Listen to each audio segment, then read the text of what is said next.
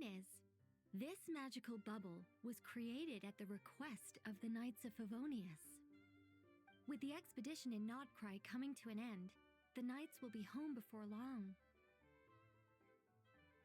Varka thinks it's better to give people time to reunite with their families, so he told Jean to hold off on a huge welcome reception for now. Of course, Jean has her own thoughts on the matter. You can get the details from her soon. As things stand, we're keeping the reception small, but there will be some activities. This magic bubble is one of them. The returning knights can use it to catch up on all the major events that have occurred in Mondstadt while they were gone. Simply put, it's a reenactment of your adventures. Indeed. The ultimate goal is for everyone to have a chance to take part in the excitement. So, what about the parts that took a few, creative liberties? Oh, those were there because the bubble world is still being transcribed and debugged. Memories are easy to extract, and the resulting information density is fine, but it's not exactly a stable medium. If memories are the only thing used to recreate a world, it's hard to ensure a lack of deviations. For example, these memories belong to Venti, but even for someone like him, whose memories are quite reliable, there is bound to be some variance. Not to mention, on their own, memories lack an interactive component, so I added some self-deductive capabilities to this magic, which exacerbated the instability issues, unfortunately. Yeah, that, makes sense. For instance, say we're recording memories and Lisa happens to fly into a fury over some overdue library books at the same time. A powerful thunderstorm might unfold in the bubble world out of nowhere. Luckily, there's a simple solution. We just have to send someone to scout things out first. Then we can manually correct anything that doesn't make sense. Exactly. Plus, once the recording is complete, the magic will loop, so there won't be further deviations and we won't need real people to act things out. Ah, and before it's all said and done, we'll be sure to cover up your identity, Venti. Much appreciated. Otherwise, buying around at the Angels share is gonna be much more of a hassle. Huh. Like you're the one who does the buying. It's settled then. We'll allow you to be the first to relive these precious memories, and in return, you'll be our eyes on the inside.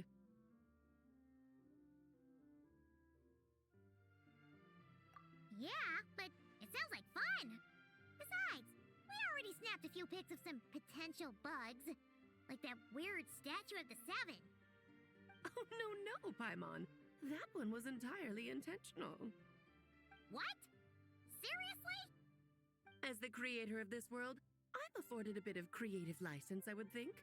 Creating this bubble was no easy task. Is a little personal touch too much to ask for? I doubt anyone will mind. As far as I'm concerned, you're free to do as you please. This is Mondstadt, after all. Oh, well. Paimon can't argue with that. In that case, we'll be counting on you to continue testing our work tomorrow. It's still early. Why not check out the other events at the testing grounds in the meantime? Jean should be there too. Yeah, we'll go say hi. She's the one who invited us after all. I think nothing of it. Now that the world is at peace, you two are overdue for a vacation. Best to make the most of it.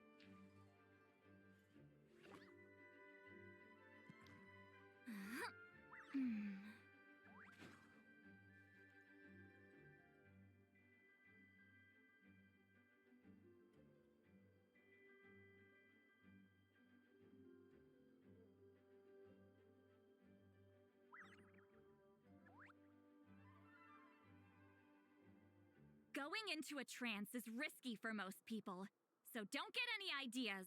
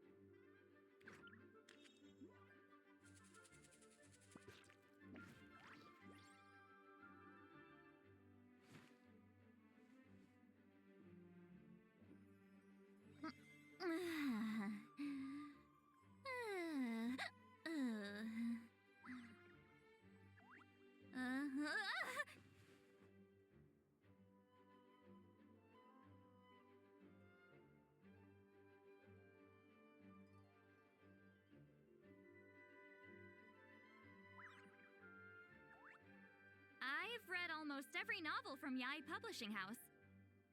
Pretty normal, right?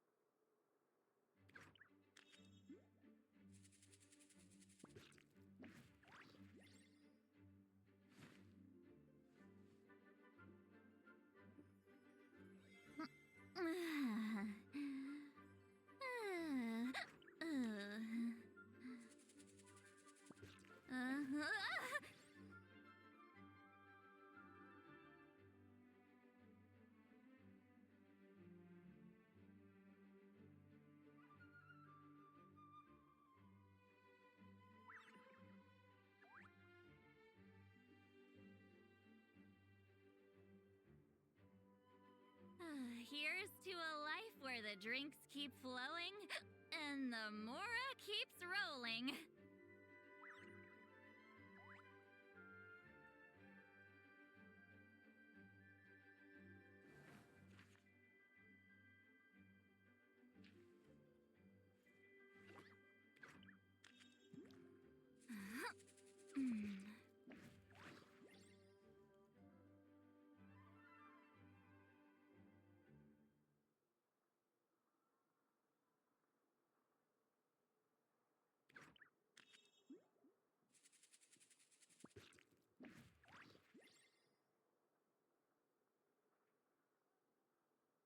I've read almost every novel from Yai Publishing House. Pretty normal, right?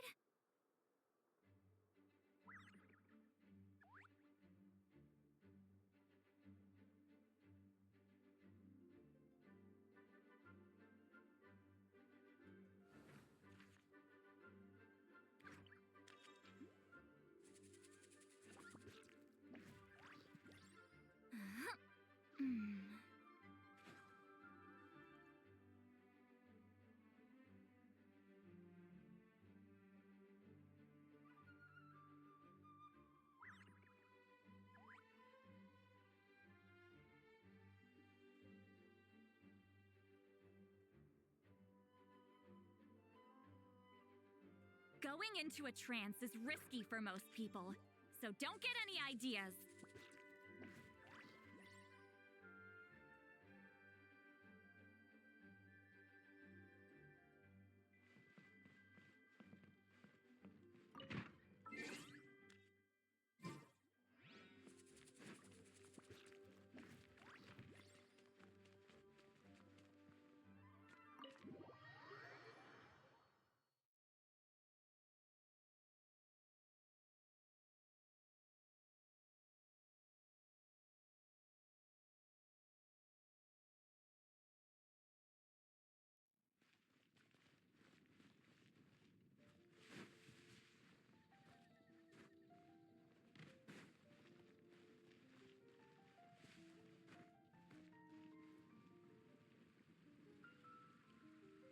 Good work. We'll go with this setup.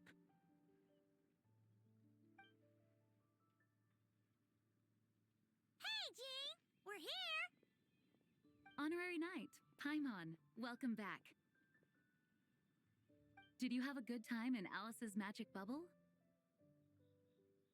Yeah, it was so cool!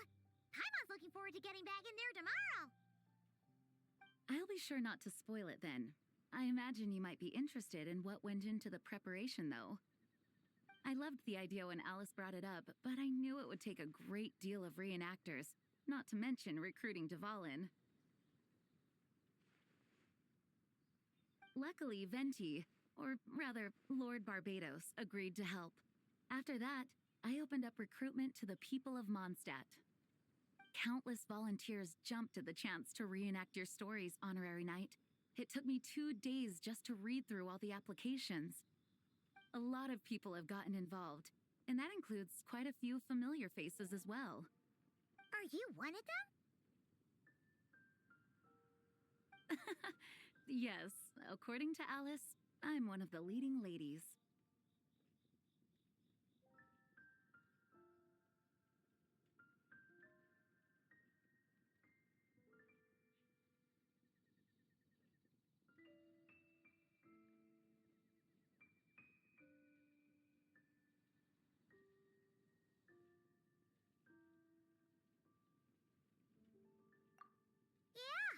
There are other activities here too, right? Sounds like there's a lot on your plate. Ah, well, such are the duties of the acting Grandmaster. I'm used to it. For those of us who have been holding down the fort, so to speak, the return of the expedition team is a matter of great importance. The Grandmaster contacted me and said not to organize a grand reception on their behalf, and I understand where he's coming from. I'm sure the team will be exhausted upon returning, and making a big fuss might just tire them out further. Paimon's sensing a butt in there somewhere. Tone-deaf Bard said you had other ideas. Yes, well, those of us here in Mondstadt have been awaiting their return for a long time. Resuming normal life after such a long expedition will be quite an adjustment. An official welcome might help them feel at home and reacclimate to life here. Not to mention, it's a chance for the people to show them no matter how long we've been apart, we're still family.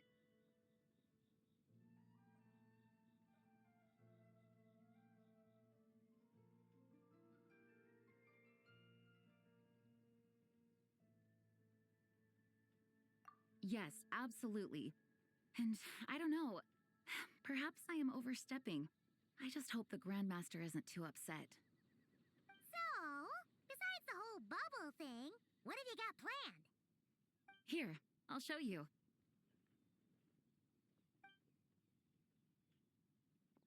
First, this is an arena we've set up to showcase Favonius blade work.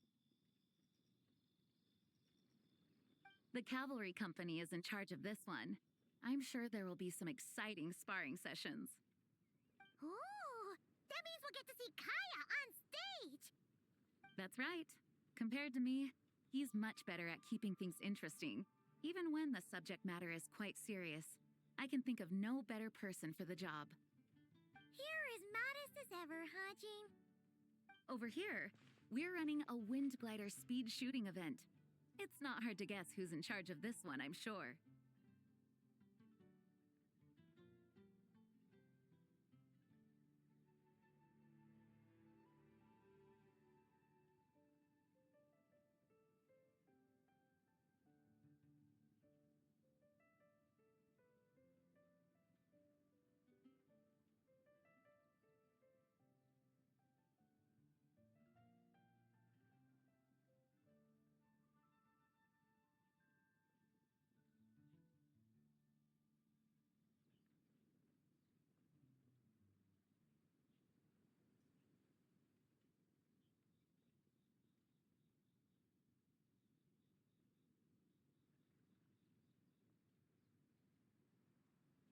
Yes, her gliding skills are top-notch, and she's quite creative when it comes to event design.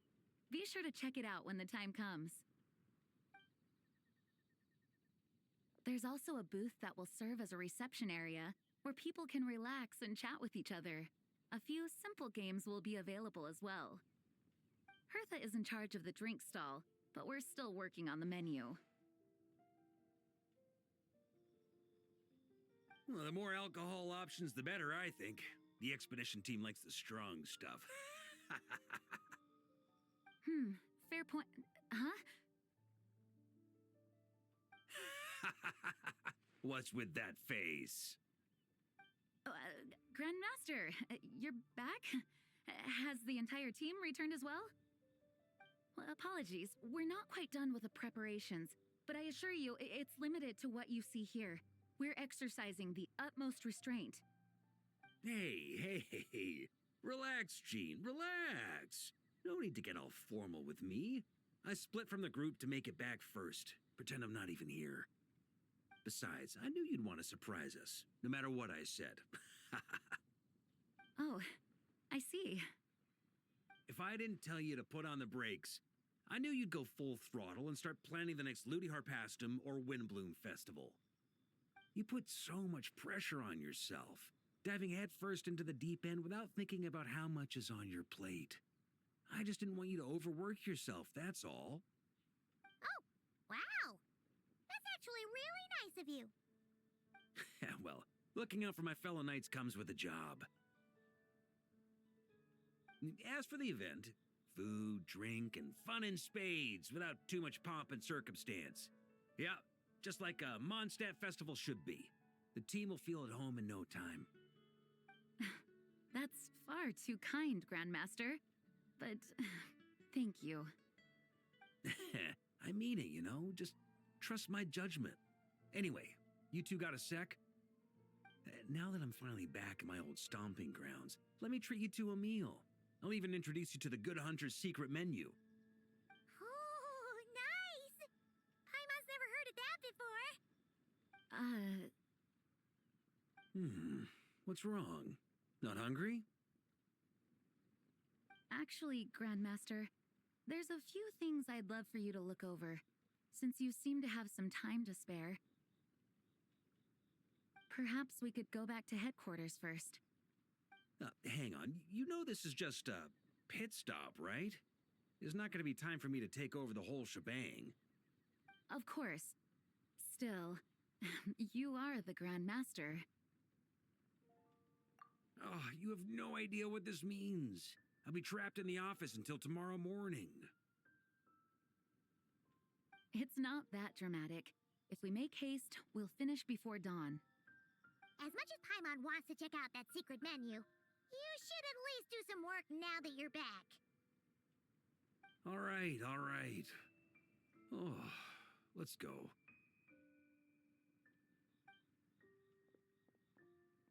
Guess I'll see you tomorrow.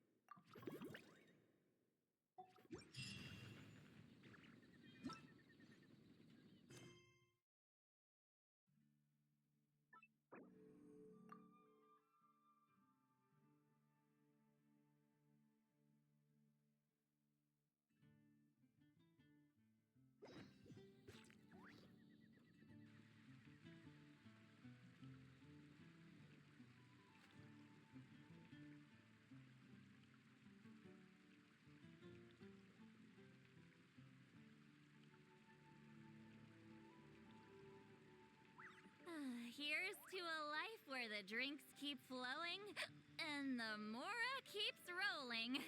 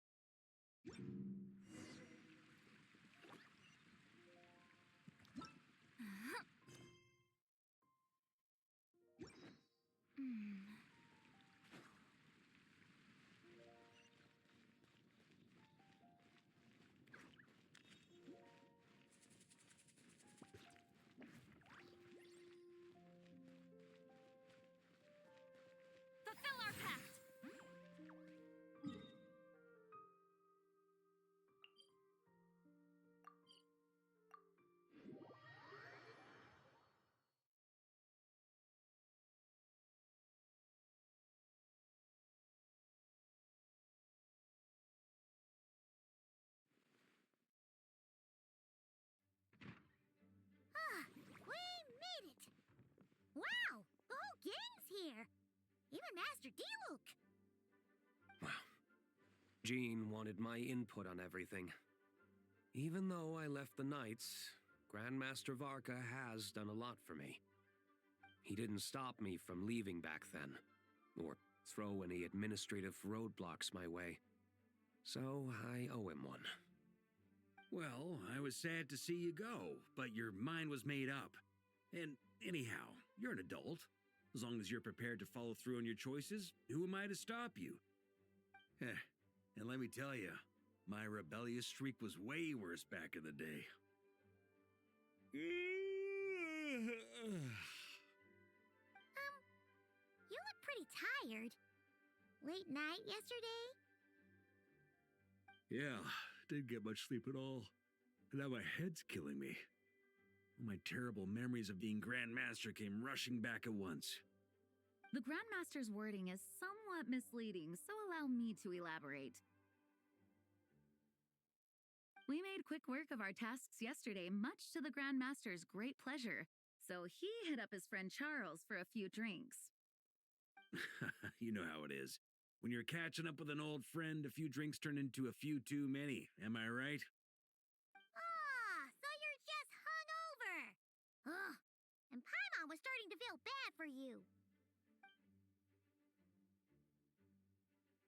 I see. Understood.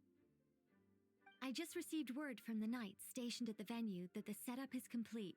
You can start today's story at any time.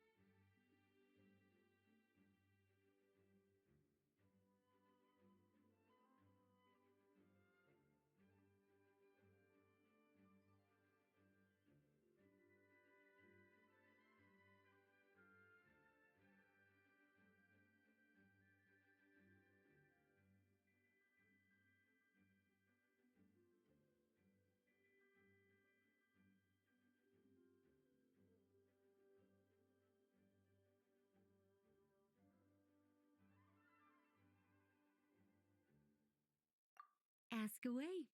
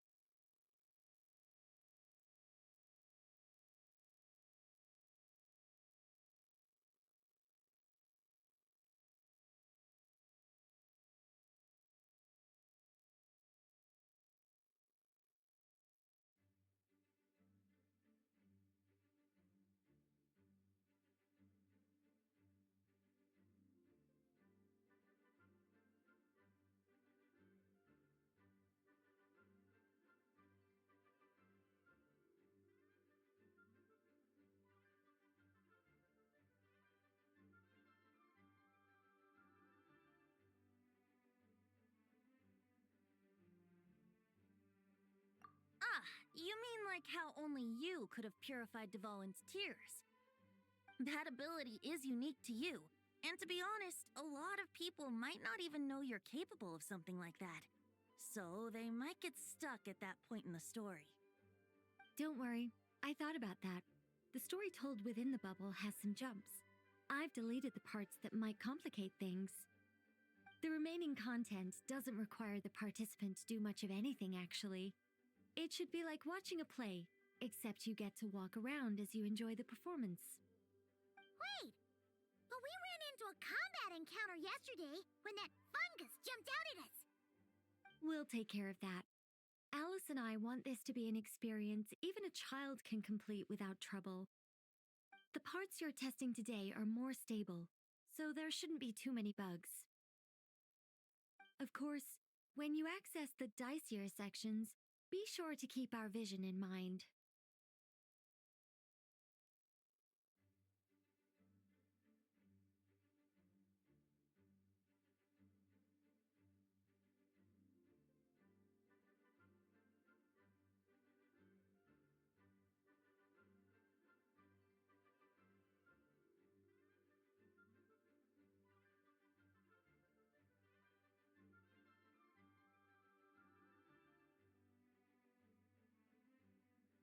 Speaking of Alice, where is she?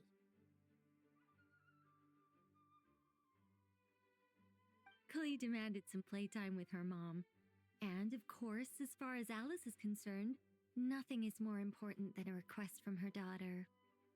Yep, that checks out. Ha ha ha! Well, let's get this show on the road. I'm ready to witness our honorary knight's story firsthand.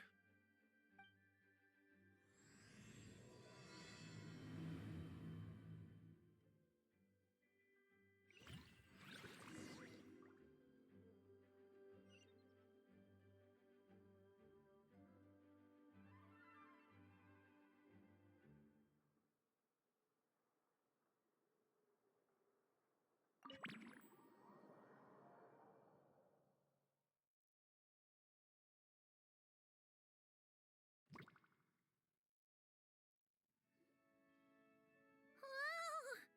Dizzy. That's gonna take some getting used to. Why didn't that happen the first time? Looks like we've jumped forward a bit since yesterday. We're at the Favonius Cathedral now. Wait, is this the bit where we borrow the Holy Lyre?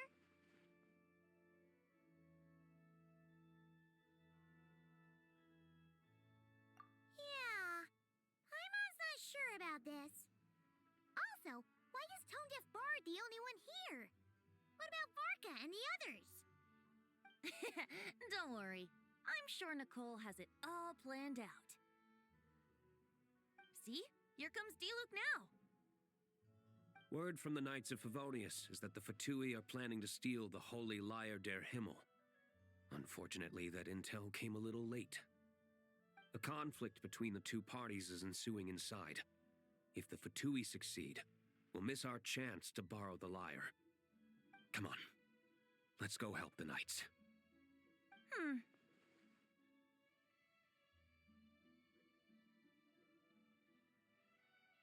What is it? Oh, so that's how we're explaining this part. Huh, pretty convincing. It's all thanks to that committed performance from our good friend Diluc. I'm just reading the lines Miss Nicole gave me. You need to play along, okay? The cameras are rolling. Don't worry, our operation isn't that strict. If there are slip-ups, I'll just delete them later. Feel free to take a relaxed approach. Wait, that was Nicole's voice? Where's it coming from? Probably that small bubble. That's right. This is a kind of communication magic. The same one the Knights of Favonius used to get in touch with me earlier. If you get stuck at any point, you can contact me through this magic, and I'll provide a few hints. How very convenient. I suppose, given how the story is progressing, we don't have to worry about borrowing the Holy Lyre then. That's right. Obviously, we're not including the stealing part in this version of the story. After all, the Fatui were the ones who ended up with it. Borrowing, stealing, leaving out that detail doesn't change the direction of the story.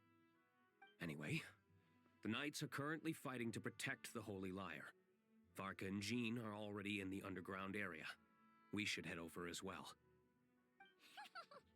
This is like getting to read the script before watching the movie. I wonder what would happen if, this time, we managed to catch the Fatui thief in the act.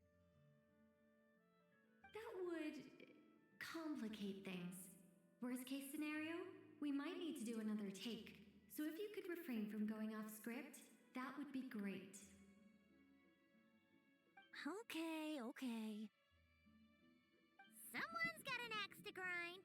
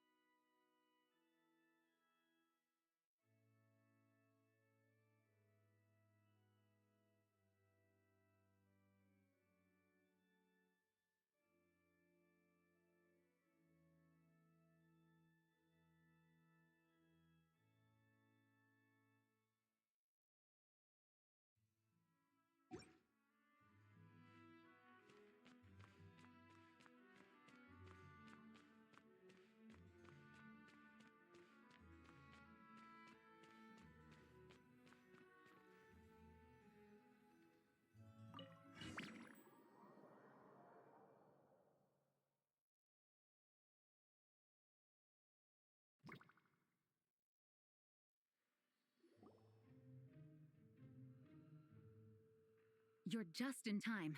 The situation is not looking good at the moment. The Fatui brought much more force than expected. Yeah, it's turned into quite a mess.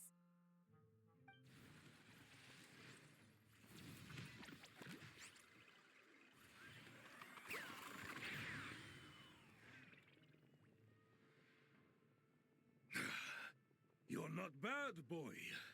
Against the Fatui, though, you'll need to try harder than that. You ain't messing around, huh? Take this! Oh no! If this keeps up, the Holy Lyre's gonna be... Oh, sorry. Paimon can't do this.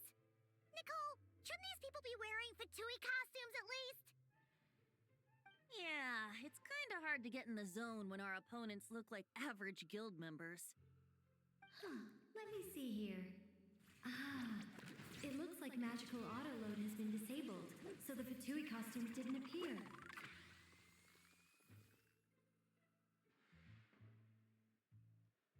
I'll get that fixed. Just ignore the problem for now and continue with the scene. Remember, this is a tense moment. Got it. In that case, I'll evacuate the members of the church right away. All right, thank you. As you see, Traveler, the situation is dire. We need to retrieve the Holy Lyre and get it back to headquarters. Looks like the Fatui are tied up fighting the Knights. I doubt they have the manpower to spare to deal with us. Which means, if we rush in, we should be able to retrieve the lyre. You all sure are getting into Master. Okay then, let's go!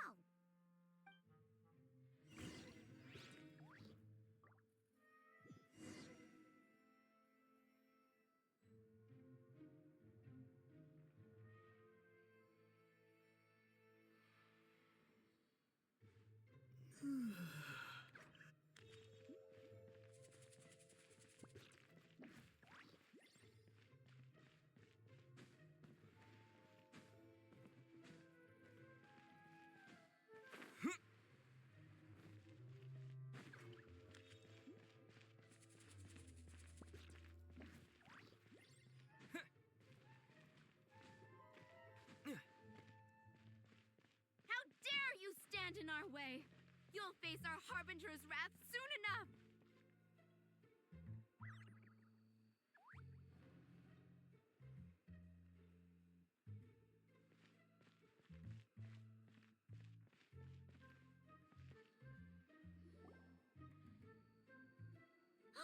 The Holy Liar! There it is! Well, well, well. It seems our outer diversions were most effective. The knights know not that the true danger lurks right beneath their nose.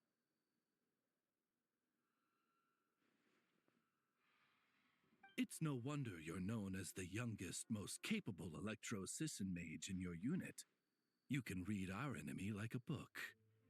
No! We're too late!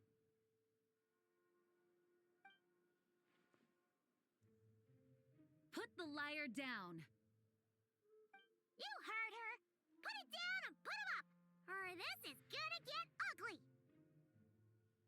Wait, why are you the only one with a costume, Fischl? Why? Because I fashioned this headpiece myself, of course. How does it look? I am the spitting image of an electro-Sisson mage, am I not? And I suppose I look enough like an electro-Sisson as I am. Hold on. Trying to distract me with conniving conversation, are you? Ha! You underestimate me. To think I would appear before you without full confidence in my victory. Go forth, Oz. Sissons, take care of these pests. The holy Liar der Himmel belongs to the Fatui.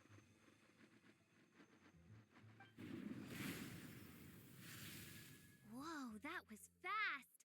Mage-powered flight is something else. Fischl is... the Fatus is getting away! After her, quick!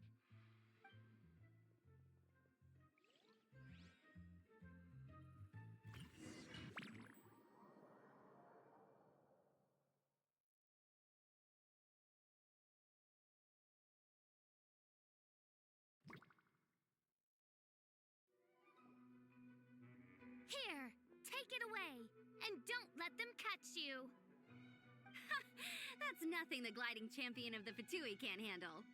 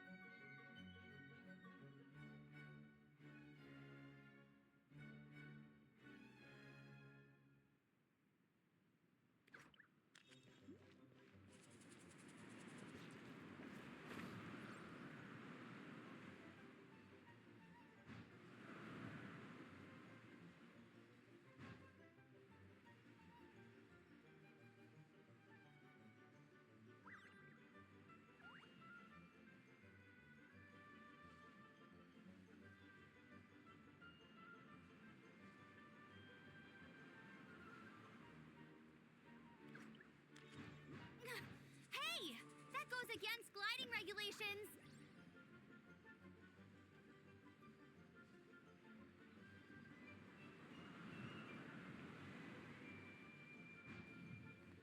Pretty tough, aren't ya? Well, let's see how you handle this.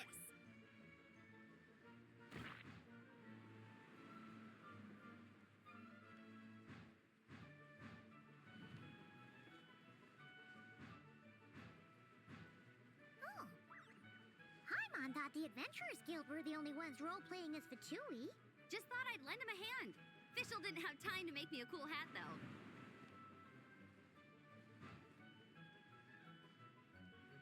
Amber's over there! Let's get ready to land!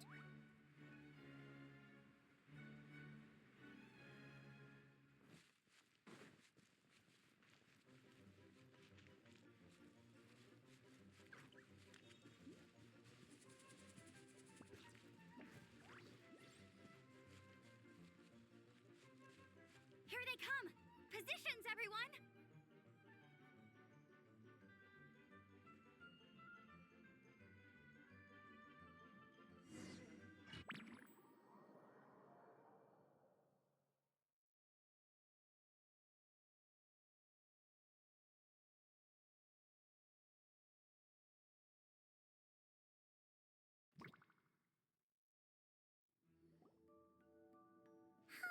So this is where the chase ends this time.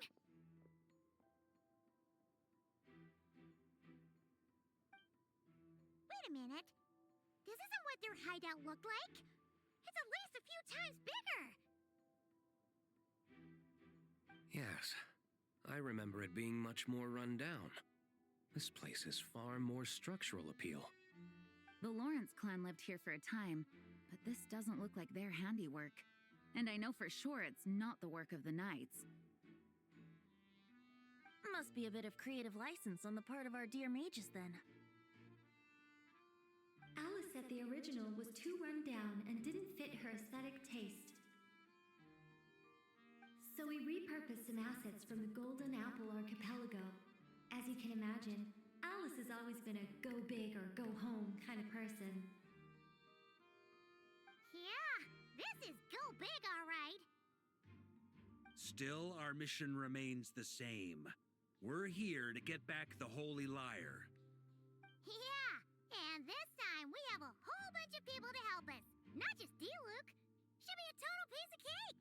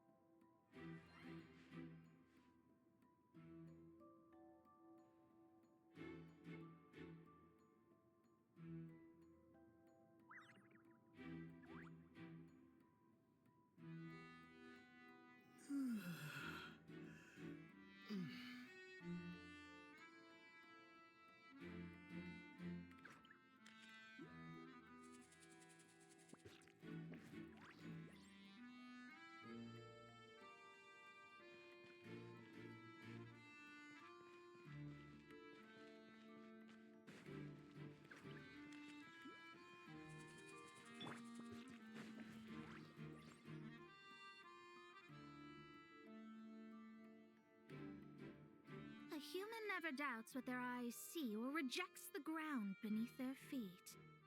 Both now warn you that this is the end of the road.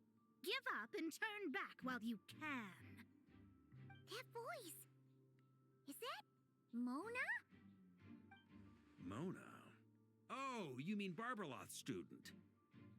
You know about her? But Mona came to Mondstadt after your expedition left. Well, I had regular contact with the Hexen Circle, so her name came up now and then. The whole thing about her messing up and being too afraid to go back? Yeah, I know that too. What? But how? No one in the Hexen Circle should know about that. For real? Sorry, but I'm pretty sure all the mages know. All of them? I'm afraid so. Oh, except Rhindaughter, I suppose. Fine. That's just fine. It's not like the old hag's gonna come find me in Mondstadt to settle the score, right? Anyway, how do we cross? I'm not telling. Aw, come on. Don't take it out on us. I'm not. This is unrelated. Besides, I'm playing a fatus whose job it is to issue riddles. You can't just ask me for the answer. Oh, right. Almost forgot about that. If you want the answer, think back to what I said at the beginning.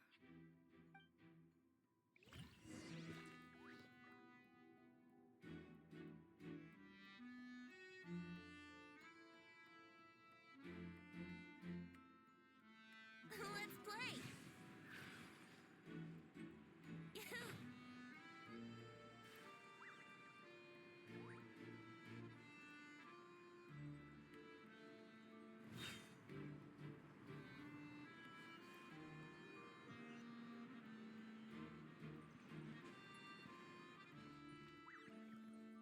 Yahoo!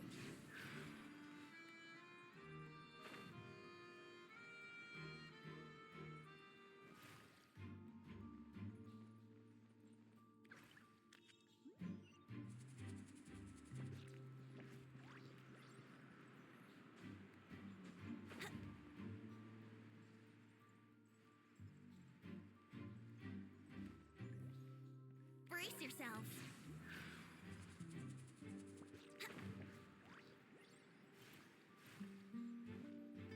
Nice! We made it!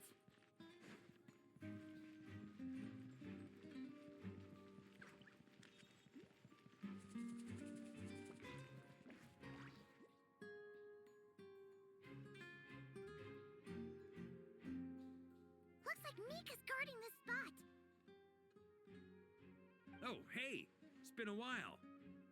Hello, Grandmaster. Hello, everyone. No. Wait, my line. How did you get in here? I would think you have bigger concerns right now. Tell us where to find the liar. It's locked in the back room, but good luck getting in there. 3 crests are needed to enter, and each one is guarded by a fatus. Wait, but in real life, we only needed 1 key. Yes, but there are 3 locations to visit. If there was only 1 key to be found, there's a good chance the encounters set up at the other 2 locations would go to waste. All our actors worked so hard to memorize their lines. It would be a shame if their part got skipped over. Fair point. They're playing through the story just like us, after all. To be honest, when I first read my lines, I was kind of confused at how I just give up the intel without a fight. But when I actually had to stand up against all of you, it made sense. I mean, Mr. Diluc practically had me in a cold sweat. Really? I only had one line. Aha! Yet in a game of cards, it's the ones that remain unturned that strike the greatest fear in your opponent. The same principle applies here. That's right! And I've been told you have quite a few tricks up your sleeve, Mr. Diluc. Anyway, you can head in now. everyone should be ready. One moment. We can't quite end it like this. I believe you have one more line, Mika.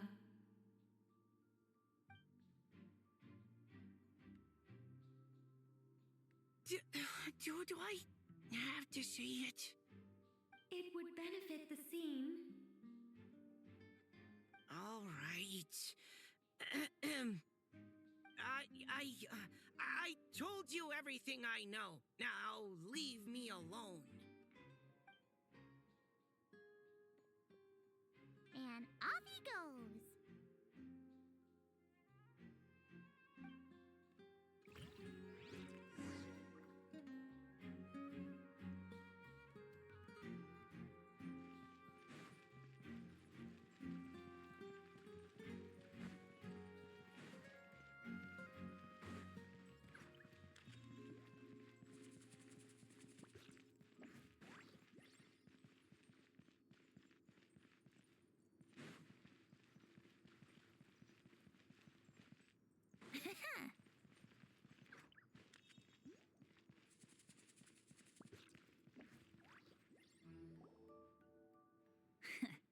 Looks like we were followed.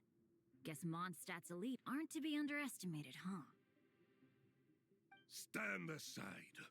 This one's personal. But this time, I'm fully locked and loaded! Come on, kid! Let's finish what we started!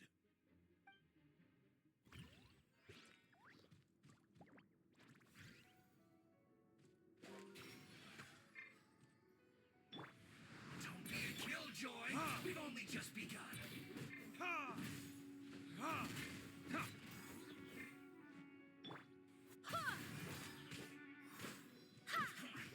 I see through you!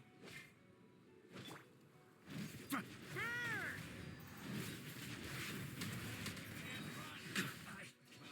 miscalculated. Okay. You win. Somehow this round wasn't quite as fun. Probably because you had to act like a fatoose. At this point, I could take down those with my eyes closed. True. Guess I didn't stand a chance, huh? Oh, so you were the one in the Fatoose costume. Does that mean the auto-load bug is fixed now, Nicole? It would seem so. Man, their armor is heavy and not breathable at all. You're telling me the Fatui in Sumeru and Natlan also wear this stuff? I can't even imagine. Rumor has it, Fatui recruits undergo rigorous training. I feel like there's some truth to that after all. Well, even though we lost, Dad had fun for sure. Here's the crest I was guarding. You've earned it. Oh, and Bennett told me about what happened in Natlan. How you helped him navigate his past. It's hard to believe we finally have answers after all these years. So, on behalf of all the adventurers in Mondstadt, truly, I can't thank you enough. Well, that's what friends are for, right? Speaking of, how have things been since you got back, Bennett? Same old, same old. Bad luck included. But that part's nothing new, so I don't mind. I do miss the Asha, though. I hope I get the chance to show them Mondstadt someday.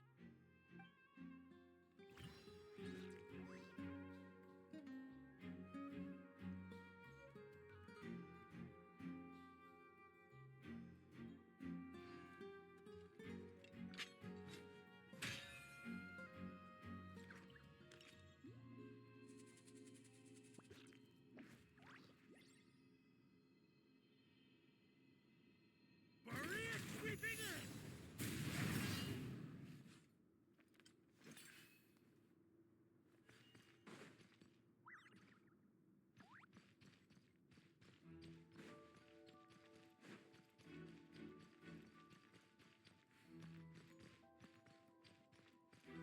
The road ahead is almost completely blocked. Looks like this person isn't taking visitors. Yes, we'll just have to be careful. We need that crest.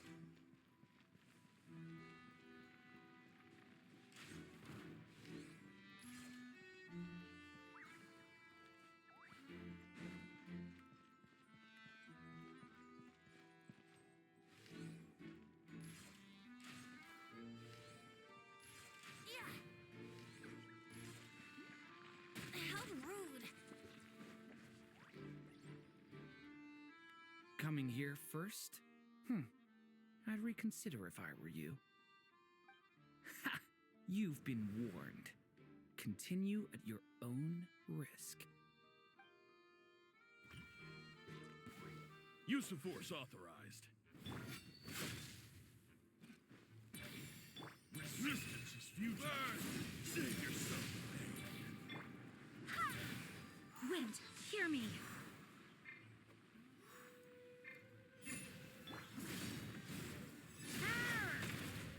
Here. Resistance is futile. Save yourself. Gotta say, Paimon didn't expect you to play this kind of role, Durin. Well, actually, Aunt Alice was planning for me to play Dvalin if the dragon himself didn't agree to take part. That was the backup plan. Apparently, there's a spell like the one used to make Simulanka that could change me back into an evil dragon. That does not sound like a good idea. I have to agree.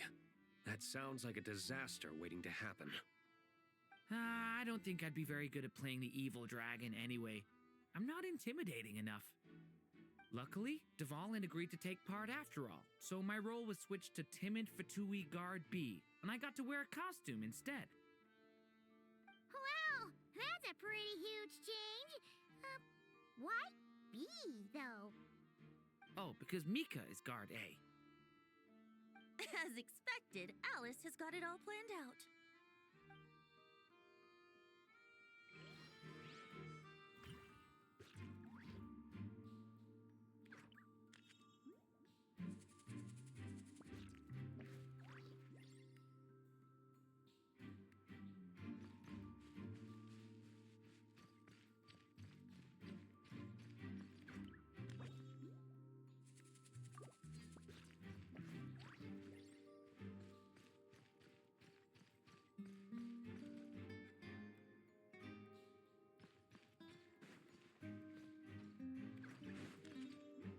The Fatus up ahead values wealth above all else.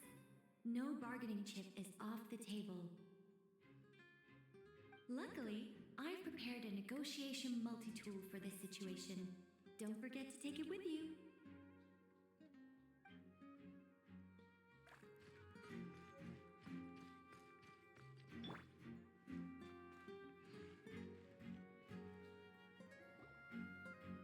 Wait, Mona?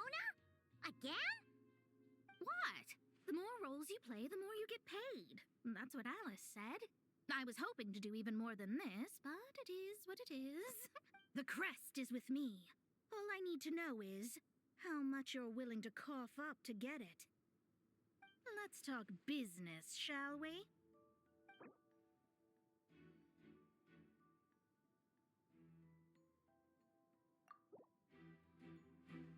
Good enough for me. Gotta know when to fold, right? All right, here's the crest. Huh. And with that, I'm off the clock. Oh, and by the way, word has it you accomplished something major in Nodcry. You reeled in the true moon from beyond the false firmament. Well, I spend most of my time staring into a scry glass after all. If something changes in the sky, you think I wouldn't notice? Hydromancy uses the false stars to reflect true fate within the water. Now, I can't help but wonder what I would see if I cast a reflection of the true moon instead.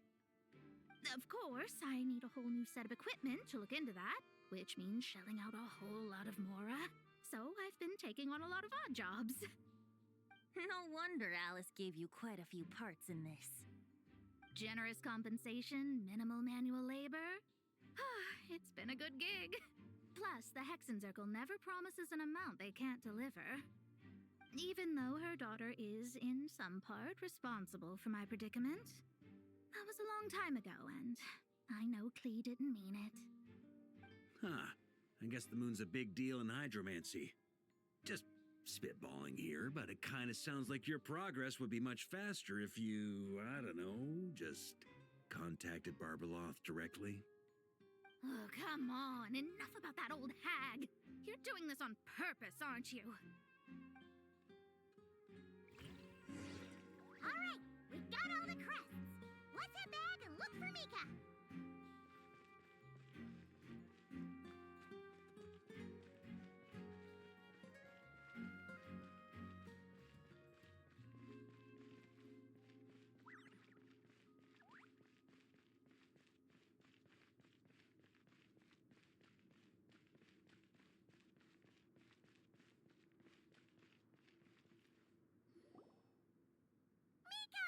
We have the crests! All right. This elevator's a bit complicated to operate, so Miss Nicole asked me to help activate it. Just one moment.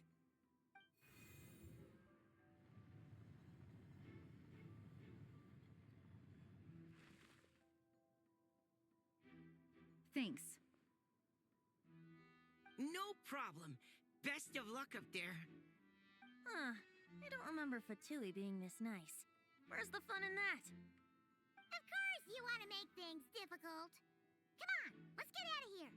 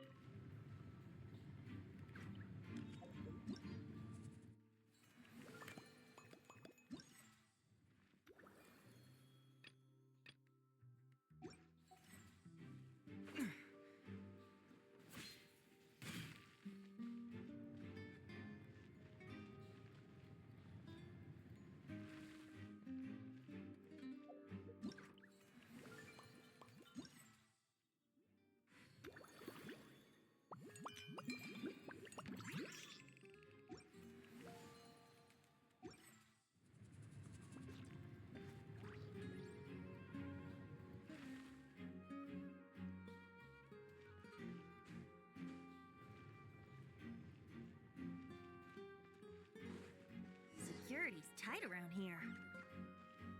I hope this is safe.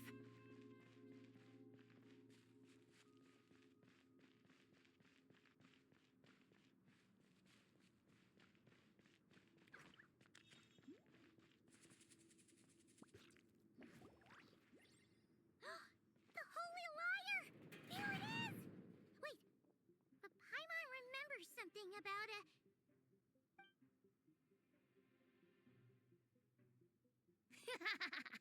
Hot-blooded, careless, and reckless heroes! Despair, for you have stepped into my trap! Wait, what? All it did was lock the liar up?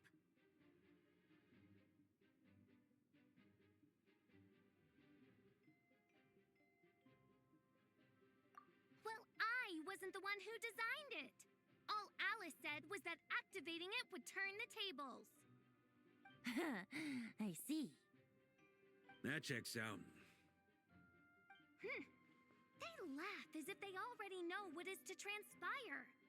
I do not have a good feeling about this. Allow me to clarify before we proceed. How was it that the liar was retrieved back then? From what I've heard, the Fatui agent guarding this place was given a thorough beating, and then the lock opened. So then, I'm the one who walked into the trap? Do not despair, mein Fräulein. Miss Alice provided us with backup, did she not? We are not entirely outmatched. 'Tis true. Though thine prinzessin stands on the cusp of defeat, courage has not yet failed her. Let this be our last stand!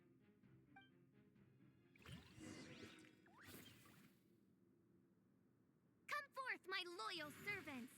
Smite all who stand against us!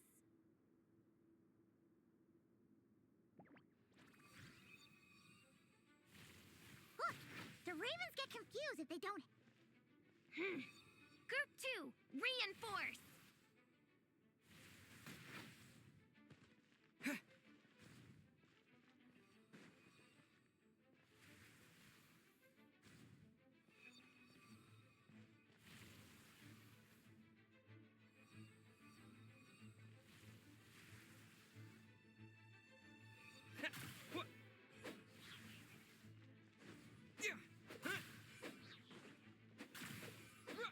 Group 3, Group 4! Oh, forget it. All of you, attack at once!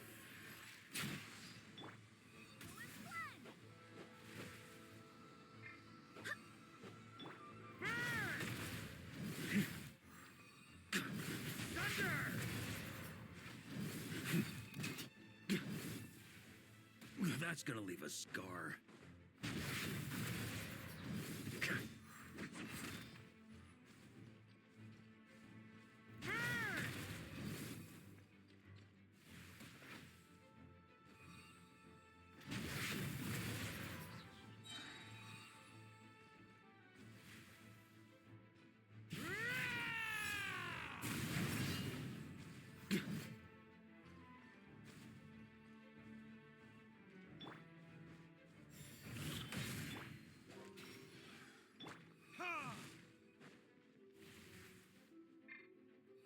Barbados, guide us.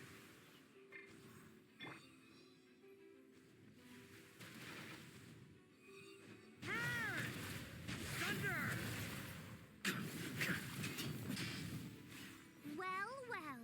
It seems I must send forth my most capable servant of all. He shall dispose of you in one fell swoop. As you wish, mein Fräulein.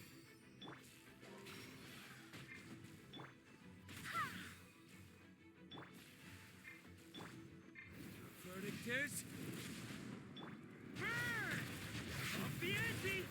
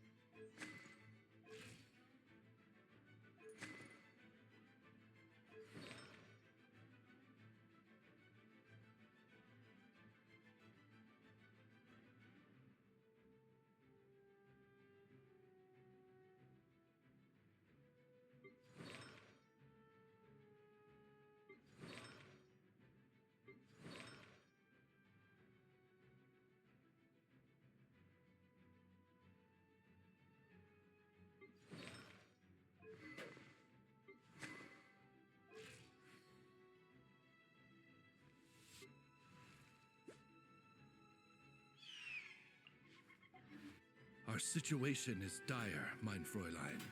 It seems this is the end of the road.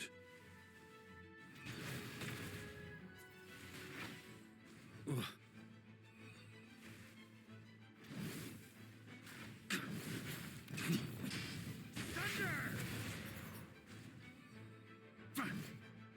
On me.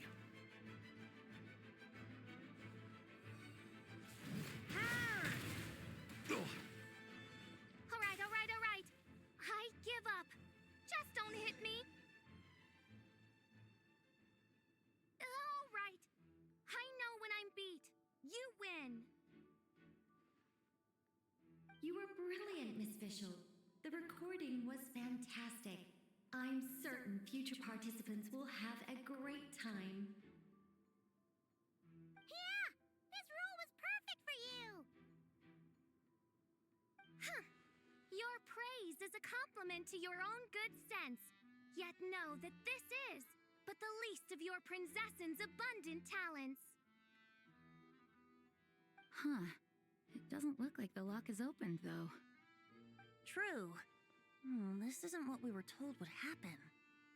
I doubt the mages want us to just break it open. It's not their style. Perhaps we haven't met a certain condition then?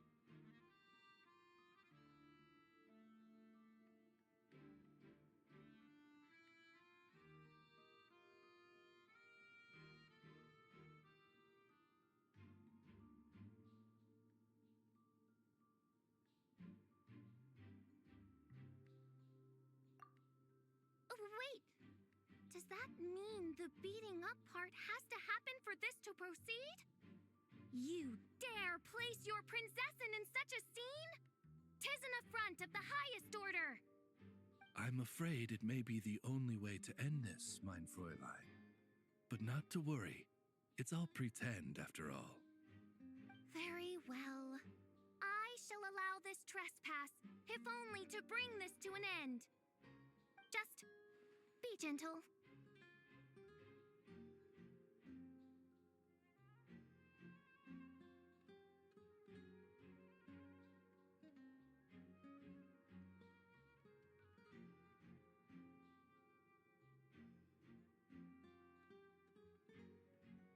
Huh? Oh, right. Paimon's the weakest one here. Here goes nothing.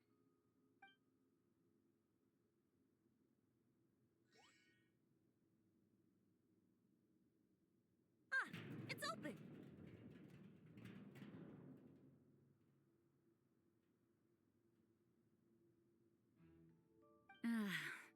Miss Alice does love to tease, doesn't she? Congratulations on obtaining the Holy Lyre der Himmel. That's a wrap for now.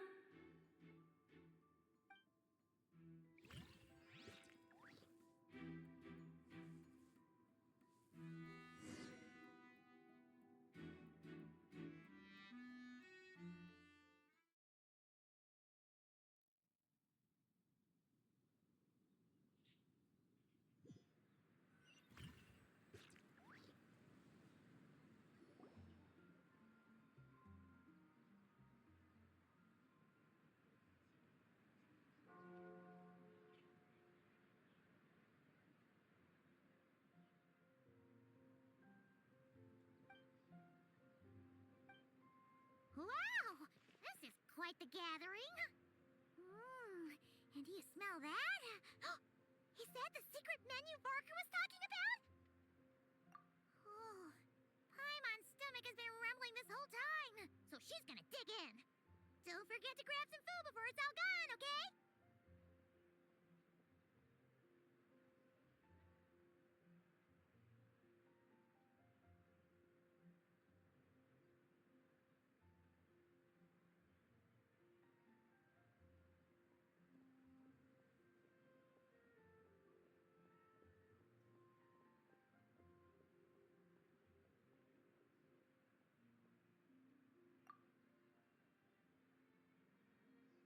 Oh, hello. Did you need something?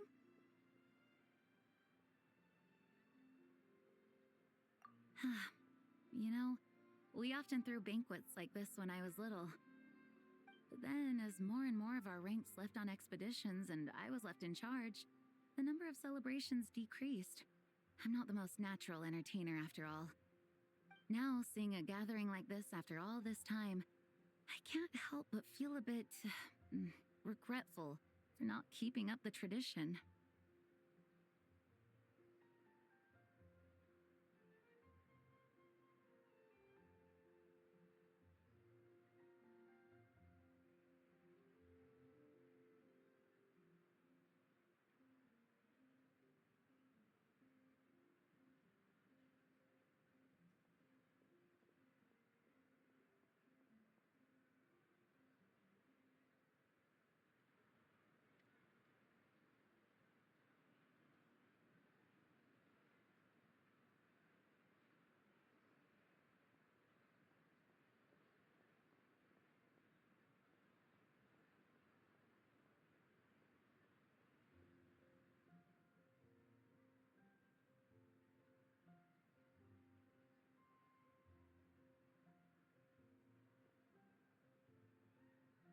Well said, traveler. Barbara? You told me you wanted the expedition members to feel at home. But in my eyes, the feeling of home isn't something you can force. Home is what happens when we're all together like this. Ah, you're right. And you know what? I've been coming to the same conclusion. The location isn't the most important factor. No matter how far we get from Mondstadt, home is wherever we're together.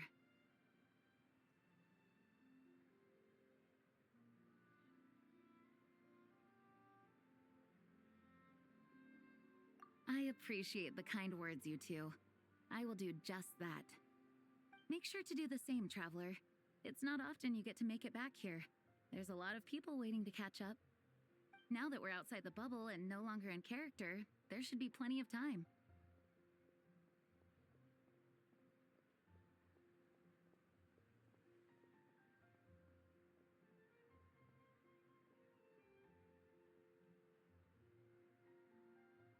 Hey! Honorary Knight! Look up! Pretty stellar view from up here, and the breeze is nice too. Care to join me? Oh, of all the places to sit, it just had to be there. Well, to each their own, I suppose.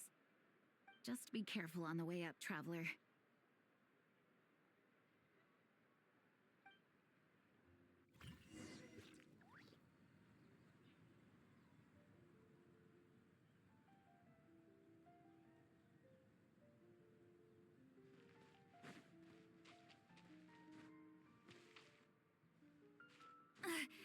I'm tired already.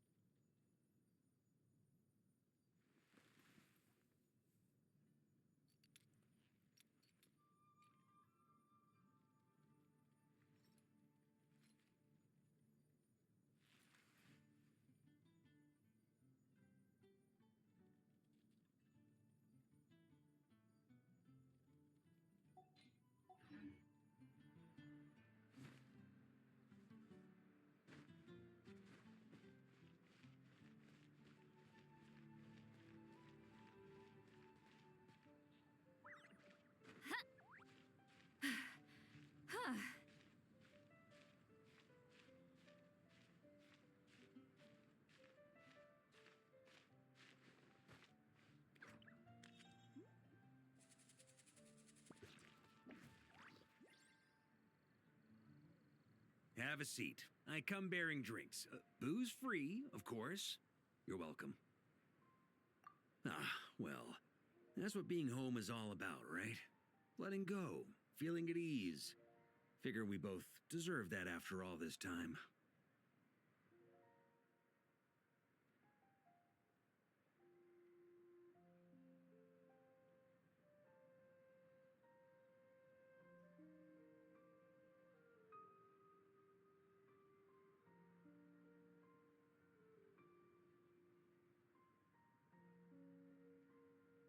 You think so? Glad to hear it. There's no place like home. That's what people say, right? The expedition took me far and wide, and still, little alcohol in my system, it would all come back. The cathedral, the statue, the windmills in the city, the pigeons and dandelions in front of the gate. The further away you get, the more you miss it. I might be biased, but it means a lot that you care about this place.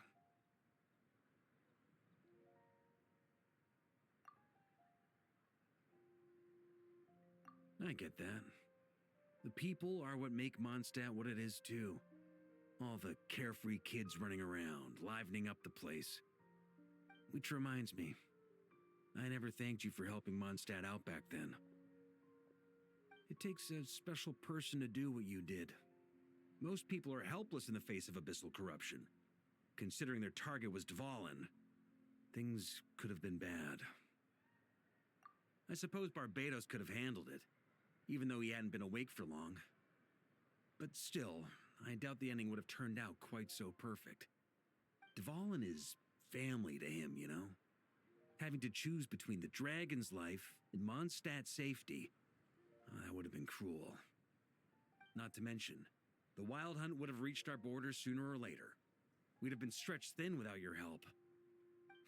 Maybe you've never put two and two together, but what you did in that land also helped reduce the threat of the Wild Hunt. If Natlan's crisis hadn't been resolved, the two abyssal powers might have joined forces at some point, making our situation even more dire.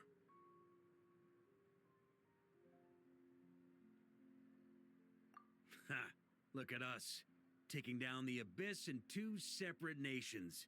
Doing the Knights of Favonius proud, aren't we?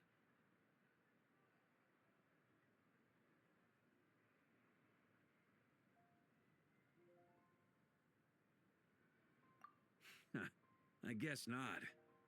In any case, for a knight, honor is something you get to define for yourself, no matter what the outside world thinks. And that's the question, isn't it? Why do we do what we do? Well, I think it's safe to say you already know the answer. Ah, so this is where you've been hiding. You know, I don't think this was designed for sitting. Ah, when did you become such a stickler? Come have a drink with us. There's plenty. Don't mind if I do. Grape juice? Again? You know, Charles would never let me hear the end of it if I started drinking without him. Disappointing, but understandable. Oh, I almost forgot. Since this banquet is also for the actors, I invited Dvalin. All right. Might hike up the bill a bit, but who cares? Haven't seen him in too long. Yeah, well, he turned me down. He never did like being the center of attention. The city is a little too small for him to spread his wings. Even if no one is afraid of him, he could still take out a windmill or two. Guess it's better not to risk it. Huh. Maybe it's time to draft a proposal to build him a landing pad.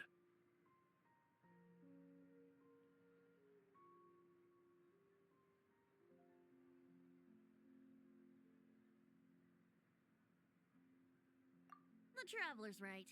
If this is what makes him comfortable, might as well let him be. In the meantime, I propose a toast to our honorary knight. To our honorary knight.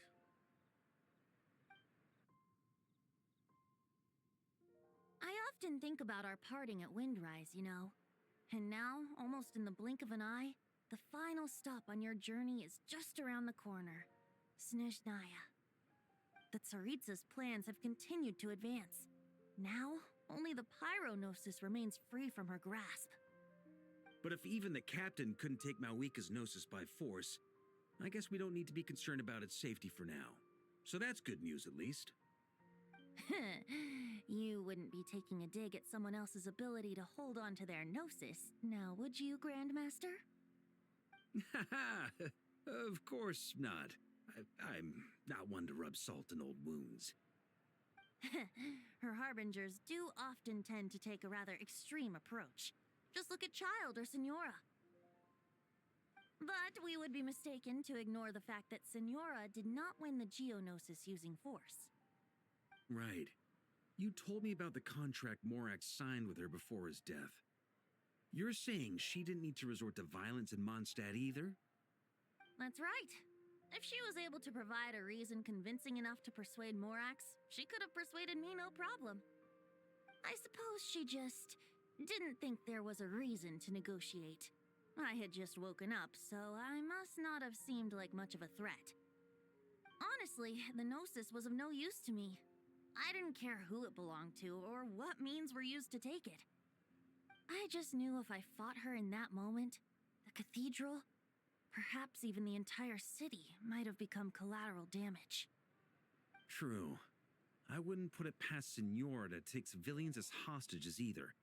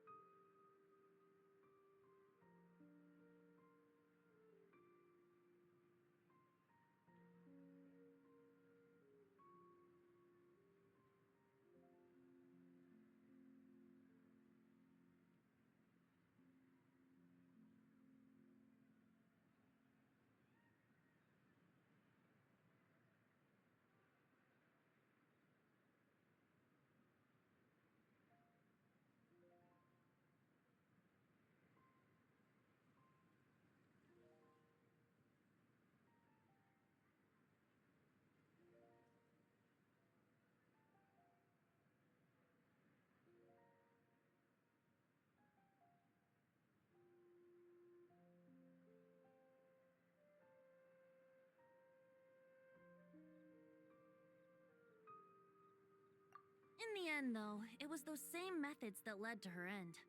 After all, her third target, the Raiden Shogun, wasn't a big negotiator back then. Perhaps Senora's success in Mondstadt and Liyue convinced her that she was a match for the Archon of any nation. You did the right thing. It pained me to see Inazuma as it was back then. I'm glad things have changed since. Of course, now the elite force of Harbingers has quite a few missing from its ranks, so I suspect the Tsaritsa no longer has the means to meddle in other nations like she used to. Who knows? Perhaps a chance to formally meet her in Snezhnaya might come sooner than we think. Some of our knights remain stationed in Not Cry. If you need help, just say the word, and we'll be there. The look in your eyes. It's changed a lot since you first set off from Mondstadt. But my advice remains unchanged. Never forget that the journey itself has meaning, traveler.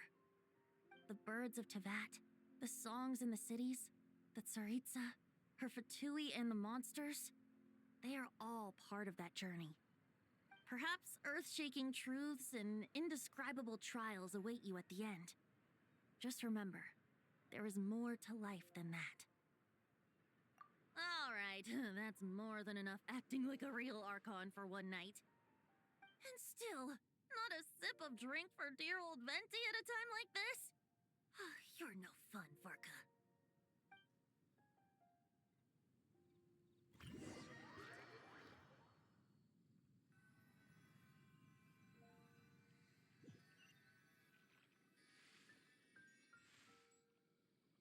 Dun dun dun!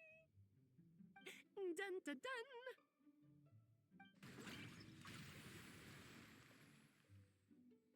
Da da da! Da da da!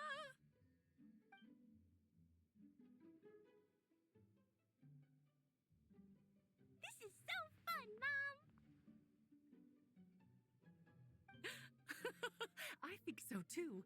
Come on, let's blow them all up. Mom, when can I play with the magic toy you made me? Very soon, darling. In fact, it should be ready tomorrow. I just know you're going to love it. Yay! Can we play together? Why, of course. We'll have ourselves a splendid time.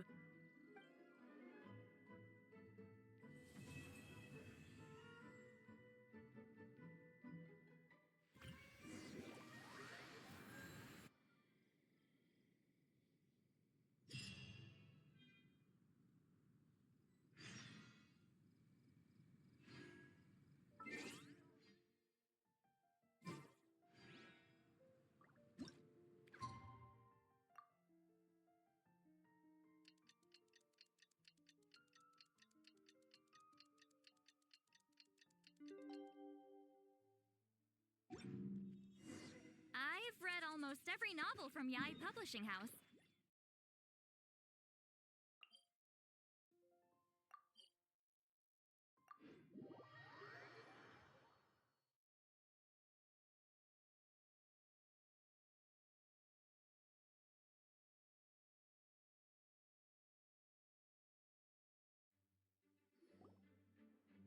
Alright, we made it! Time for round two! Huh? Was this bubble this color before? Is something wrong? I'm not sure. It was like this when I came to check on things this morning.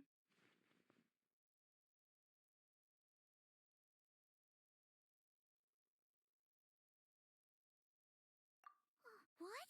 That can't be! How would the power of the abyss even get in there? You sure know your stuff, Traveler. That's where my head went too. But I don't know. Something is different about this power.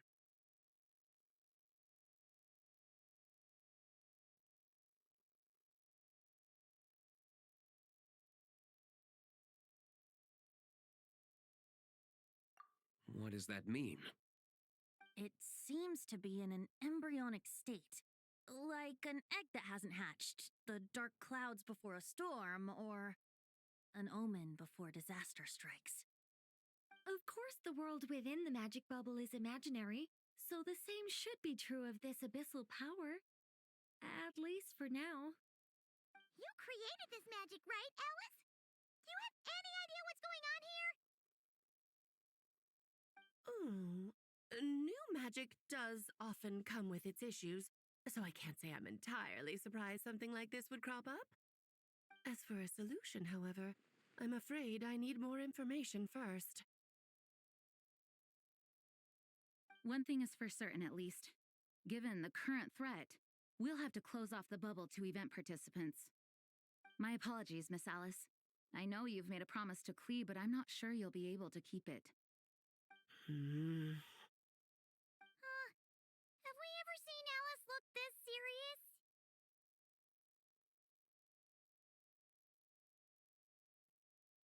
Unprecedented crisis notwithstanding, it's too soon to just throw in the towel. What we should be focusing on is how we're going to fix this. Are we talking about the Klee situation or the Abyss situation? Both. Now, I have my suspicions, but I'll need someone to head into the bubble and confirm a few things. It's not like we can avoid going in there, right?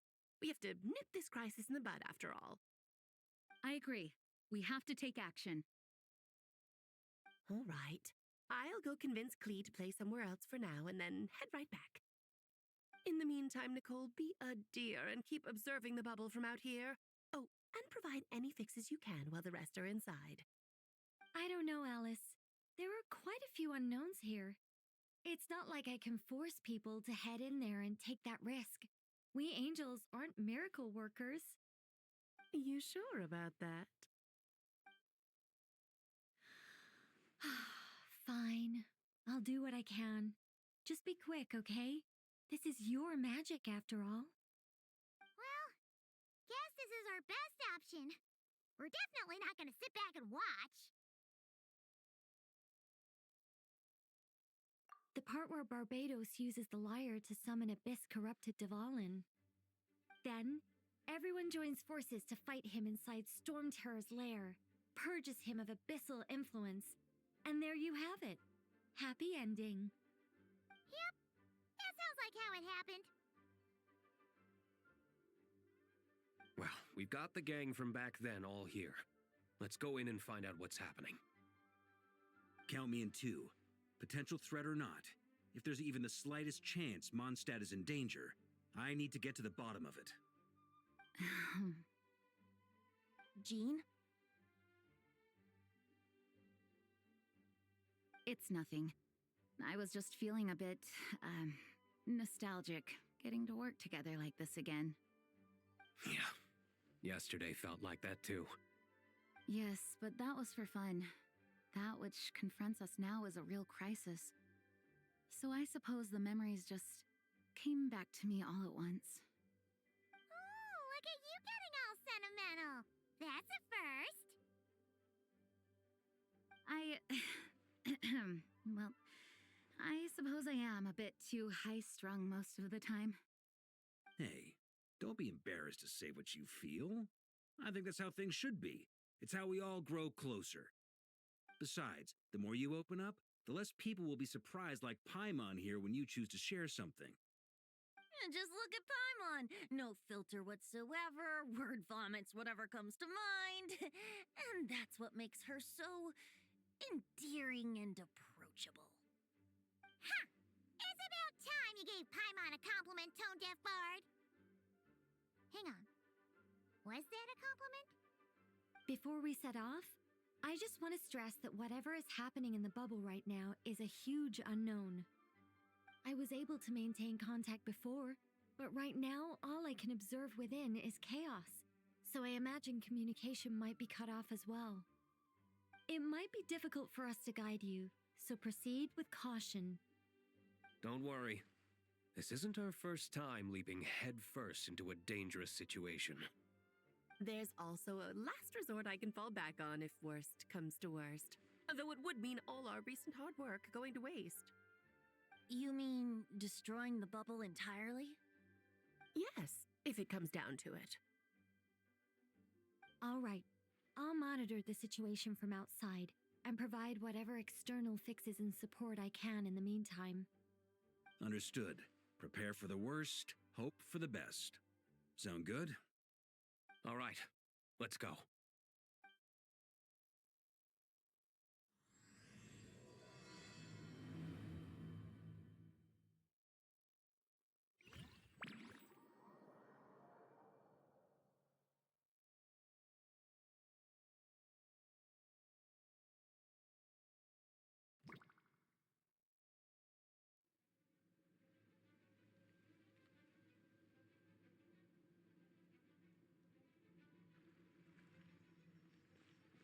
Whoa! Is this Mondstadt? Didn't we all come in at the same time? Where are the others?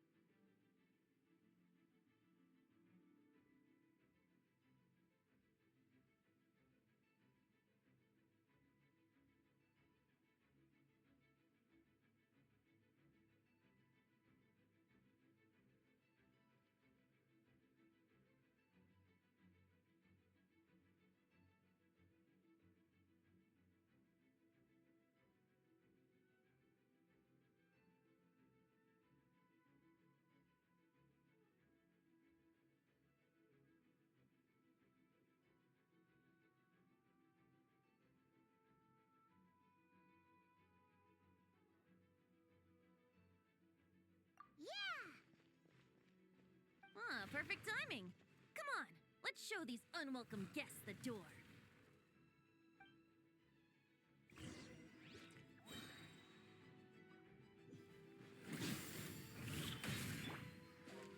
Think you can get away?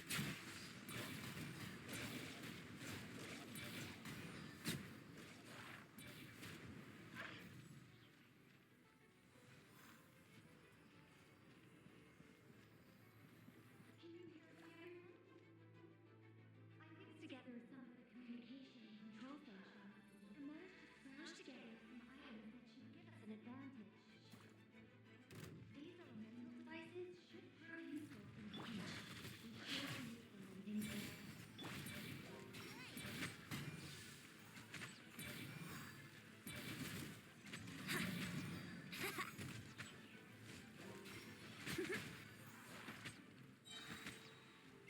Time for takeoff.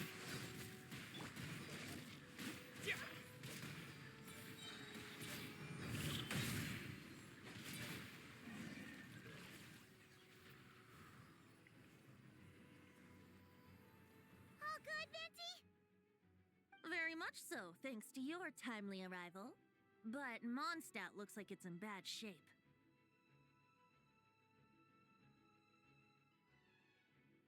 Yeah! The city's crawling with abyssal monsters.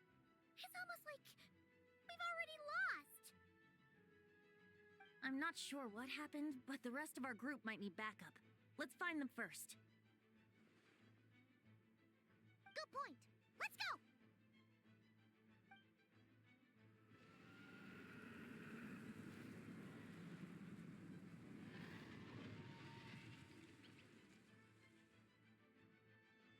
Look! It's Dvalin! Is that just Paimon, or does he look way worse than back then? You're right. The corruption has spread throughout his entire body. If we had failed to purify him in real life, I imagine this is what would have become of him. Wait! It looks like something's falling! It's his tears. Like the ones we purified in the past? Yes, but at this point, these tears are essentially crystallizations of abyssal power. If left unchecked, they will continuously summon abyssal monsters, and this disaster will never end. We also need to get our hands on one of them.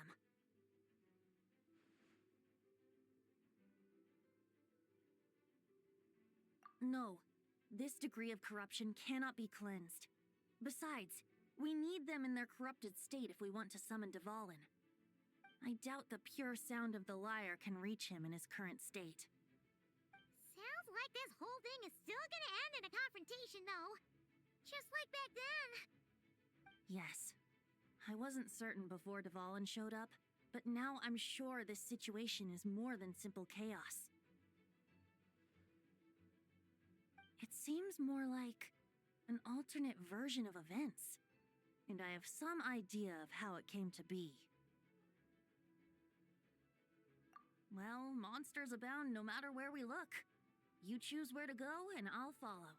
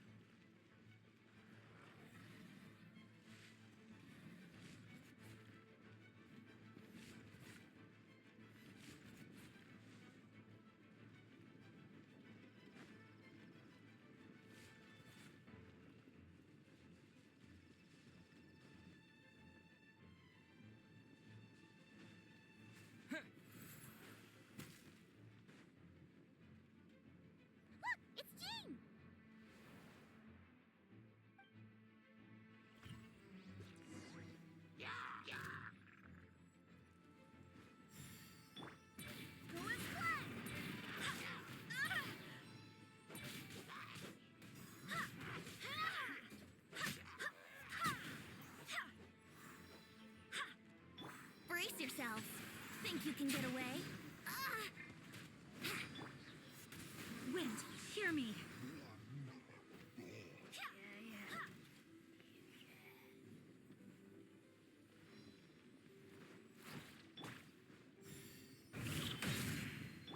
Yahoo!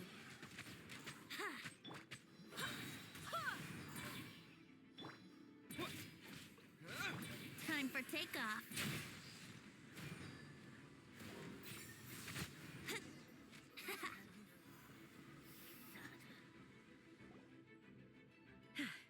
Thanks for the help. I know everything we encounter in this bubble is imaginary, but these monsters sure fight like the real thing. It's a bit too true to life. Don't worry. As long as we collect Dvalin's tears, we can use this abyssal power to our advantage. I see. In that case, let's get moving. Have you seen Barca, by the way? We haven't found him yet. No, he might be at the upper levels. Let's search together. Ah, right. I remember seeing D-Luke on the other side of the city. We should go help him first. Sounds like a plan. Let's go!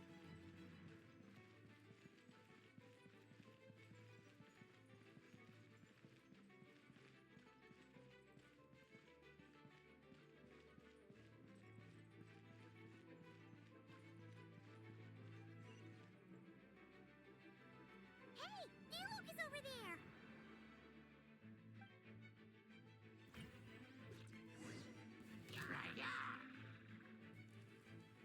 Let's play!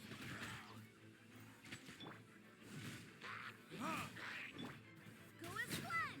Barbados, guide us.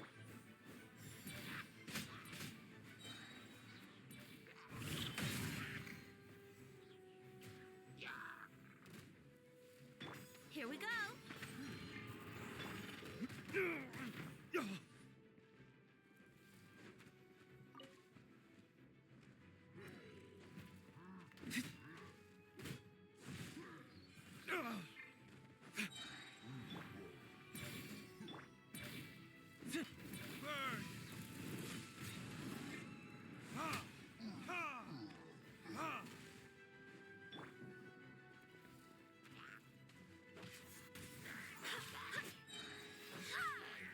I swear by my sword.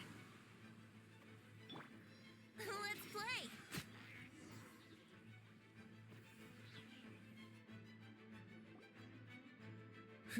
Made it. Thanks for the assist. It looks like Mondstadt is in dire straits.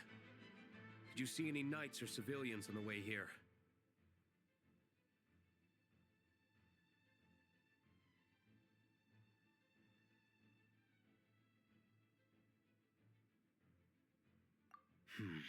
Then my initial suspicion could be right.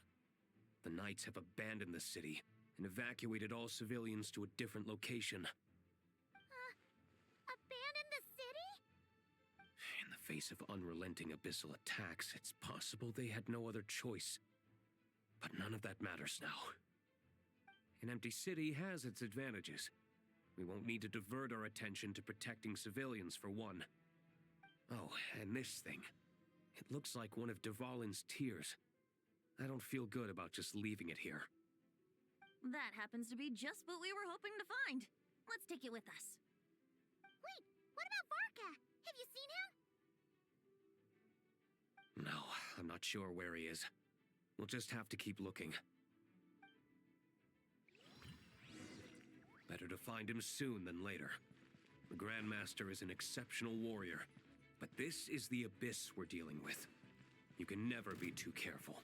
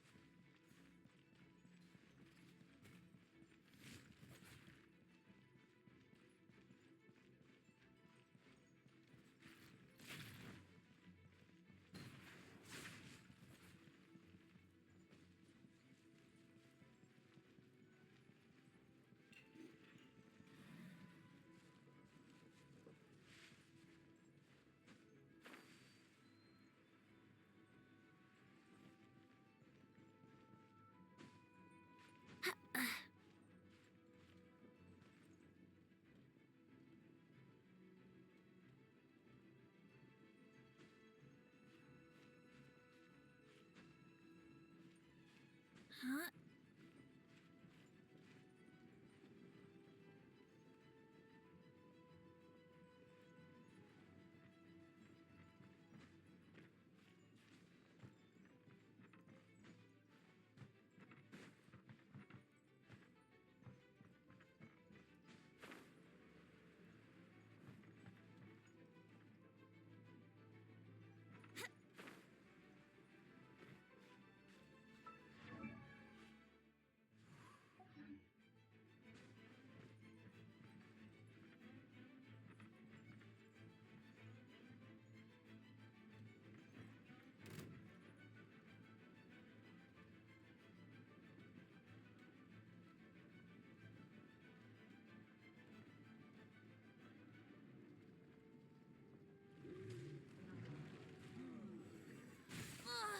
I'm not in the mood for this.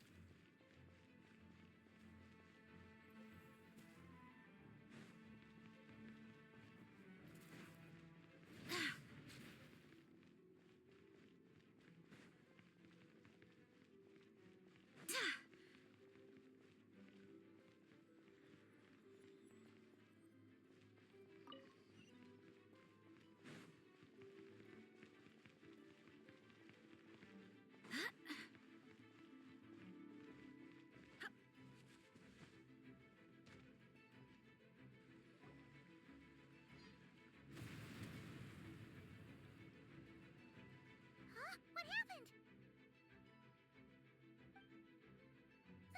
The statue's broken! The Grandmaster should be over there. Come on, let's hurry.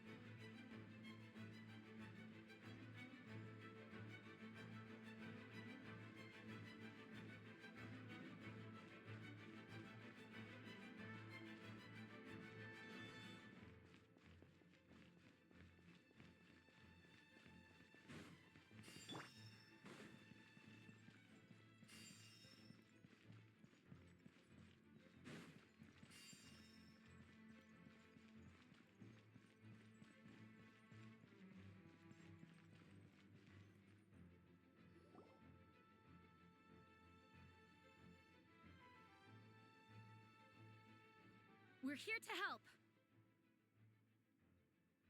Perfect timing. Let's do this.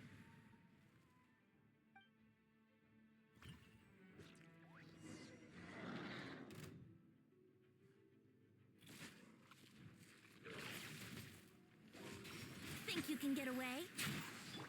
Ha! Time for retribution! Charge! Burn! Up the ante!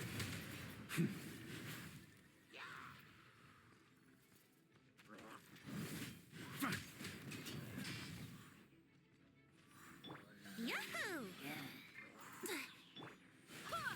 Wind, hear me.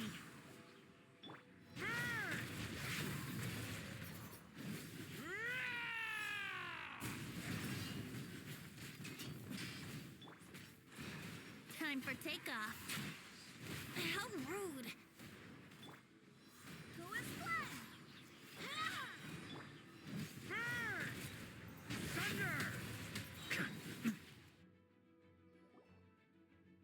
Looks like we're all back together. Everyone in one piece? Yes. The honorary knight arrived just in time to help us out. Now that we've collected Dvalin's tears, the monster attacks appear to be easing up too. I'm sure you've noticed, Varka, but the city is pretty much a ghost town at this point. Yeah, we should get out of here. No sense wasting our strength.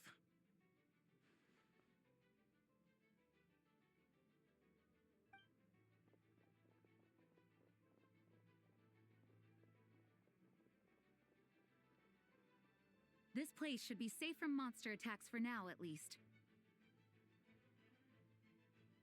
Anyone there? The communication function bugged out again. Do you copy? It's me, Nicole. Alice just got back too. Yeah, we can hear you now! What's going on? When designing this experience, we cut out the part where the traveler cleanses the abyssal power, and we didn't think to replace it with a different sequence of events. I think what we're witnessing is a direct result of that. Alice and I thought the events in the bubble would be independent from each other. But since the magic is contained in one place, it appears a casual link has formed between all the events within it. And so, because Dvalin was never purified, we've encountered a major bug.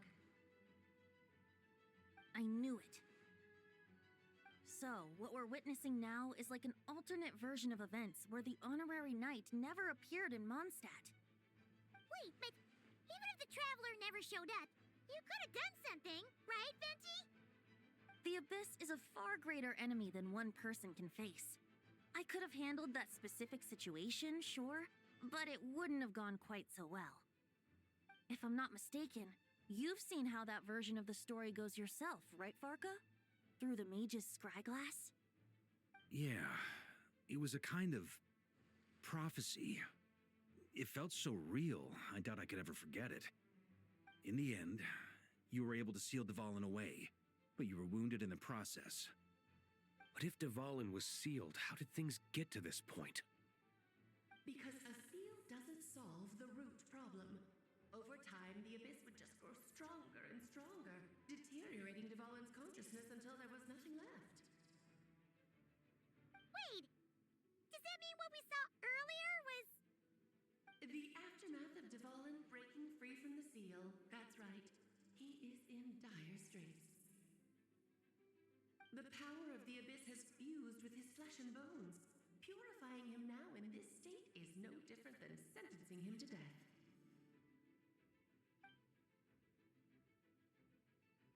So, if we want to resolve this crisis, We have to kill Dvalin. I know that sounds intense, but remember, this is a fictional world. The real Dvalin is right as rain and a lot more mellow than this one, that's for sure. We have our solution, so let's hop to it. Should be a piece of cake for a group like this. No time to lose, right? We've got Klee waiting for us after all. She's playing somewhere else right now, so we do have some time. Of course, the sooner sooner we resolve this, the better. You're right. This is the only way. I know Dvalin means a lot to you. If this is too hard, you can leave it to us, you know? No need to scar yourself over a game, right? I'll be fine. I was prepared for that possibility back then, too. Let's go. Storm Terror's lair awaits.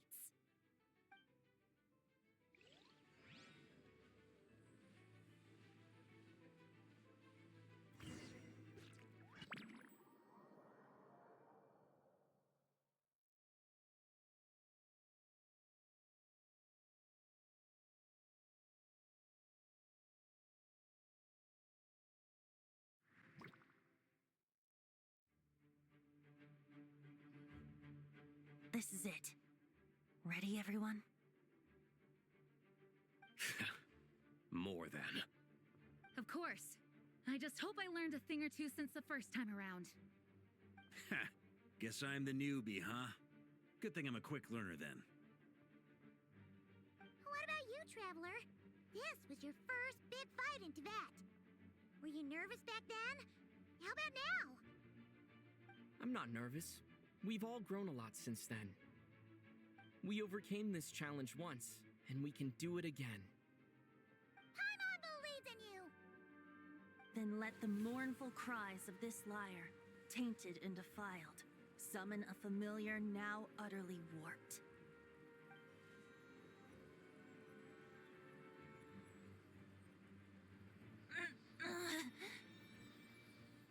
You all right, Barbados? Turning the surging abyss into musical notes is no simple task. But how could I claim to be the finest bard in Tibet if I didn't rise to the occasion?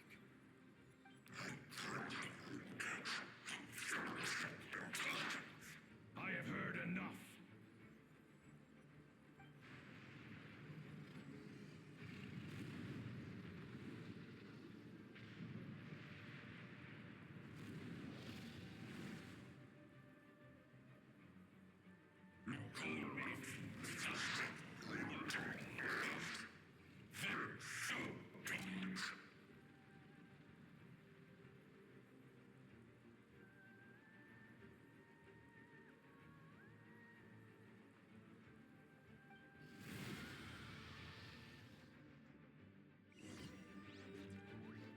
Well, this hulking dragon is as intimidating as ever!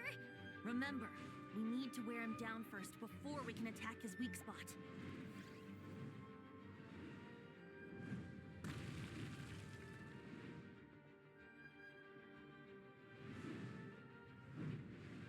Brace yourselves. Think you can get away?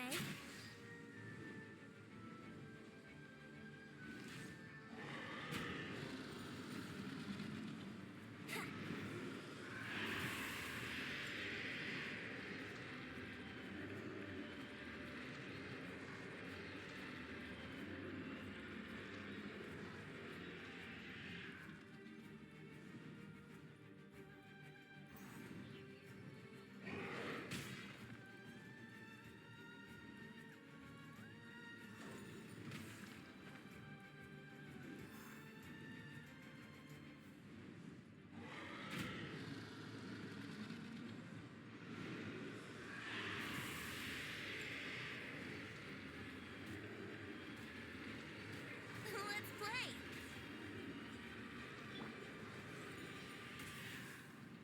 Barbados, guide us.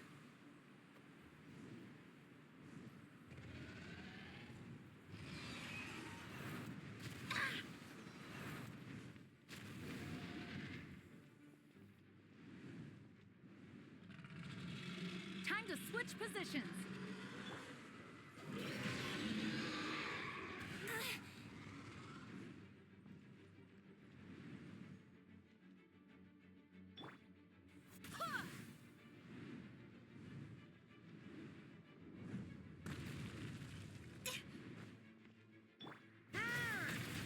Venti!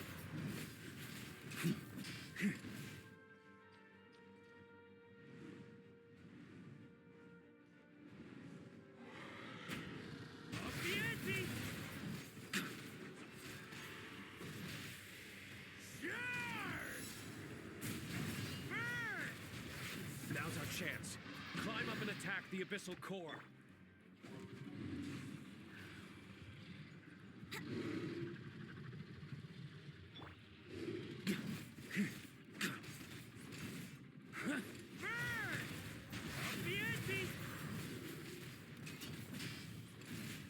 Nice job! One more to go.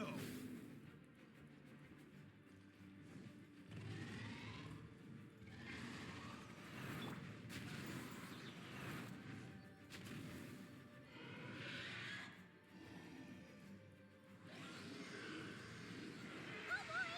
It's Superman now!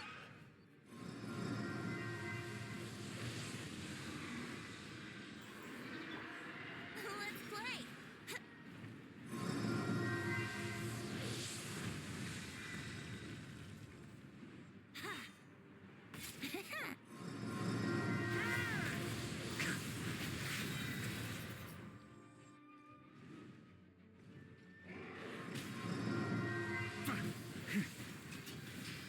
Up the ante!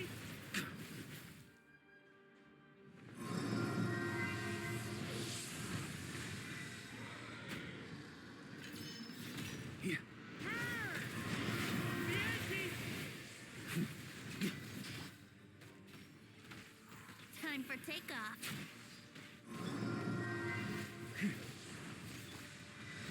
Verdict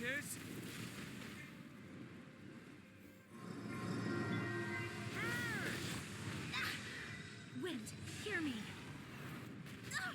Barely a scratch.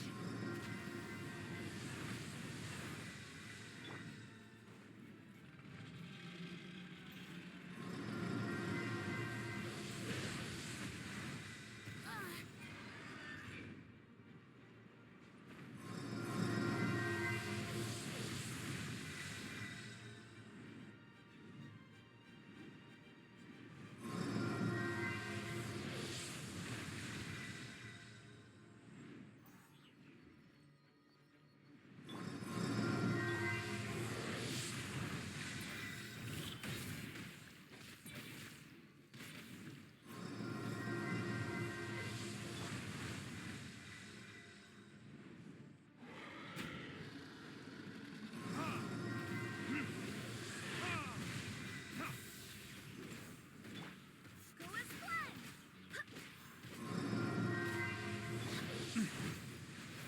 Up the ante! Here we go.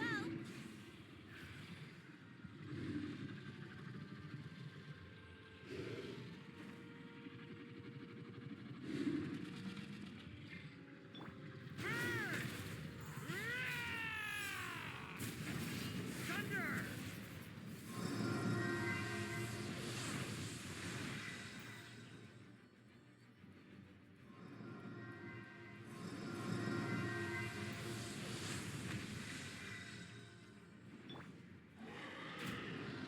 Brace yourselves.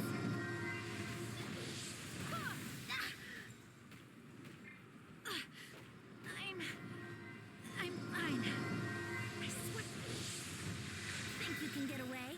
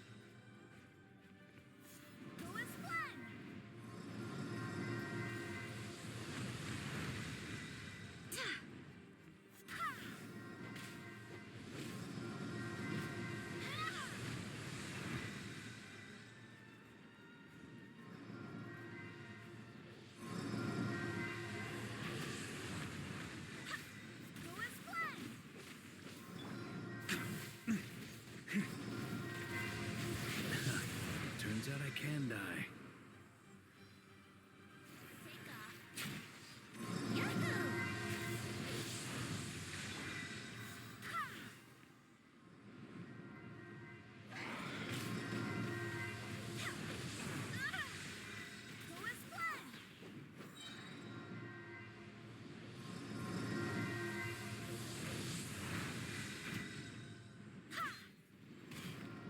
Wind, hear me.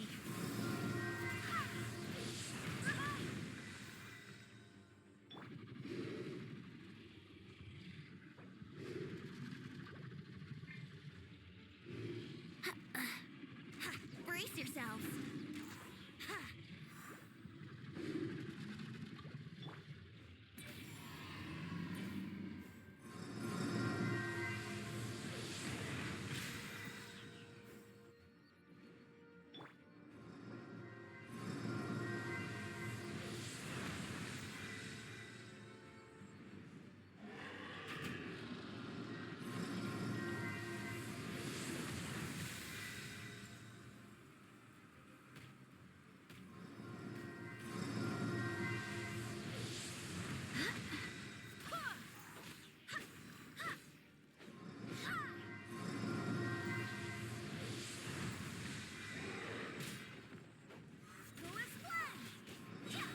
Barbados, guide us.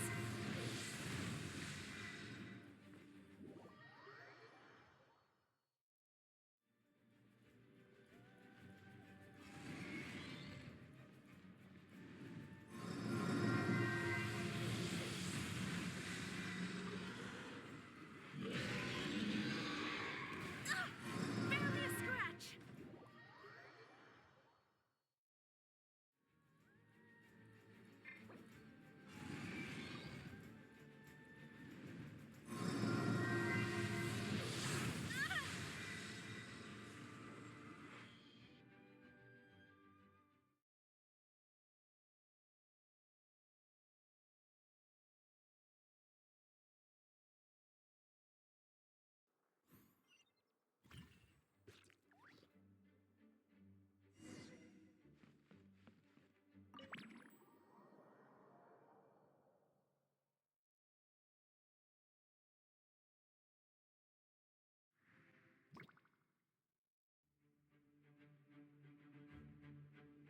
This is it.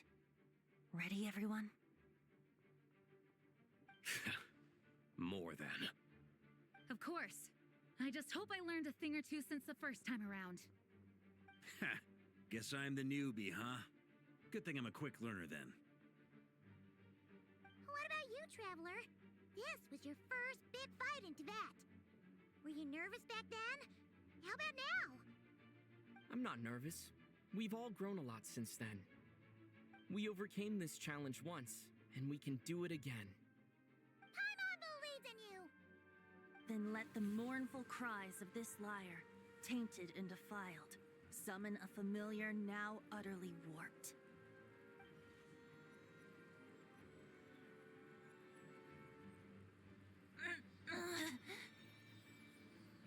You alright, Barbados? Turning the surging abyss into musical notes is no simple task. But how could I claim to be the finest bard in Tibet if I didn't rise to the occasion?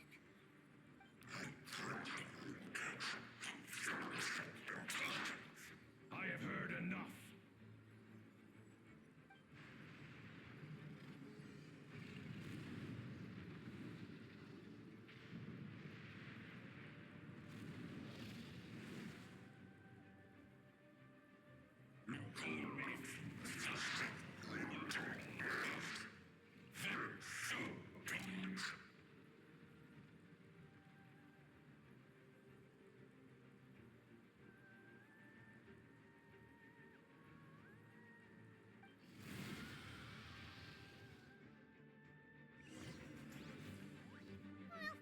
This hulking dragon is as intimidating as ever!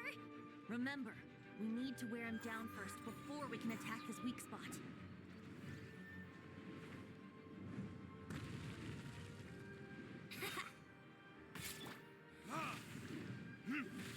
Time for retribution!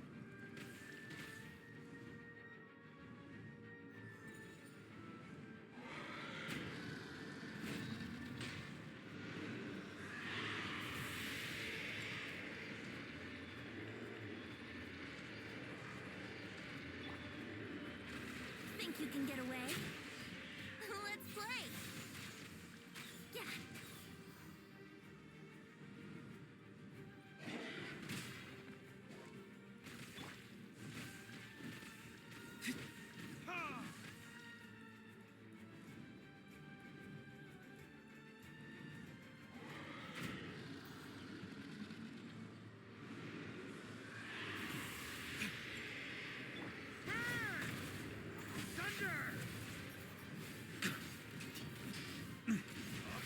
Now's our chance.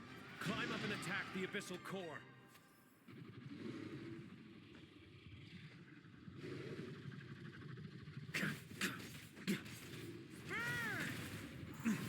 Thunder!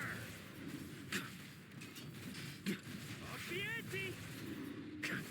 Maria sweeping it! Nice job! One more to go.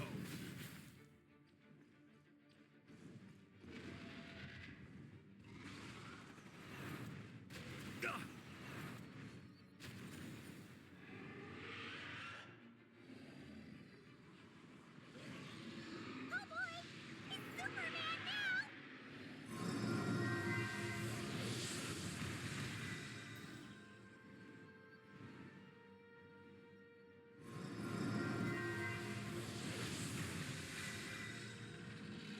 Time to switch positions.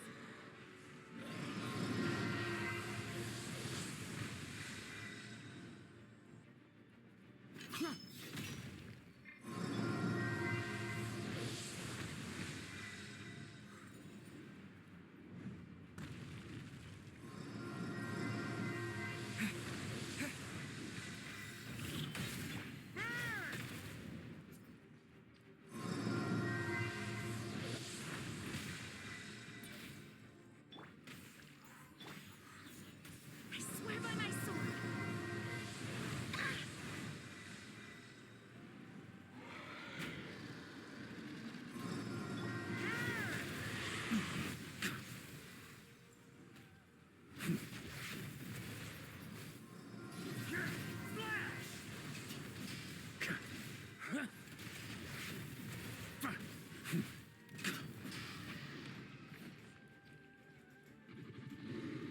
Yeah.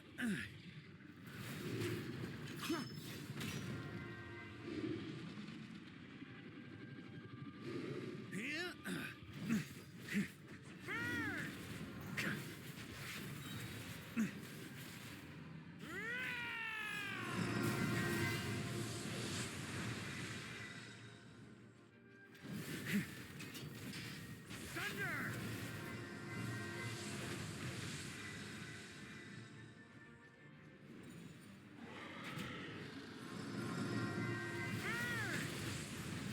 Venti! On me, a worthy adversary. Venti! Brace yourselves. Time for takeoff.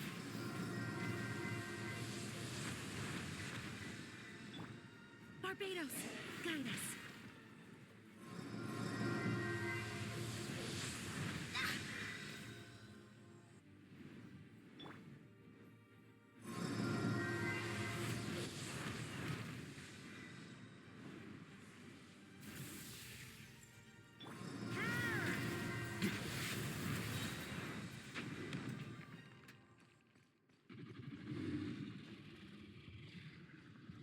Maria sweeping it! Thunder! Thunder! Cha!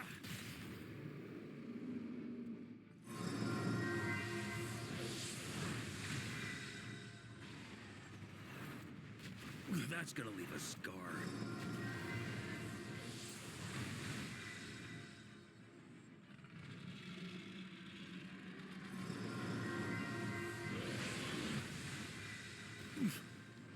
That's nothing.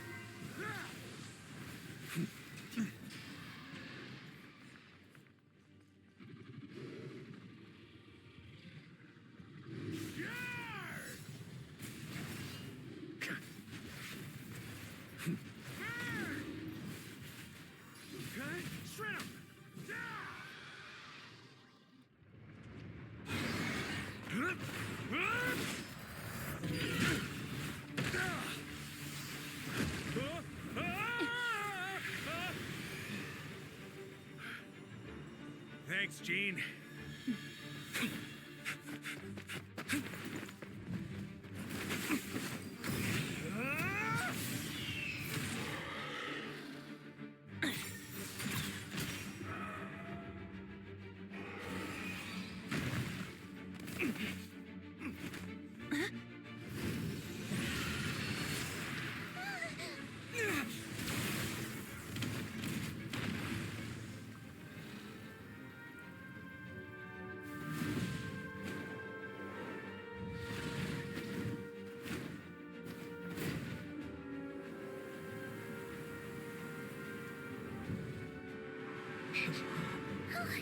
Dvalin, you're here! I follow the liar's song, wherever it leads. Thank you. Looks like the mage's tale isn't over yet.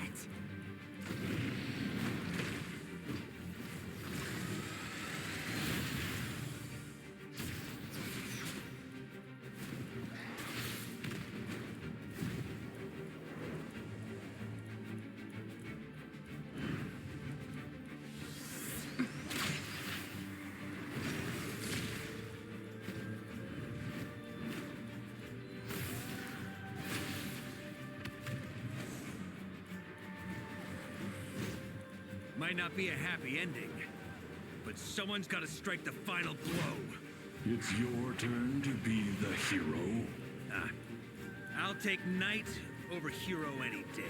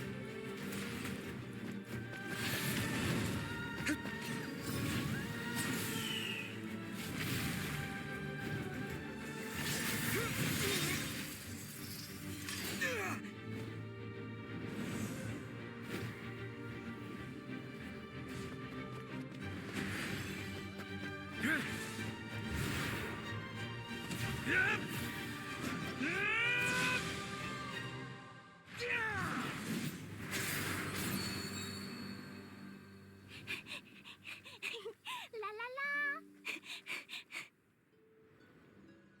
Hmm?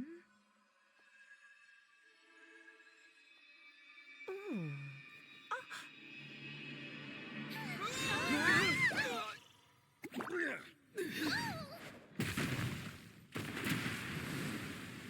Mom, I'm here to play!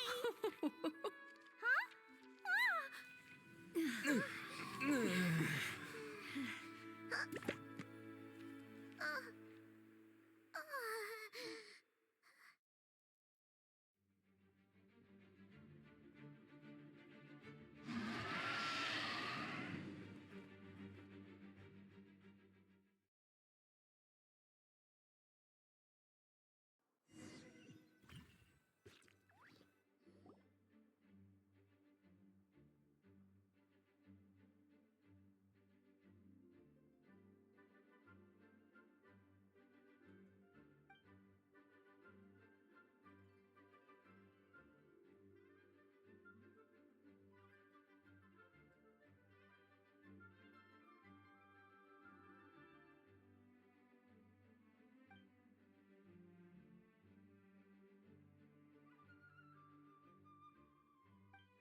Looks like it was a happy ending after all. It was kind of like a choo-choo cart ride. It had its fun moments and its thrills. All in all, Paimon had a great time. Guess it wasn't without some collateral damage, though. Sorry about the window, Jean. It's fine. As long as the building itself is intact, I consider that a win. I'll arrange for the window to be replaced at a later date. In any case, we were lucky Dvalin arrived when he did. It would have been tricky to deal with a flying opponent otherwise. I suppose I could have created a gust of wind to whisk us up, but I'm not sure our gliders would have survived the process. Honestly, after everything we faced, I can't believe Alice still decided to bring Klee in there to play. She's a daring one, that's for sure. I mean, can we be certain there aren't other bugs that just haven't cropped up yet? I suppose that speaks to the confidence the mages have in their magical mastery. If I know Alice, the whole bubble could have been blown to bits, and Klee still wouldn't have had a single scratch. Her abilities do speak for themselves, I suppose. So, what now? Anyone down for a drink? My treat. Sounds like a great idea. But tonight it's on me. I happen to have a bottle of fine wine set aside just for the expedition team. Haha, even better. Count me in. Say no more. You had me at fine wine. All right, let's head over to my place then. You're coming too, right, Jean? I'm afraid not. There's still a lot of work to do. So what? The world's not gonna end if you push it off? Come on, we never get a chance like this. I suppose that wouldn't be a problem if you head back to headquarters with me after we're done and help make up the work. On second thought, how about you just join us when you're done with that? What about you, Honorary Knight? Gonna tag along?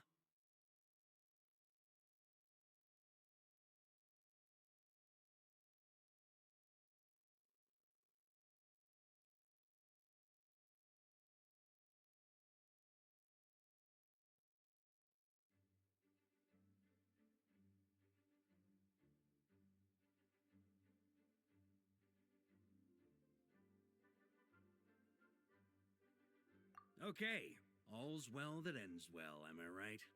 To the bar!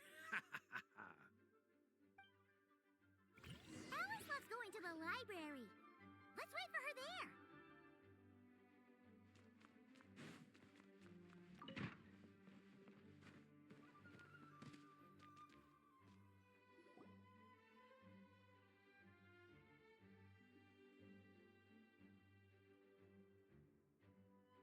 Looking for me?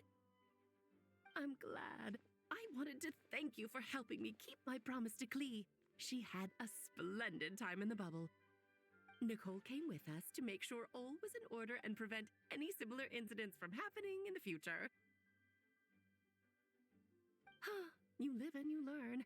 It's rare, but even the Dodo King isn't immune to a small slip-up here and there, I suppose. So, it's all fixed?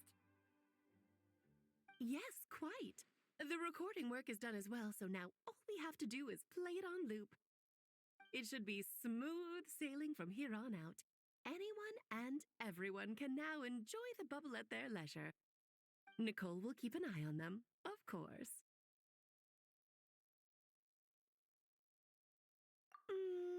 I wouldn't put it quite like that. It was more like a fate that will not come to pass. Huh? What's the difference between the two? Let us not forget the courageous dragon slayer in the story. Well, in real life, he had already left on an expedition to Nodcry at that time. Of course, that doesn't mean Dvalin would have escaped his destined death, for another hero would have come along and paid a painful price for victory. But what we saw in the bubble was what happened after Dvalin broke free from the seal. So, couldn't Barca have been back by then? Dear Paimon, you're free to ponder such questions yourself, of course, but it's of little use to ask them aloud. Word to the wise, do not lose sleep over all those what-ifs, over the fates that will not come to pass. It's an exercise in futility. Those who can observe fate see both the good and the bad of what could have happened. But all that matters is what did happen. Those alternate fates are nowhere near as important as the world that exists in the here and now. All right. Ah, you're saying it was as if the bubble itself had become contaminated. I suppose some gunk could have stuck to my luggage while I was wandering the border and got mixed into my magic without me noticing.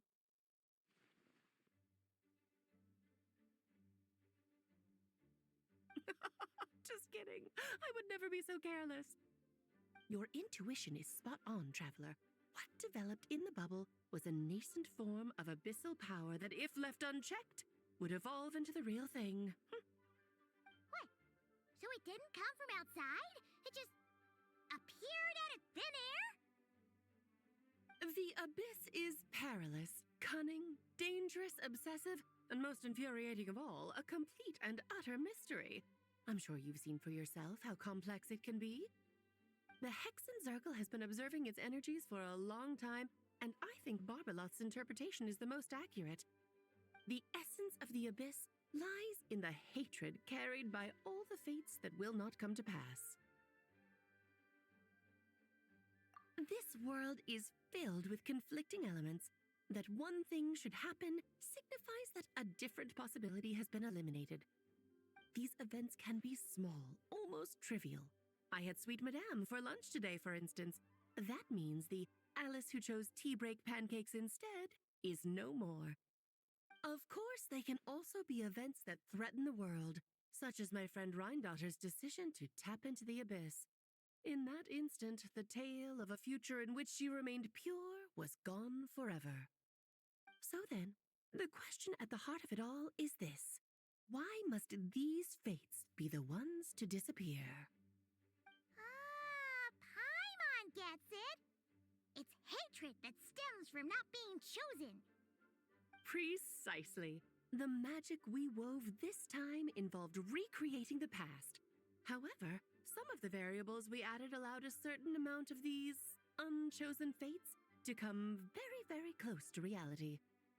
And thus, the abyss showed its teeth. Of course, much like always, it is not existence that it seeks, but the destruction of all. In the end, though, it wasn't a huge issue. Things like this happen on the border all the time. It has quite the victim complex, that's for sure. It's obsessed with entering this world at all costs. And that is precisely why we must protect our lives and those of our loved ones. Because when you think about it, to exist in this world is to be a spark of luck amidst countless possibilities. How precious is that? Ah, Alice, you're here. I'm truly sorry about this, but per the regulations of the Knights of Favonius, I'm afraid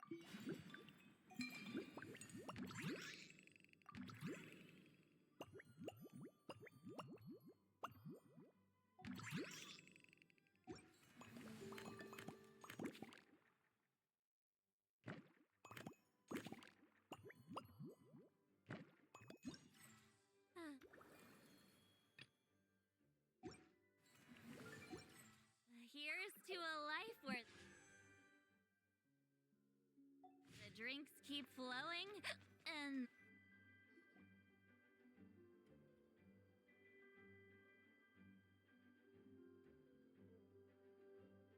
Looking for me? I'm glad. I wanted to thank you for helping me keep my promise to Klee. She had a splendid time in the bubble. Nicole came with us to make sure all was in order and prevent any similar incidents from happening in the future. You live and you learn. It's rare, but even the Dodo King isn't immune to a small slip-up here and there, I suppose. So, it's all fixed? Yes, quite. The recording work is done as well, so now all we have to do is play it on loop. It should be smooth sailing from here on out. Anyone and everyone can now enjoy the bubble at their leisure. Nicole will keep an eye on them, of course.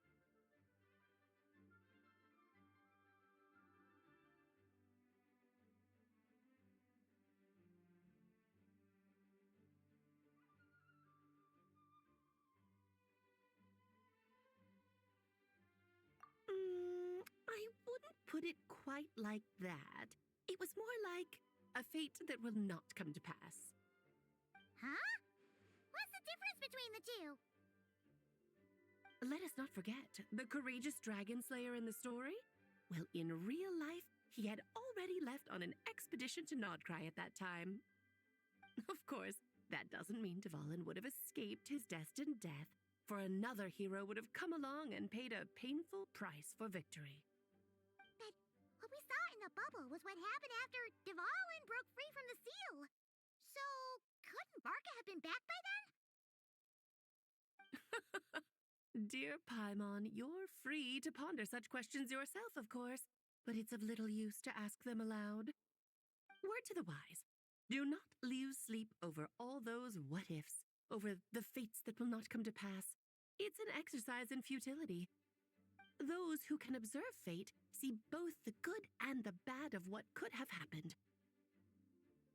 But all that matters is what did happen. Those alternate fates are nowhere near as important as the world that exists in the here and now. All right.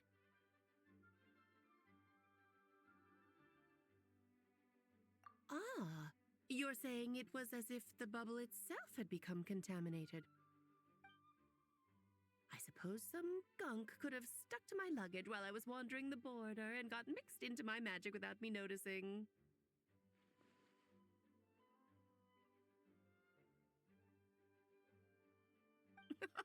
Just kidding. I would never be so careless. Your intuition is spot on, Traveler. What developed in the bubble was a nascent form of abyssal power that, if left unchecked, would evolve into the real thing. What? So it didn't come from outside? It just appeared out of thin air? The abyss is perilous, cunning, dangerous, obsessive, and most infuriating of all, a complete and utter mystery. I'm sure you've seen for yourself how complex it can be. The Hexen Circle has been observing its energies for a long time, and I think Barbalot's interpretation is the most accurate. The essence of the abyss lies in the hatred carried by all the fates that will not come to. This world is filled with conflicting elements. That one thing should happen signifies that a different possibility has been eliminated. These events can be small, almost trivial. I had Sweet Madame for lunch today, for instance. That means the Alice who chose tea break pancakes instead is no more. Of course, they can also be events that threaten the world, such as my friend Rhindotter's decision to tap into the abyss. In that instant, the tale of a future in which she remained pure was gone forever. So then, the question at the heart of it all is this: why must these fates be the ones to disappear? Paimon gets it. It's hatred that stems from not being chosen. Precisely. The magic we wove this time involved recreating the past. However, some of the variables we added allowed a certain amount of these unchosen fates to come very, very close to reality. And thus, the abyss showed its teeth. Of course, much like always, it is not existence that it seeks, but the destruction of all. In the end, though, it wasn't a huge issue. Things like this happen on the border all the time.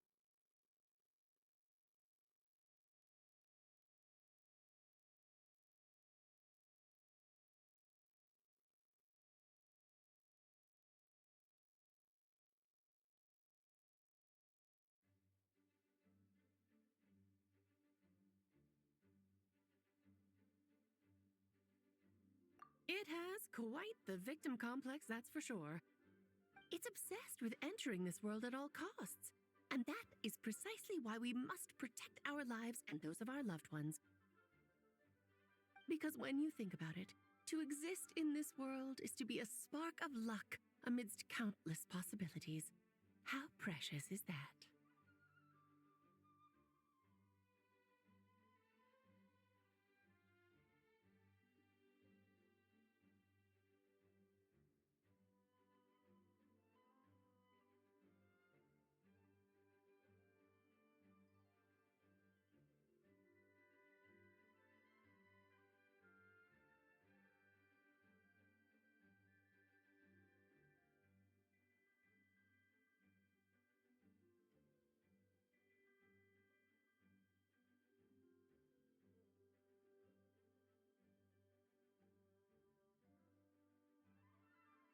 Ah, Alice, you're here.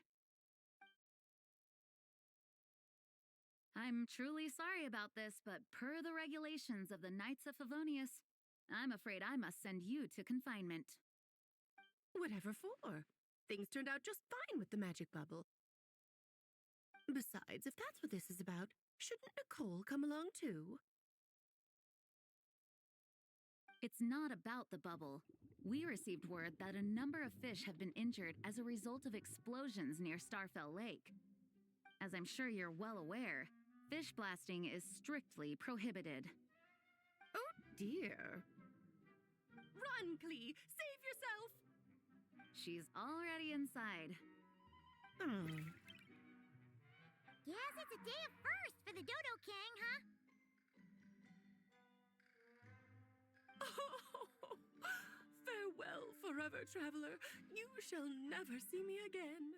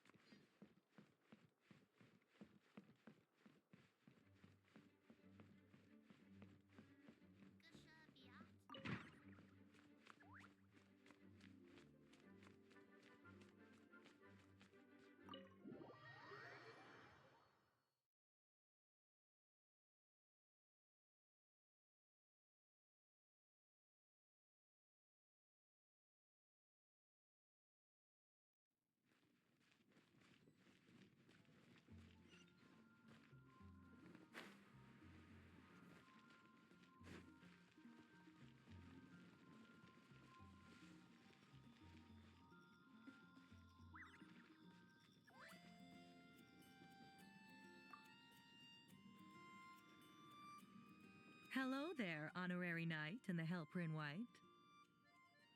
It's so nice to meet you, Honorary Knight and Lady Paimon. Glenfidia, at your service. Looks like you're in a good mood, Hertha. And nice to meet you, Glenfidia. By the looks of things, you're about ready to open? Indeed. Thanks to some help from the Angel's Share and the Cat's Tail, our drink stand is ready to go. Besides all the classics, we also mix cocktails to order and are currently offering a limited-time delivery service. Cocktails? Do you remember that time we served as bartenders at the Angel's Share? And recently, you've also shown off your skills at the flagship in Nocrai. We sure have come a long way, huh?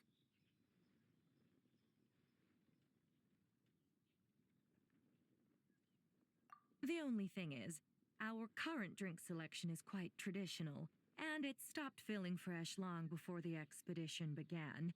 To offer everyone some more exciting choices, we're planning to revamp our menu. But I need to get back to handling resident requests. And Glenfidia doesn't have much experience mixing drinks. Plus, we've got a whole bunch of outstanding delivery orders on hand. Honorary Knight, if you're free, could you maybe help us out for a while, just until my other squad gets back from the Stormbearer Mountains?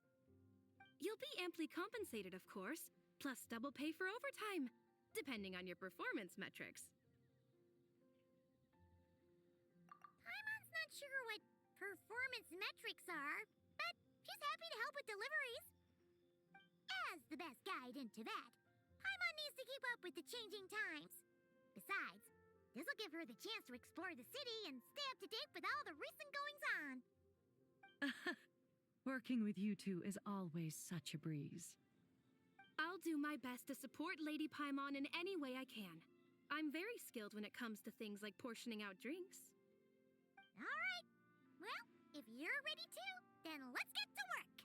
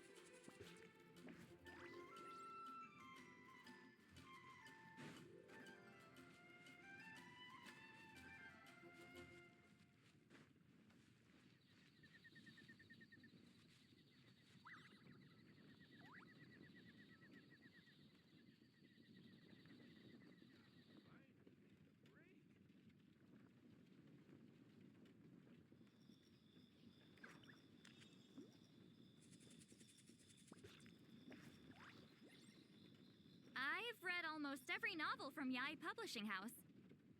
Pretty normal, right?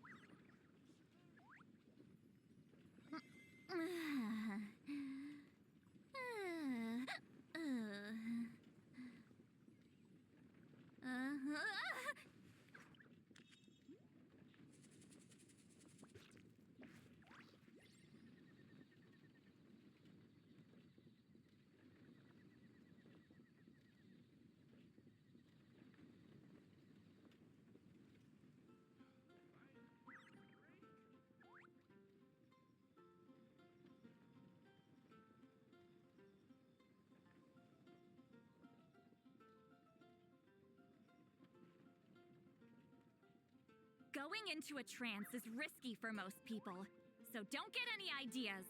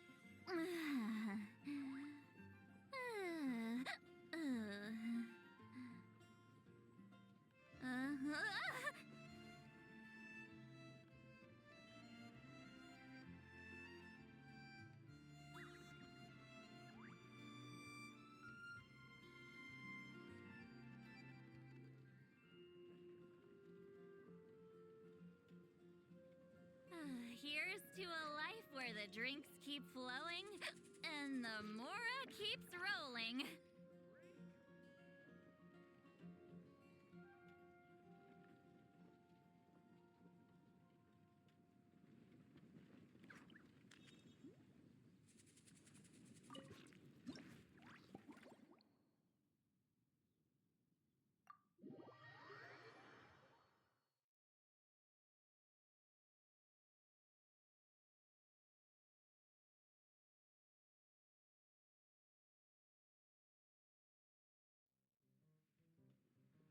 Oh my. It looks like Hertha has gone back to her duties, and Glenfidia is away somewhere too. Has our dear cutie taken complete charge of the drink stand?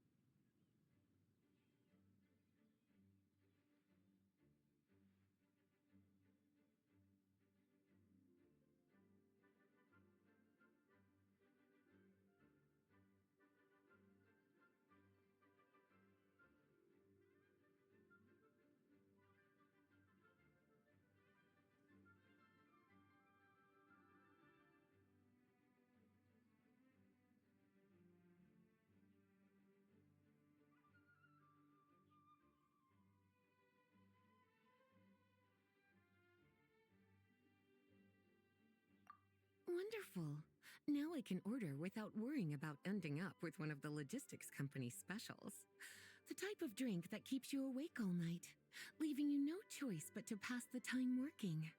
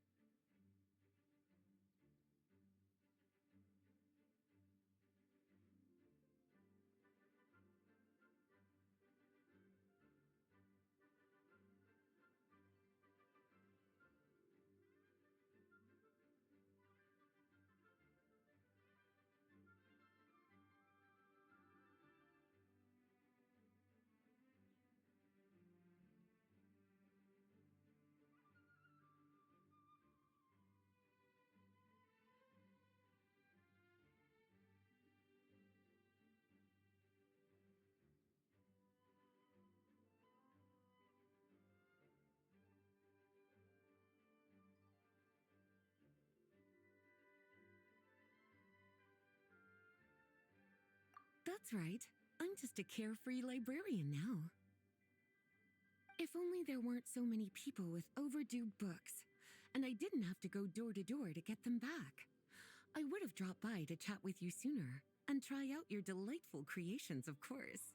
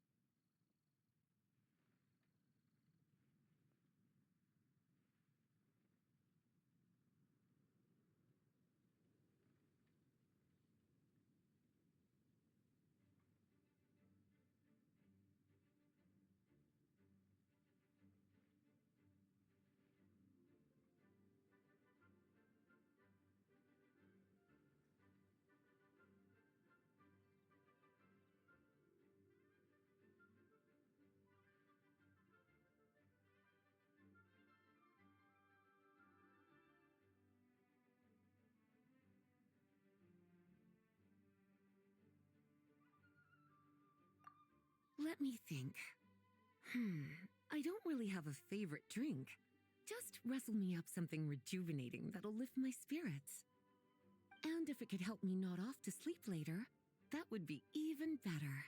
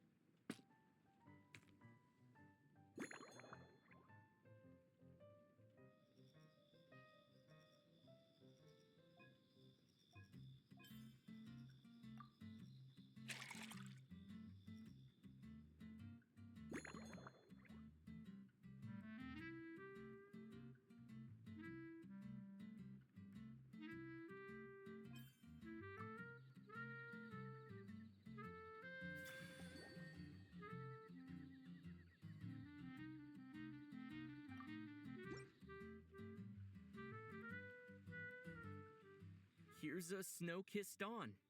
Hope you like it. It's delicious, cutie.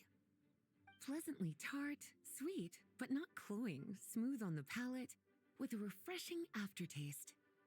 If anything, though, I seem to be feeling a little more energetic than I'd like. Perhaps you've unwittingly unraveled Glenfiddia's secret and concocted an even more effective pick-me-up? Don't worry, there's no rush. Your eyes are aglow with curiosity, as though you have many more questions to ask. Let's chat for a while. Take your time. Inspiration will come soon enough.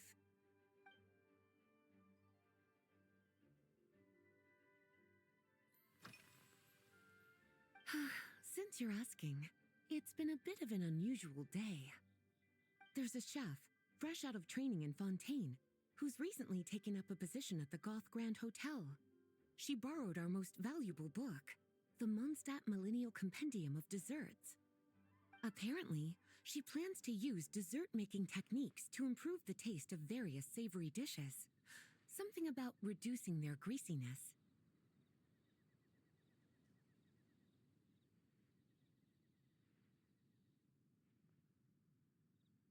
Indeed, and judging by the results, she rather overdid it with the caramel sauce.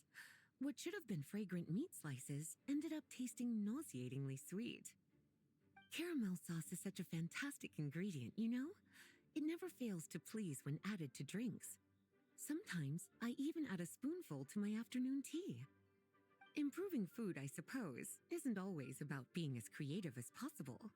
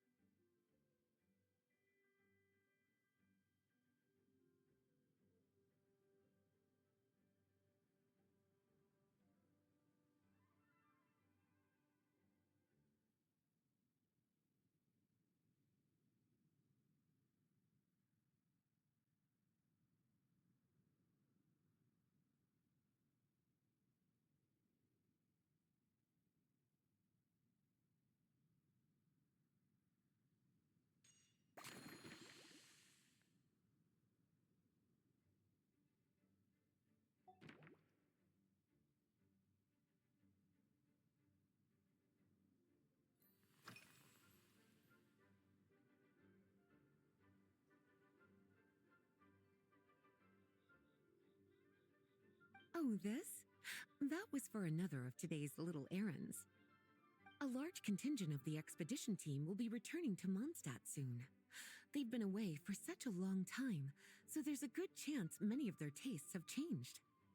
Jean asked me to visit some of their families to try and get a better understanding of what new ingredients might satisfy our knights' changing preferences.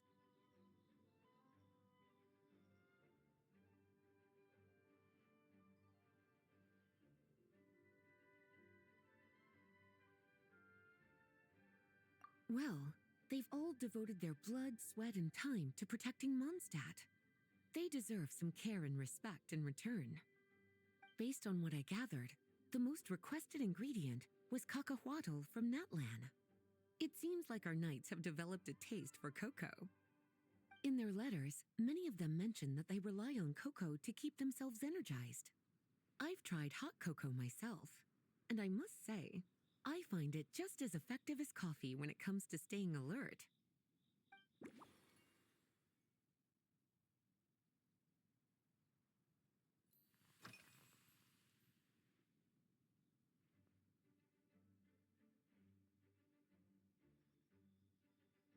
Surely you're not suggesting I'd take this opportunity to sneak off on a little countryside wander? You caught me. My investigations into Mondstadt's lesser-known drinks took me to Dawn Winery, where I had a little chat with the head housemaid, Adelind. On my way back, I ran into Emmetall out on patrol. She'd encountered some monsters she didn't know how to deal with, and in her desperation, asked for my help. I accompanied her on a detour to Wolvendom to teach some raving hounds a lesson. It's been a while since I've had such an invigorating workout.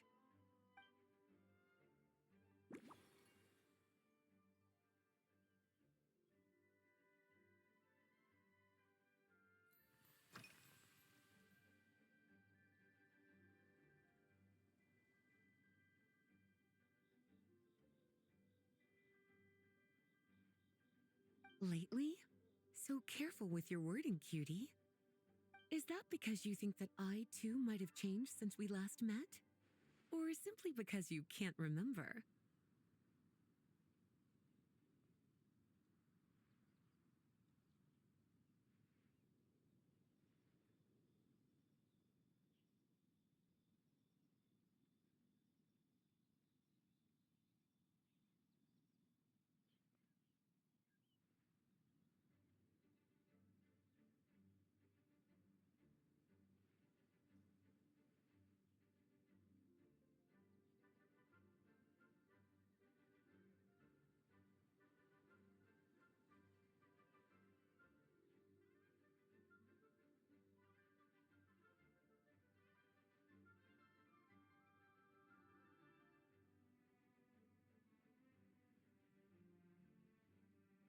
Not bad at all.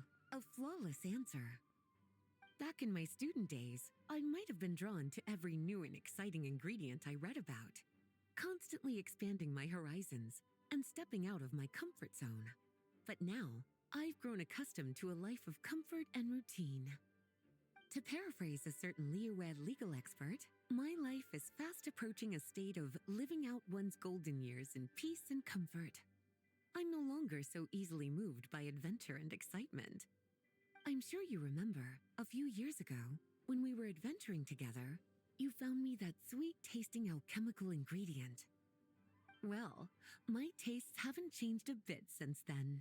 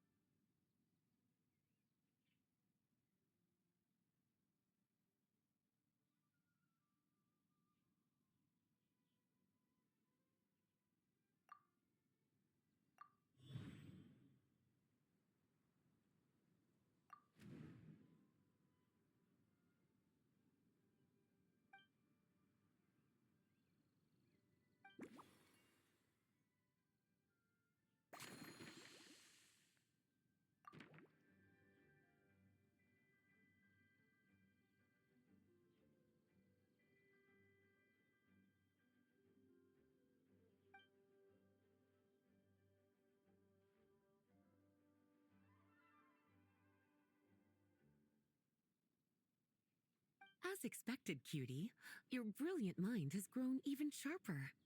Just a few gentle hints were all you needed to light that special spark of inspiration.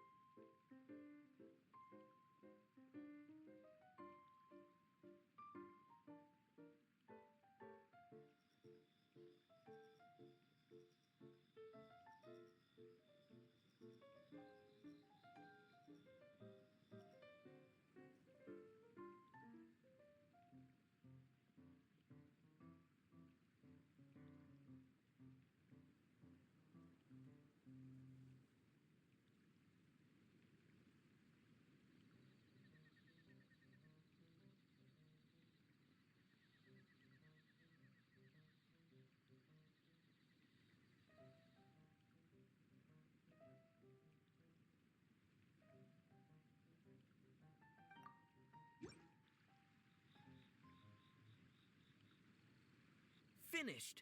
A new creation, custom made for you. This should help you fall asleep quickly and guarantee you peaceful dreams. It's called a slumbering rose. From the colors to the choice of glass, everything's been carefully crafted. You've turned it into a completely different drink. Based purely on appearance, it's exactly my style. Time to see how it tastes. Full marks. It's like savoring an exquisite dessert before taking a stroll along the shore of Cider Lake, with a gentle breeze caressing your skin, relaxed and at ease. I no longer feel drained of energy, but neither am I overstimulated. I'm actually starting to feel a little sleepy. As a bedtime drink, this is pure perfection. So good, in fact, that I feel like writing an article to extol the virtues of the slumbering rose. I can use it as an opportunity to crown you the new maestro of mixology.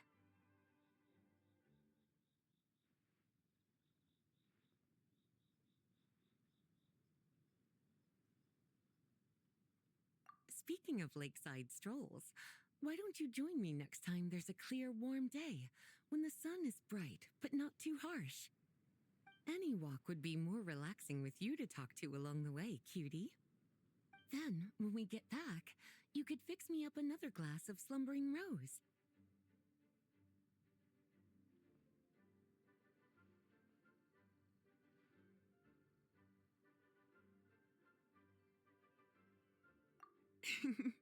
And I'll make just as sure to hold you to that.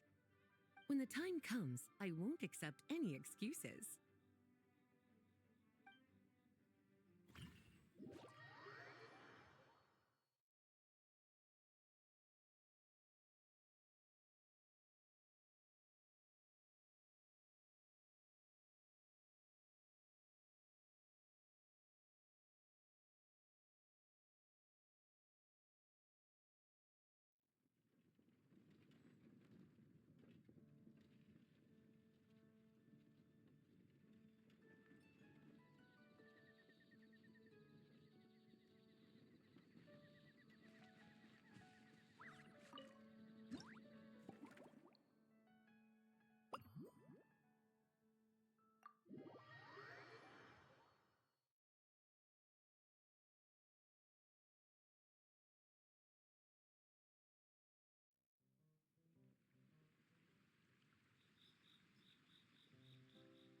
Good afternoon, traveler. I didn't expect the honor of witnessing your harmonizing talents here in Mondstadt. Both, actually. A lady calling herself a mage asked me to come manage her flower shop. At about the same time, the Cat's Tail commissioned me to create a new fragrance for their establishment. Ending today's busy schedule with a drink crafted by you in person is truly a wonderful reward.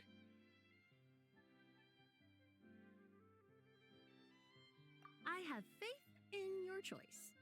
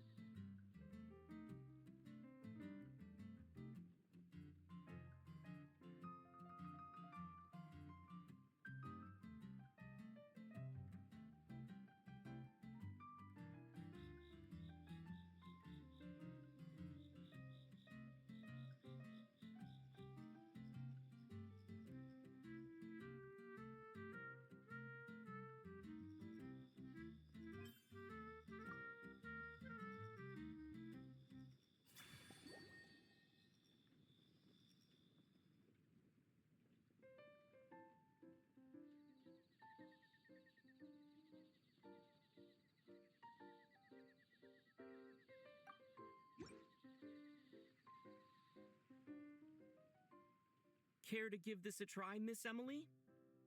Your artistry is truly a pleasure to watch.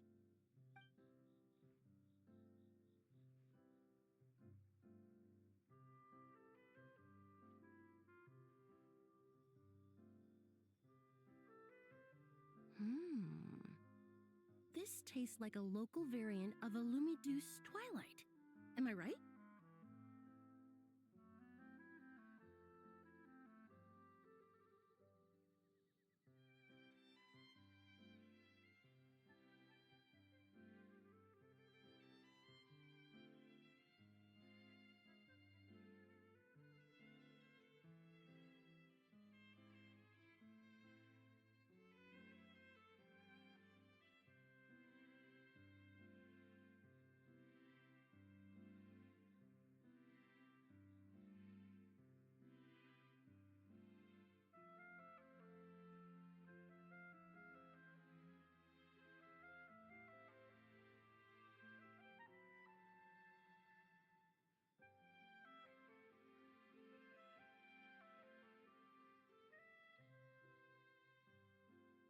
The gentle and elegant taste, with its distinct layers combined with a hint of Mondstadt's characteristic scent, offers quite a welcoming flavor, all the while avoiding potentially discordant aromas. Though in reality, there's no need for you to be so conservative. I have quite a high tolerance for flavors that stray outside the boundaries of conventional wisdom.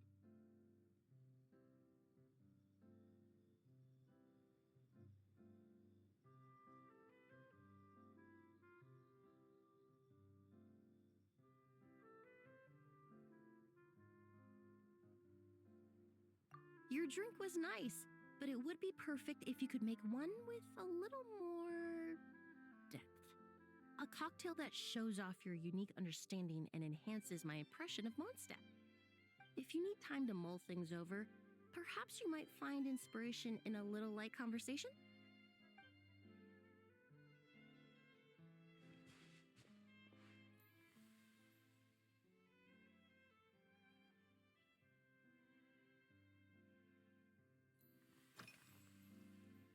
Oh, thank you for asking. It's been going well, though this trip to Mondstadt has presented some unexpected challenges. When I first got here, I was relying on a copy of An Overview of Aromatic Substances and the Human Senses to identify promising local ingredients from the Mondstadt region. To my surprise, my trial fragrance, which used valberry as the primary note, proved far too sweet in the context of a tavern, relaxing people so much that they ended up feeling drowsy. The bartender with the beautiful ears, for instance, fell asleep right at the bar.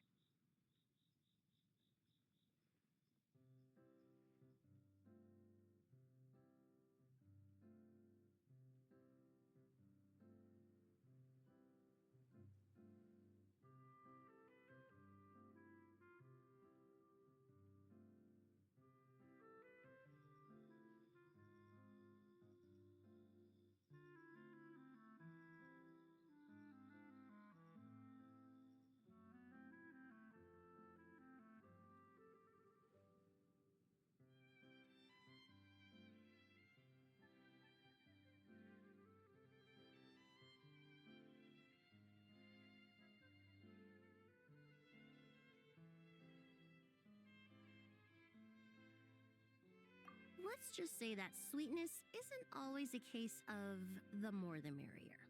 Maintaining an appropriate balance is beneficial for both body and mind.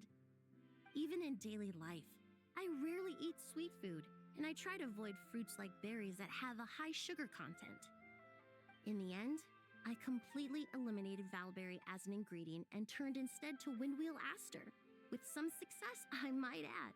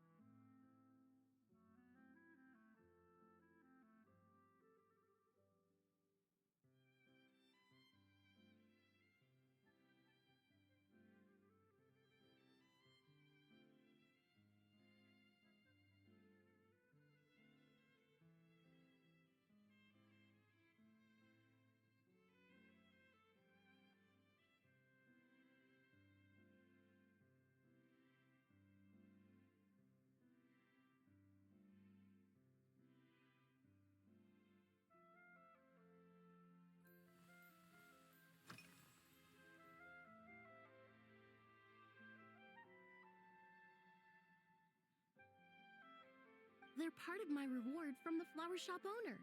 Important ingredients for making perfumes. Thanks to these, I was able to complete my commission for the cat's tail. I studied Mondstadt's Cecilia flowers many years ago. In fact, the fragrance of Cecilia in certain fields has become synonymous with Mondstadt itself. However, this is a special case. Some cats are quite averse to the scent of Cecilia, and we need to be particularly mindful of their preferences.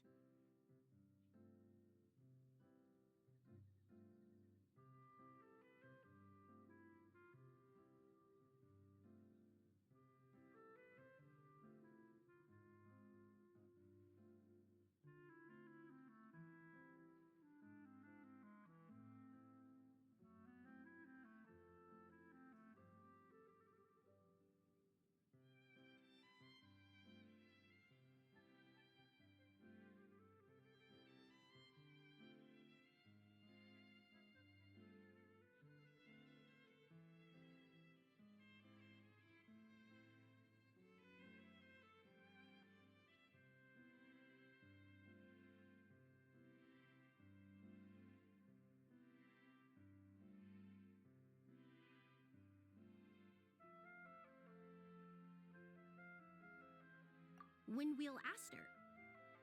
The various parts of the windwheel aster plant can be ground into a powder to extract their essences. I then blended the scents from its petals and leaves. The result carries the intoxicating sweetness of mead, while still emphasizing the fresh notes contained within the flower's stems and leaves. I just took it for a little trial run at the cat's tail, and the cats seemed to really like it, while the clients themselves found it comforting and invigorating.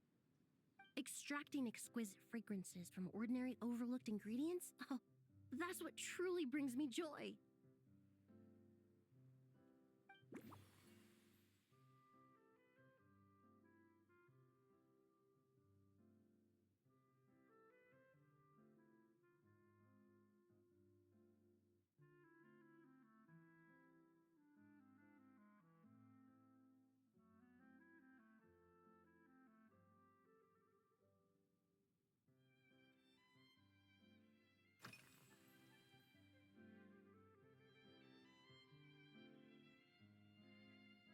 Usually, after work, my friends from the Maison Gardiennage sometimes treat me to a few drinks. I usually stick to fruit tea. That way, I can get straight back to work after our gatherings. If it's before a holiday and my friends are in high spirits, I sometimes order a small glass of sparkling fruit wine.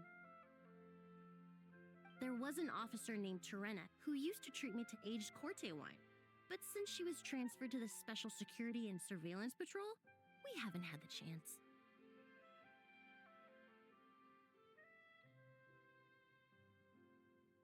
In the world of science, high-proof alcohol is a widely used solvent.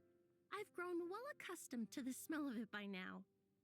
Besides, when I'm slightly tipsy, my state of mind changes, which in turn alters my approach to perfumes. It doesn't matter if the result is good or bad, it's all about trying something new. So I don't mind drinks with just a little bit of alcohol, but I don't like anything too strong.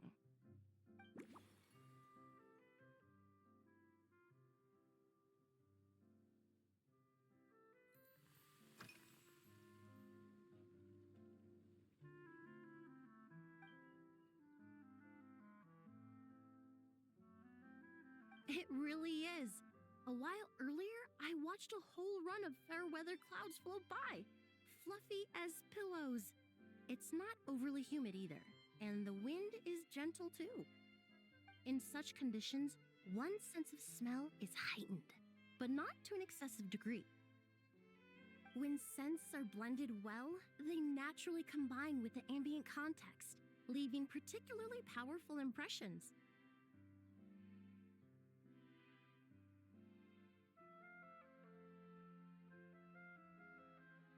It seems something similar is true for mixology. As long as you choose a base of appropriate strength, the various flavors will blend seamlessly together. When mixed properly, all the ingredients work as one to create a most wonderful symphony for your taste buds.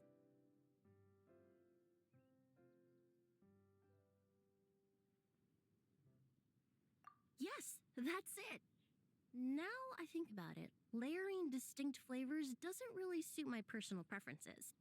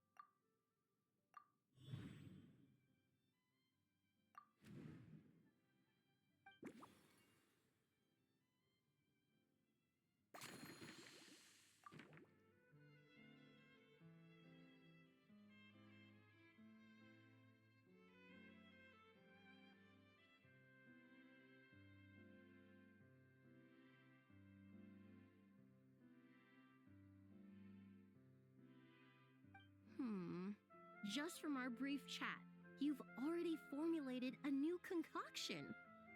Perhaps you possess a natural talent for this kind of creative work.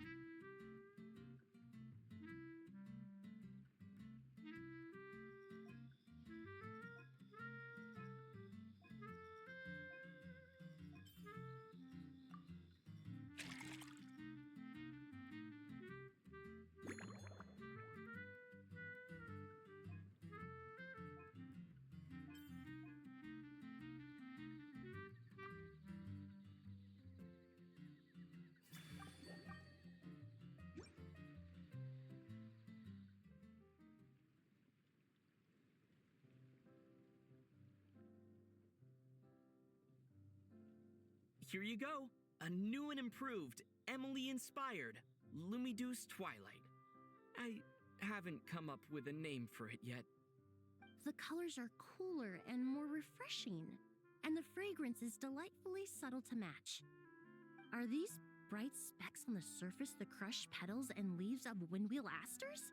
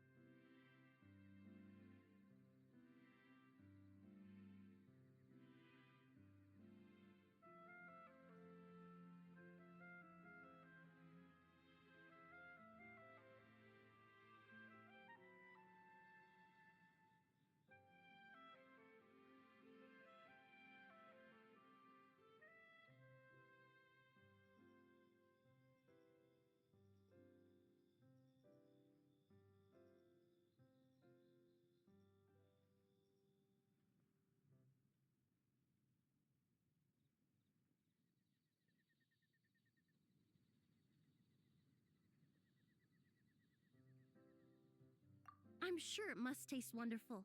Let me try.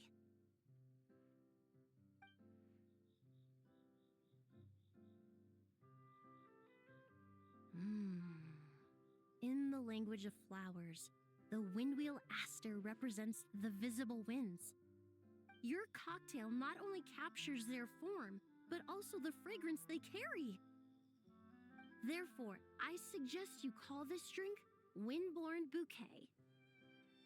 The winds and clouds of Mondstadt swirl together in the glass, leaving behind enchanting traces of fragrance.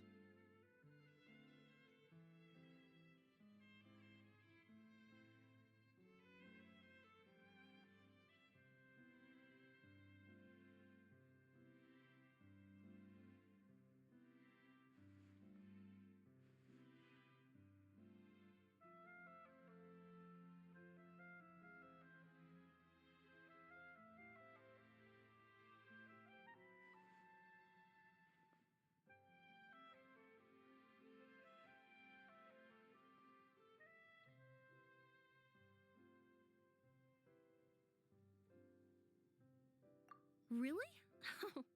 Perhaps it's just a habit of my profession. I'm glad you like it. Now it's time to slowly savor this masterpiece. Thank you so much. This trip to Mondstadt has been so rewarding. This is the most memorable cocktail I've ever had. Once I get back to Fontaine, I will attempt to recreate this moment as both a fragrance and a perfume.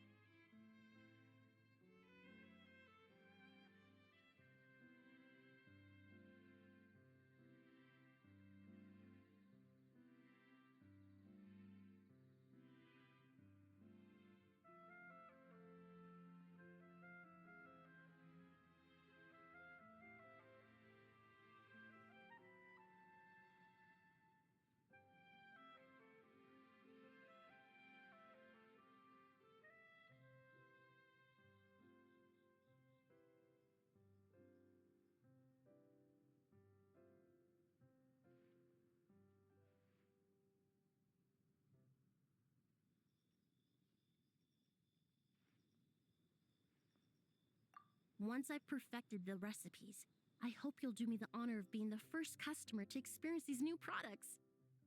Until then, I look forward to seeing you in the Court of Fontaine.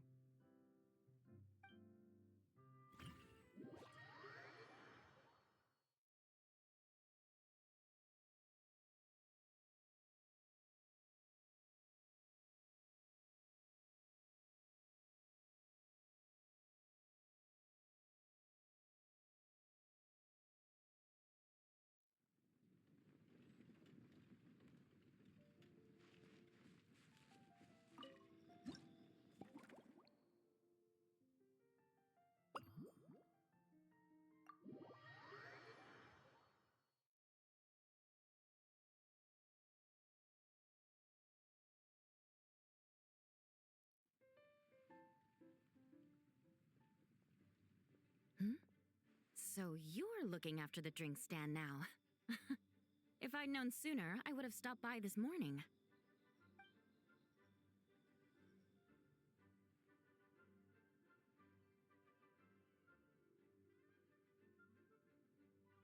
I've got to say, I'm getting curious.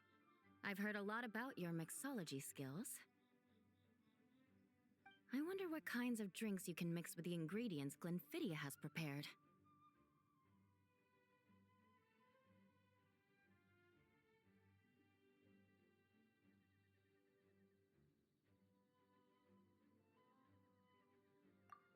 I don't have much of a choice.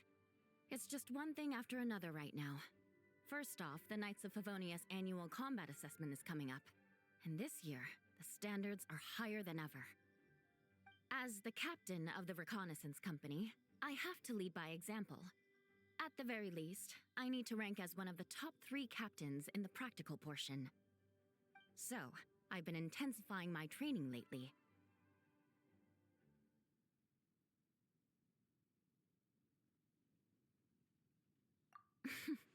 Being a descendant of sinners means I have to work hard to maintain my position. I'll have you know I've never once neglected my duties.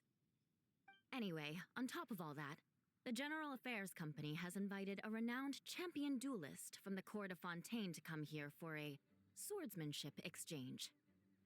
Since I'm one of the captains with the highest attendance rate when it comes to these things, and I'm fairly skilled with a claymore, I was chosen as a representative. I have to prepare thoroughly to make sure I'm a serious match for the champion duelist. And then after the exchange, I need to write at least 6 different reports based on the results.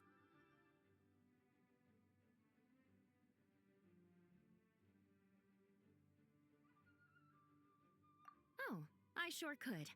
Anything that'll perk me up would be welcome. I'll leave the details to you.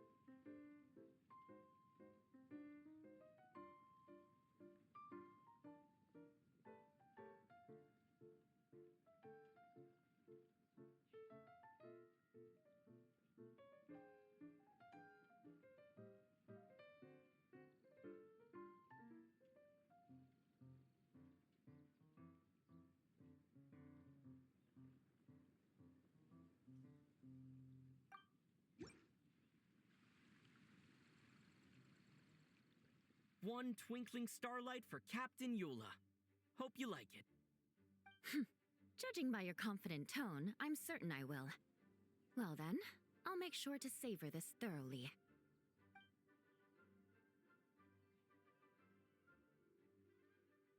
Huh, not bad. Sweet and tingly, with a delightful airiness. The fizzy water really brings it to life. I suddenly feel full of vim and vigor, but just one glass doesn't quite scratch the itch. How about something with a bit more bite?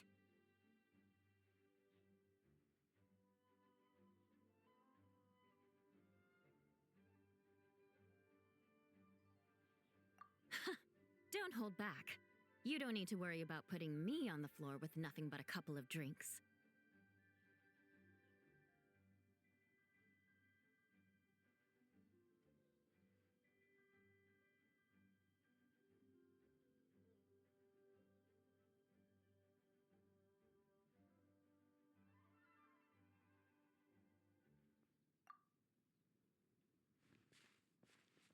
Works for me. The first company hasn't assigned me any paperwork for tonight, so I'm free to catch up and try your new creations at my leisure.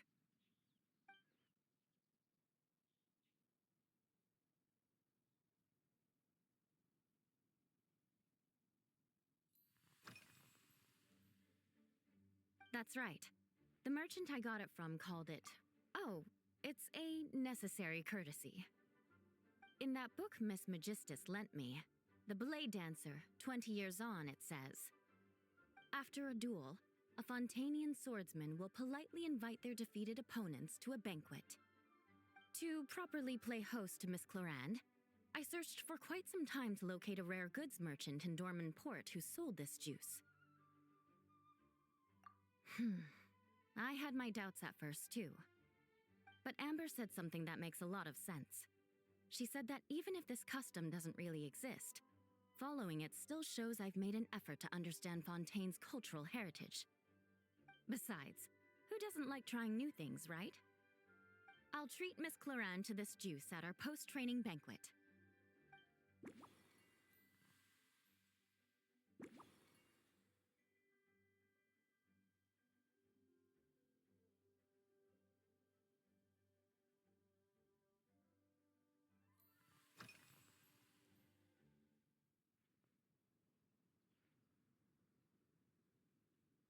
If you want to know what I've been eating recently, I'd better start by mentioning the logistics company's latest revolution. They launched a diet improvement initiative and started distributing a form of standardized canned food to knights operating in the wilderness. In the past, we only had dry rations. Every mealtime we had to set up pots and campfires, roll dice to choose a cook, and take turns standing guard. In all honesty, it was a bit of a hassle. Now we just need to bring our standard field rations, comprising of 5 cans and 9 paper packages. We can heat the cans by the campfire, and then we're ready to eat.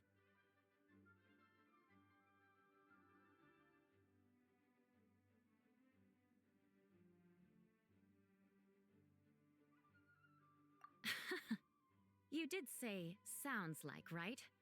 Our canned food supplier has quite the stellar reputation, and their regular meals are indeed quite good. The problem is, in order to meet preservation standards, they have to make their military-grade meals way too salty. The vice captain of the 5th Company, who has a somewhat dry sense of humor, went so far as to say, this food's bad enough to bring down the wrath of Liyue's stove god. In any case, after eating it for a week, my taste buds have gone completely numb.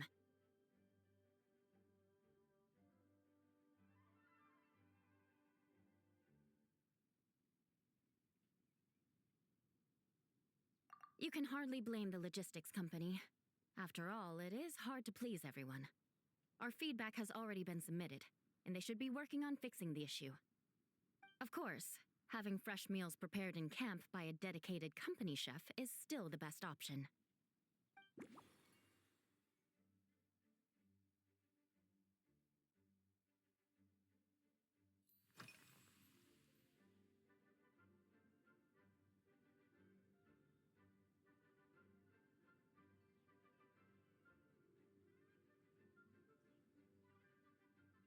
Yes, I have. For a while, the situation there was difficult. A gang of outlaw engineers was messing about with some sort of mechanism control technology, attempting to manipulate ruin graders so they could rob merchant caravans. To make matters worse, several veteran knights who had been stationed at Dorman Port were transferred to my squad, and they weren't happy to be taking orders from that Lawrence girl. Leading them on this mission was quite eventful. It took 3 weeks of stealth operations in the snow, with no fires to keep us warm, before we finally located the enemy's stronghold. Those veteran knights faced the bitter cold and were almost taken down by the enemy's smuggled battle mechs. Fortunately, the battle went our way, Me? I'm completely fine. But thank you for your concern. It was mentally tiring for sure, but fortunately, the operation wore them down far more than it did me. They won't be questioning my authority again anytime soon. If any new recruits try to make my life difficult, I'll just have my veterans give them a few friendly pointers. I guess you could call them a permanent solution, huh?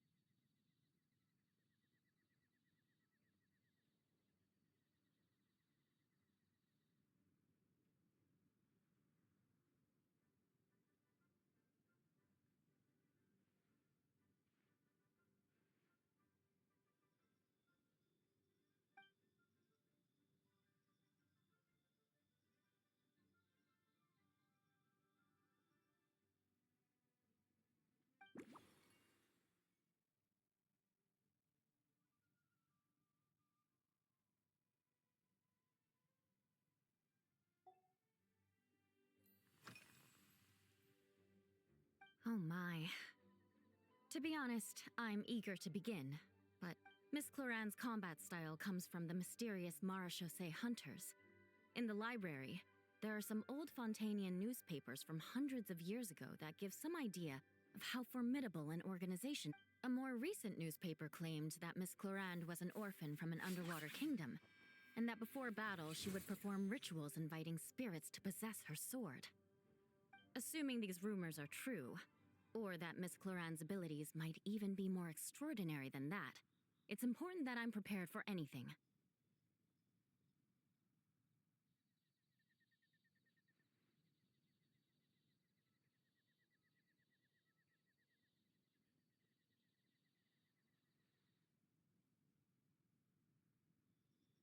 Incorporating elements of swordsmanship into a drink. Huh. Certainly a creative idea, I'll give you that. I sure could do with an energy boost, but how do you plan to express something like swordsmanship with a cocktail?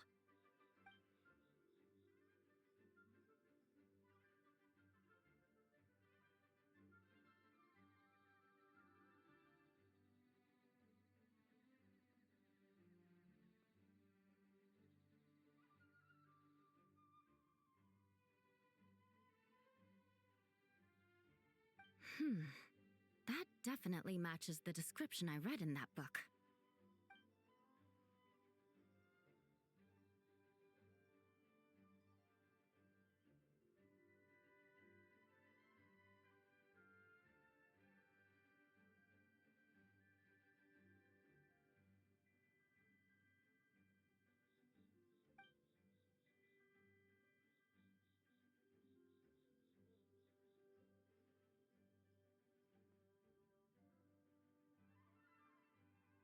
That's right. You really know your stuff. I doubt there's anyone else in all of Tevat who could come up with such a perfect metaphor.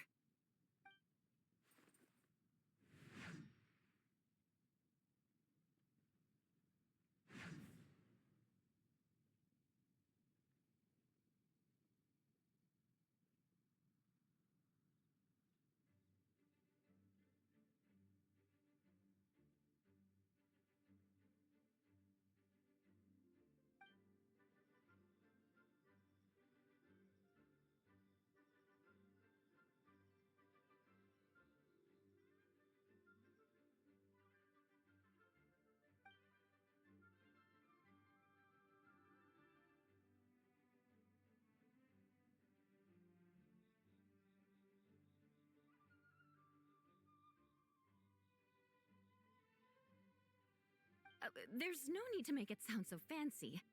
It's just an aristocratic variant of Favonius blade work, with a bit of personal flair.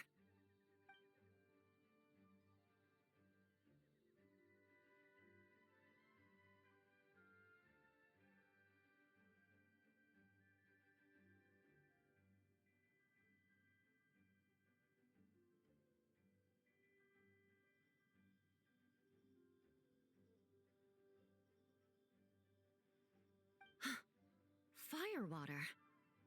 In recent years, firewaters gained popularity the world over, following in the wake of prosperous Snezhnayan merchants. These days, almost every tavern has a signature drink that uses it as a base.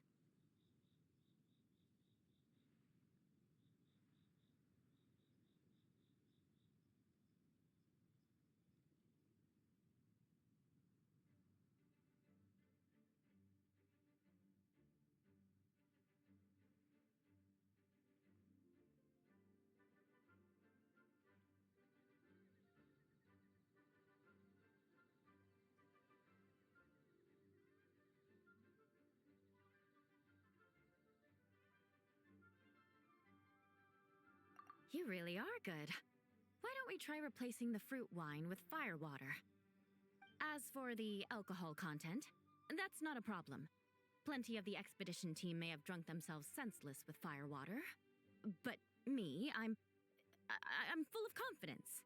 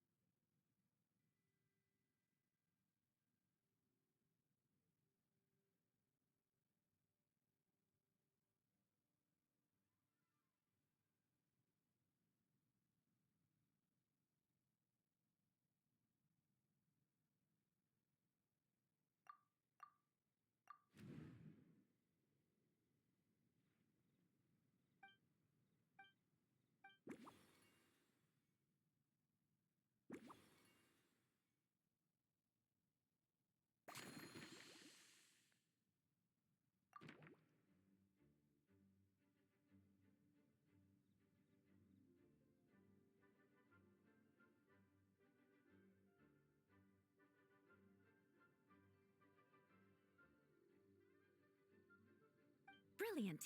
I'm looking forward to seeing how you do.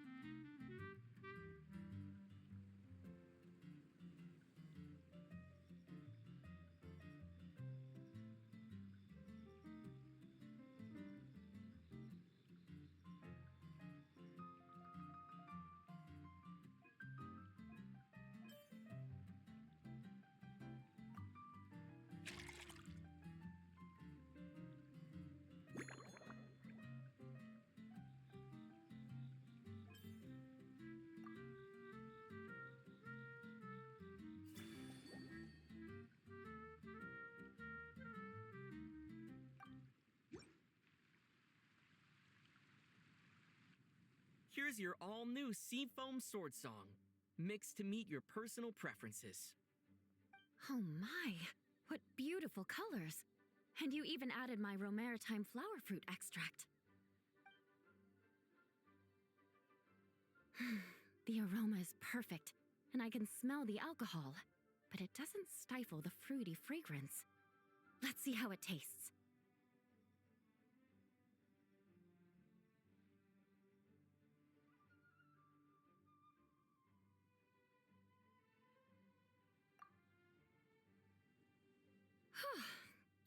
Give me a moment to come up with the right words. I need to think carefully.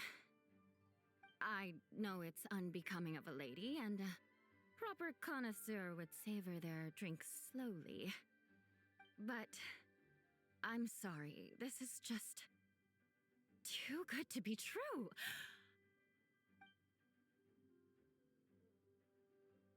Can you mix me another?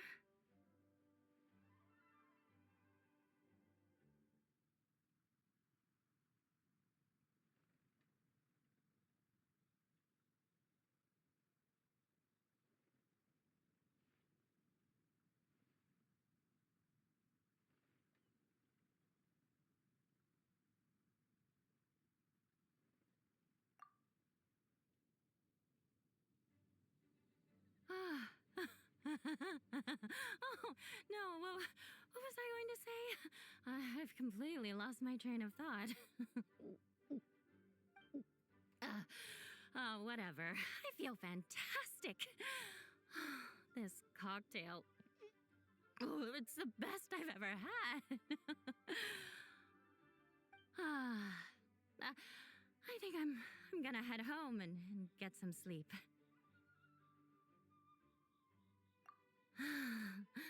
Don't worry about me. This is the happiest tipsy I've been in years. I'm still far from being drunk. By the time I've gone a few rounds with that, Miss Chlorinde, and completed my reports, I'll have been on duty for 3 months straight. Jean, the acting grandmaster. Isn't it about time she gave me some time off? I won't be forgetting this injustice in a hurry. You mark my words.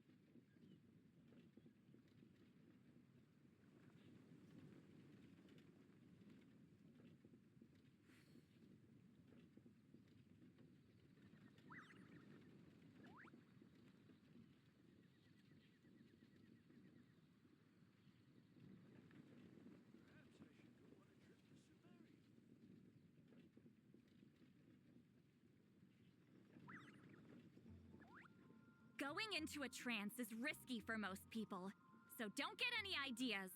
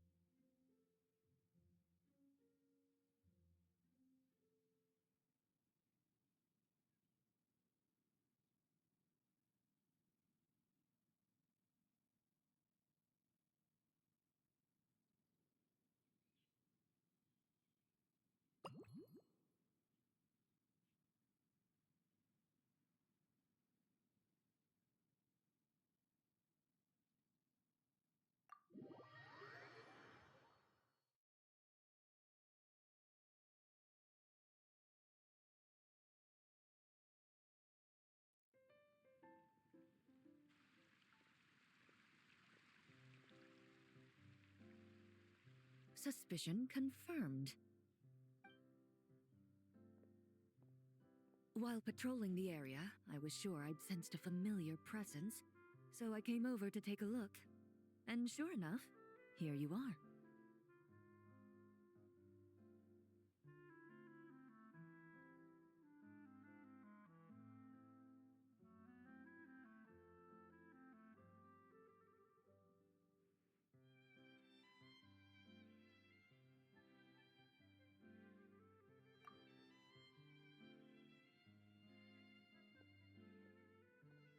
If Miss Charlotte were to see you like this, I'm guessing she'd take 100 pictures and write up a report. Sword-wielding traveler's secret side hustle. Exclusive cocktails from Tevat's Explorer Extraordinaire.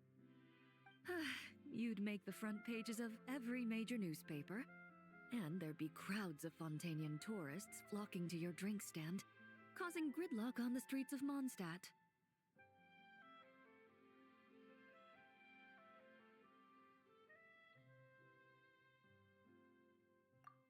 Luckily for you, I turned down Miss Charlotte's request to accompany me here, so you're unlikely to be seeing any scenes like that. Let's quietly celebrate this moment of peace. And on that note, I'd like a caramel blaze. That look on your face tells me you have a lot of questions you want to ask.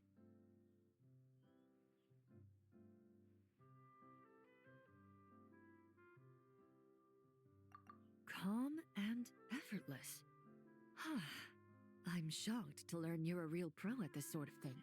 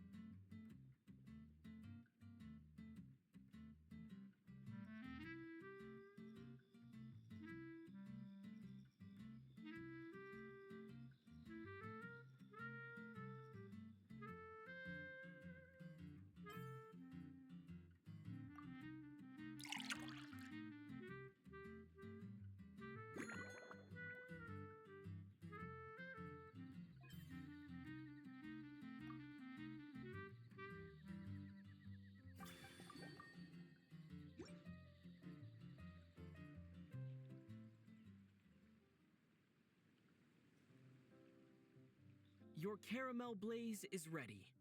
Try not to drink it all in one go. Huh. It sure lives up to its name. The color reminds me of a raging fire, while that aroma really hits you head on.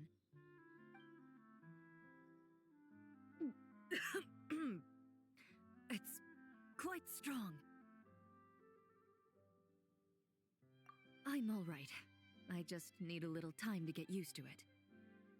As I recall, the last time I drank alcohol was at a wine tasting event that Navia invited me to last year. I only had a small sip of Sassica wine, and it was nowhere near as strong as this concoction of yours.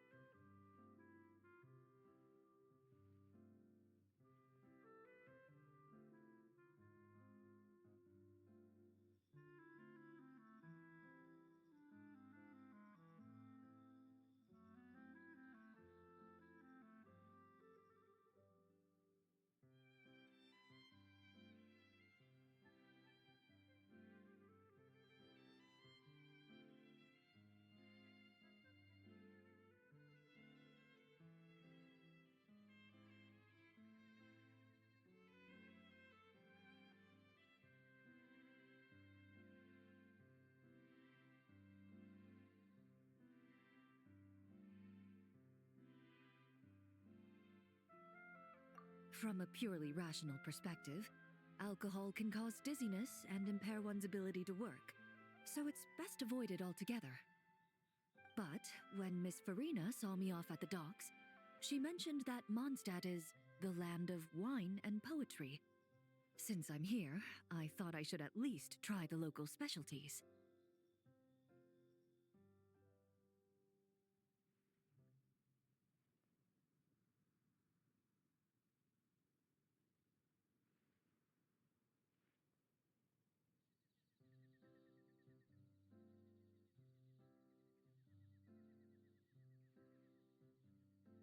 In fact, according to my intelligence, the captain of the reconnaissance company, who I'm preparing to spar with, has quite the refined taste for fine wine.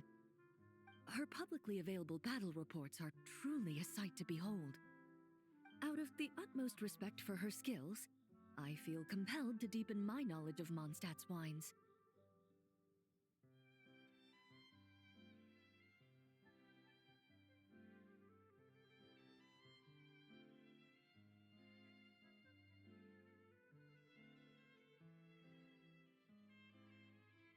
I truly appreciate all the trouble you're going to.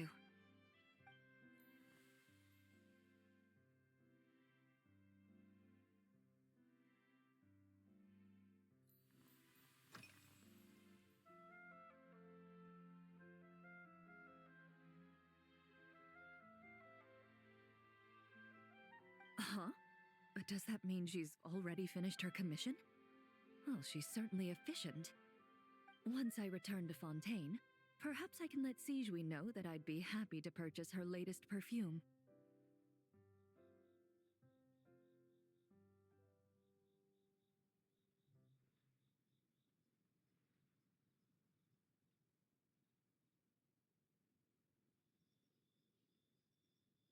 I'm not sure I'd say that.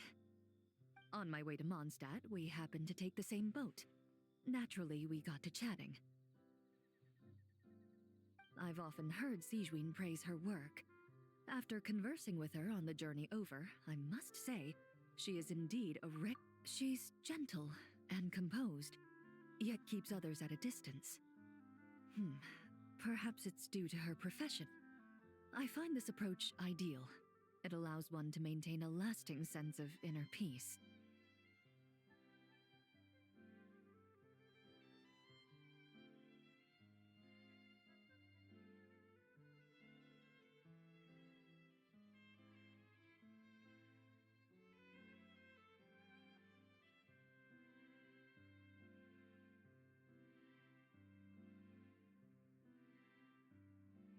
Oh, thank you, but there's really no need to set anything up. Our work rarely intersects, and our social circles hardly make for a Venn diagram, if you know what I mean. Best to just let things take their natural course.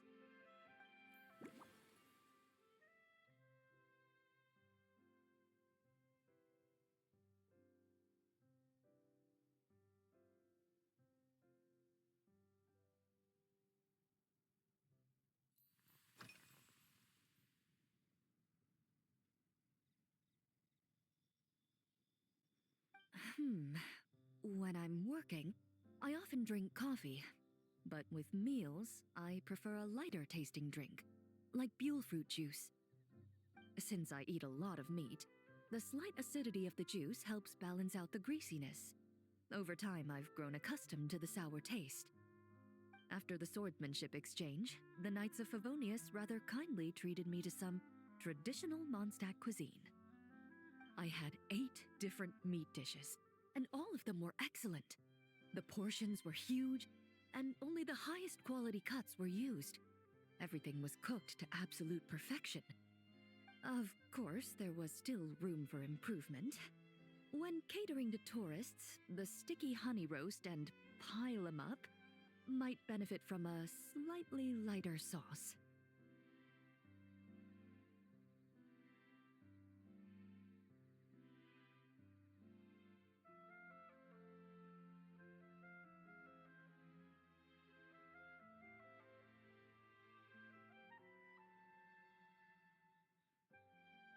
I've certainly tried all the red meat dishes. I think I've had enough calories to sustain 3 days of vigorous work, so I've had to decline all subsequent dining invitations. To be honest, I can still taste the grease. There must be a way to cleanse my palate.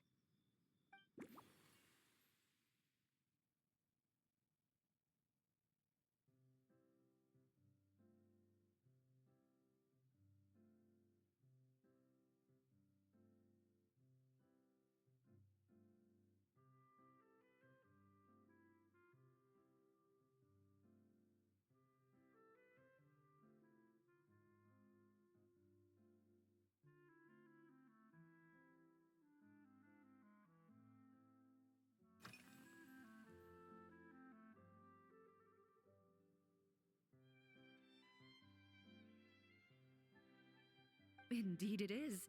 The knights codenamed Hazelnut 3 and Hazelnut 5 gave me this crest. I must say, it's exquisite.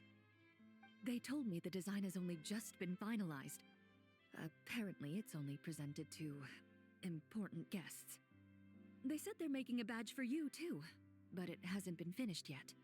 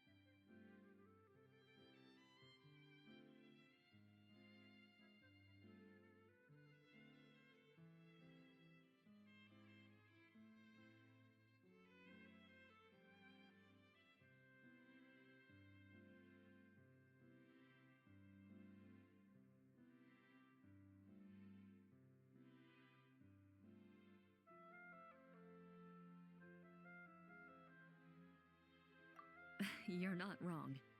I guess it's similar to how I can't remember the name of every clerk in the Palais Mermonia. But I'm certain you'll get to know them in time. They're clearly seasoned veterans. Even though they work desk jobs, they still turn up in full armor. After handling my affairs, they headed to the tavern for a gathering, saying they wanted to continue last night's duel and determine who had the highest alcohol tolerance. Drinking barrels of beer the night before, yet being able to work with clear minds the next day. Whew.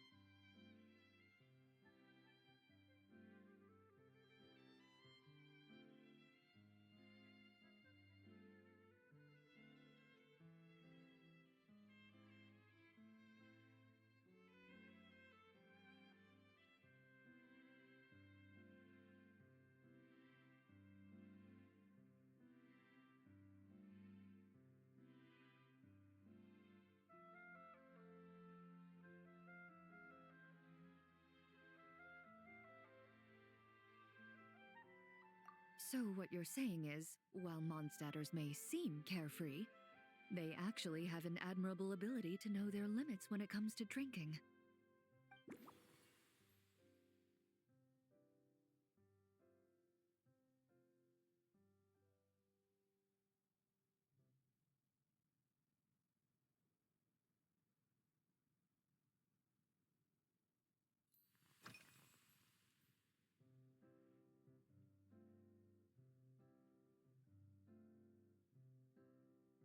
I've seen a little. I took a stroll around the city the first day I got here. Navia's done some rather extensive research on this place. Many of the scenes and illustrations for the tabletop troupe were inspired by views of Mondstadt. However, the way she describes the atmosphere in her world building is quite different from the real Mondstadt. The deepest impression I've got since arriving here is one of swords and perhaps because I've mostly just visited the blacksmith and the training grounds. Recently, the newer weapons and armor produced in Mondstadt have been created using a completely different heat treatment process from those in Fontaine, with a higher carbon content in the surface layer. While this has slightly reduced their overall toughness, their impact resistance has greatly improved. These newer weapons give off a smell like overbrewed coffee.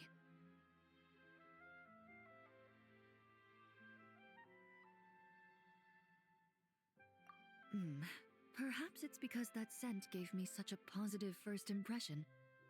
You see, Fontaine's signature metalwork is often coated with a protective agent that contains Marcotte. Over time, the faint fragrance becomes overly sweet.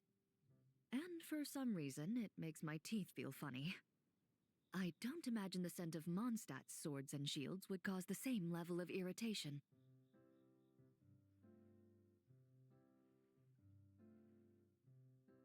Of course, there is a solution to this problem. The next time you find yourself in Fontaine, there's another protective agent I can recommend. One that's as neutral as water, without any excess fragrance. If you also dislike being bombarded with sweetness, this protective agent should suit you well.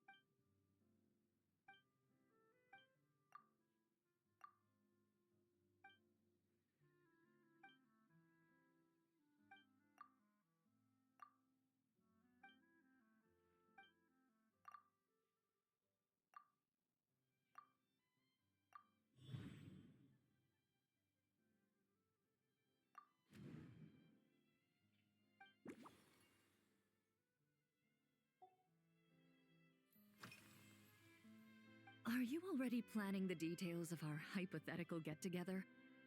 Based on my previous experiences with alcohol, I'd guess my tolerance is similar to Emily's. Fruit liqueur is probably my limit. So when the time comes, I think you'd be best off mixing similar drinks for the both of us.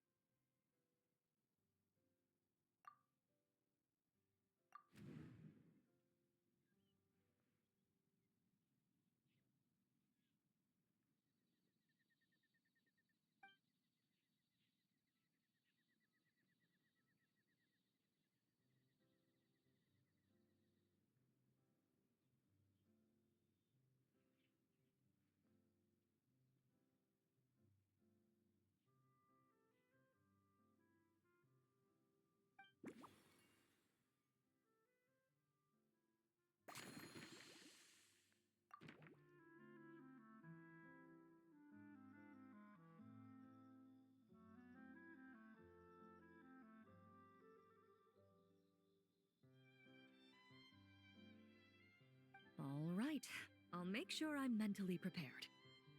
Even if it's still a bit strong, I'll do my best to finish it.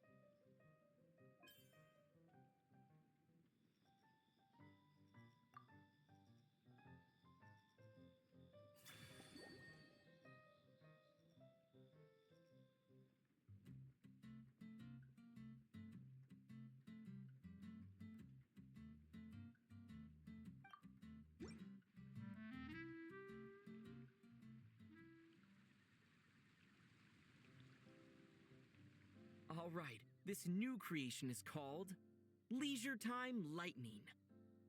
A cocktail made exclusively for champion duelists. Enjoy.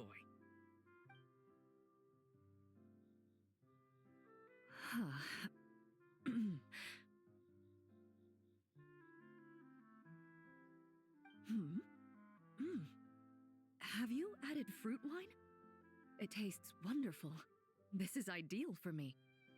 There's a subtle saltiness that combines well with the tartness of the fruit and the sweetness of the caramel. Each sip balances delicately on the edge of perfection. The color of the wine also fits well with the name, and the lightning imagery contrasts with the fiery nature of the caramel glaze. But where does the leisure time part come in? I see. That certainly matches the impression this cocktail gives me. Its unique aroma and taste will hold a special place in my memories of Mondstadt.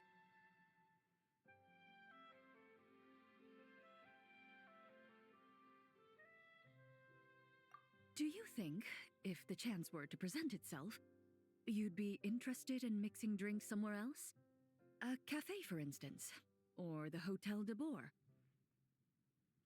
Mostly for Navia and Miss Farina's sake. Though obviously I'd be more than happy to try more of your masterpieces myself.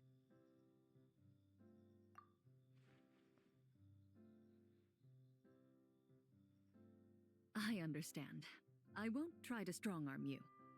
In any case, I truly appreciate your hospitality. Thanks to you, whether I'm facing the powerful captain of the reconnaissance company or discussing strategy with the Knights of Favonius, I'll be in my best condition.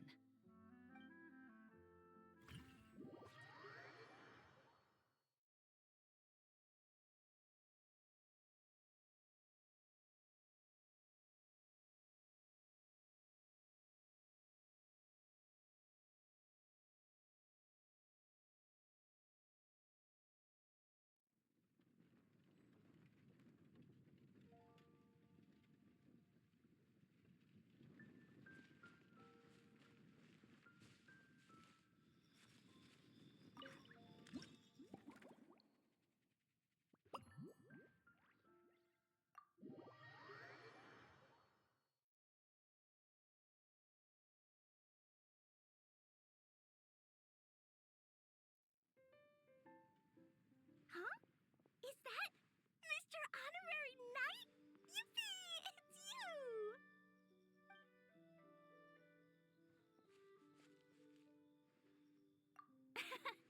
Auntie Eula told Klee that Miss Hertha had found someone amazing to help out. Seeing you here, Mr. Honorary Knight, Klee knows this must be the best drink stand in all of Teyvat. You mean this stand isn't already the best? Well, out of all the drink stands Klee's ever visited, Mr. Honorary Knight's is easily the best. And no matter what drinks Mr. Honorary Knight makes, Klee will definitely think they're yummy. Oh, you want me to be mean?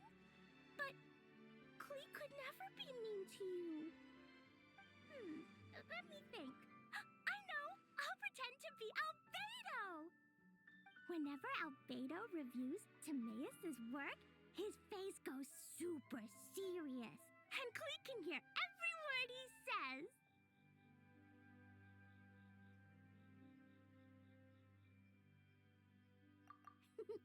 Get ready for Klee's super amazing order! These past few days, I've been having such a blast with Mom all day long! It's been so much fun!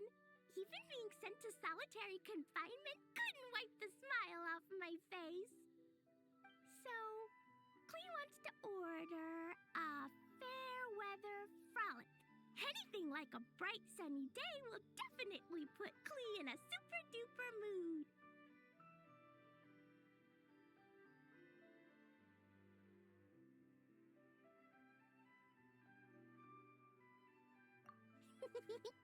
I wonder what it'll taste like.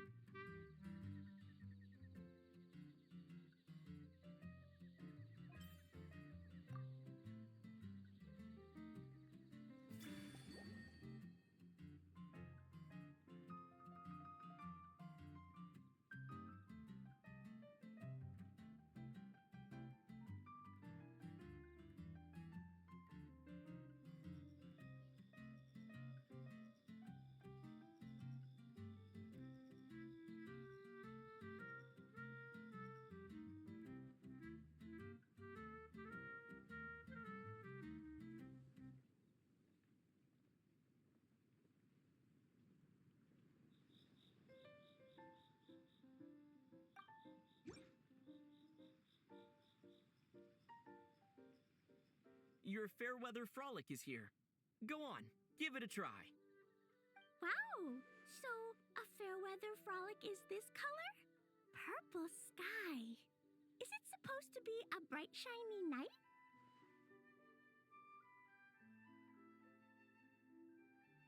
Clee will take a sip first. Then you can think about it more carefully.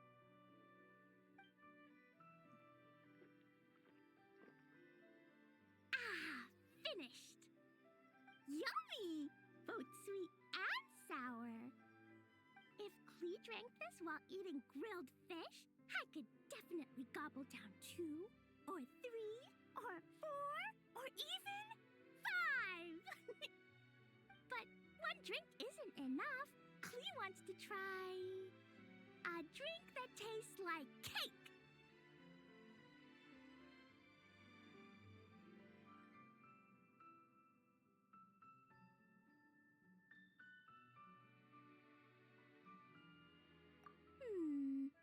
Clee doesn't know what drink to choose.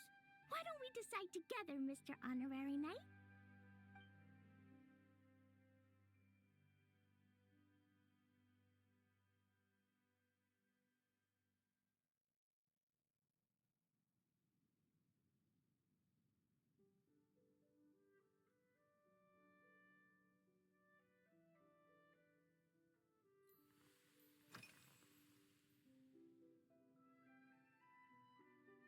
Three square meals? Clee often eats 5 meals a day, sometimes even 7. Adventuring takes a lot of energy, and if I eat too much at once, I can't run so well. So, it's better to eat lots of smaller meals. Albedo used to prepare all Clee's meals, and my lunchbox was always arranged so neatly, just like a pretty painting.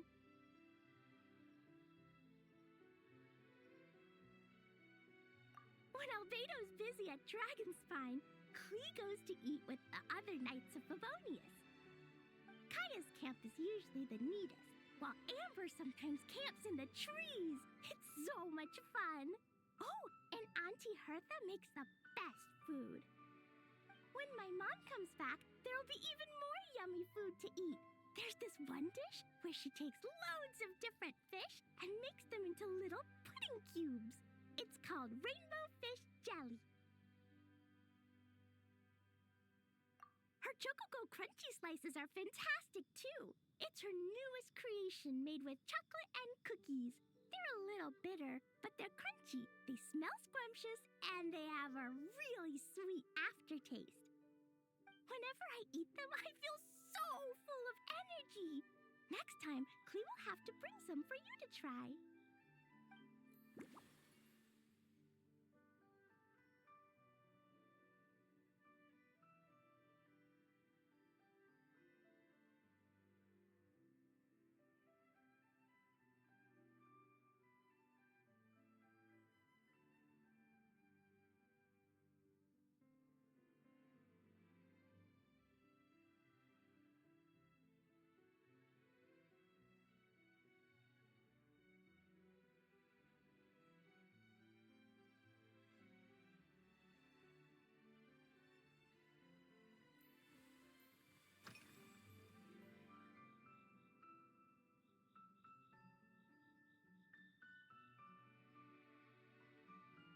Yeah, when Clee gets back home, I'm gonna eat some salted nuts while reading my book. Clee used to eat cake after dinner, but Master Jean said it's too sugary, and it's not good to eat sugary things before bed. Apparently, it makes you chubby and gives you toothaches. So, Mom got some advice from Auntie Barbie, and now she gives me nuts instead. She says they help my brain remember things better. Nuts don't have much flavor. It's like chewing on grass, but they're okay if you add a little salt.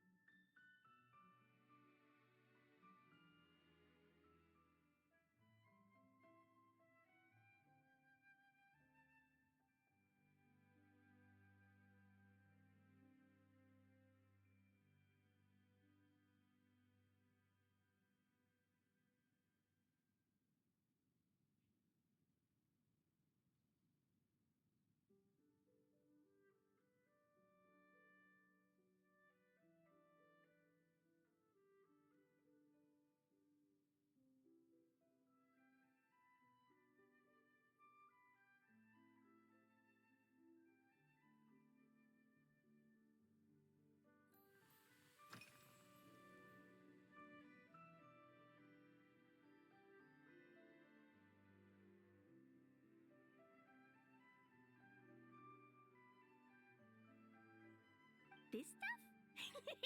Mom taught me how to make it using the alchemy bench. A dash of sugar, then a lot more sugar, then some flowers from Mom's friend in Fontaine, star honey from Auntie Barbie, and finally, some magical jam from Auntie Tavia. Put everything together on the alchemy table, wish for the shape you want, then recite Mom's incantation, and poof! Dodoco-shaped candy! Klee can give you some Dodoco candy too if you want. And if you really like them, I can even teach you my mom's incantation. That way, you could make your own candy whenever you want.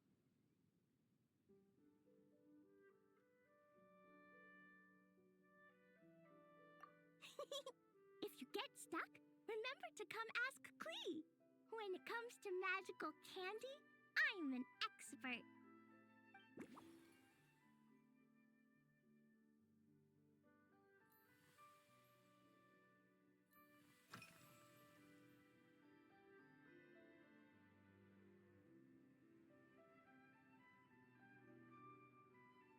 Yeah, Mom gave me an amazing book recently. She said I have to read one chapter every night, learn something useful, and then go to bed early. That book taught Klee how to make something called propellant. Now Jumping Dumpty can go fwah, and bounce even higher.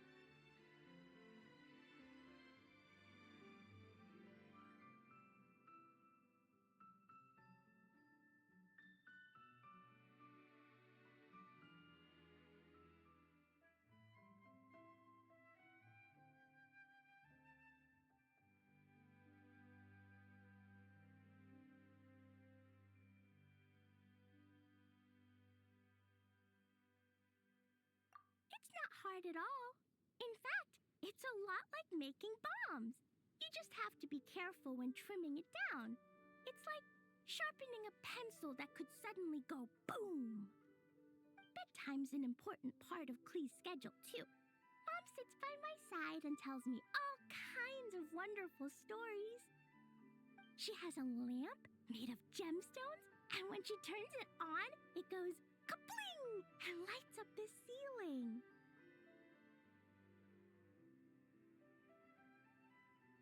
Yeah, when something happens in the story, the lights on the ceiling make pretty pictures. Sometimes Mom falls asleep before the story ends, so Klee has to tuck her in instead. As soon as Klee learns how to use the lamp, I can come tell you stories, Mr. Honorary Knight.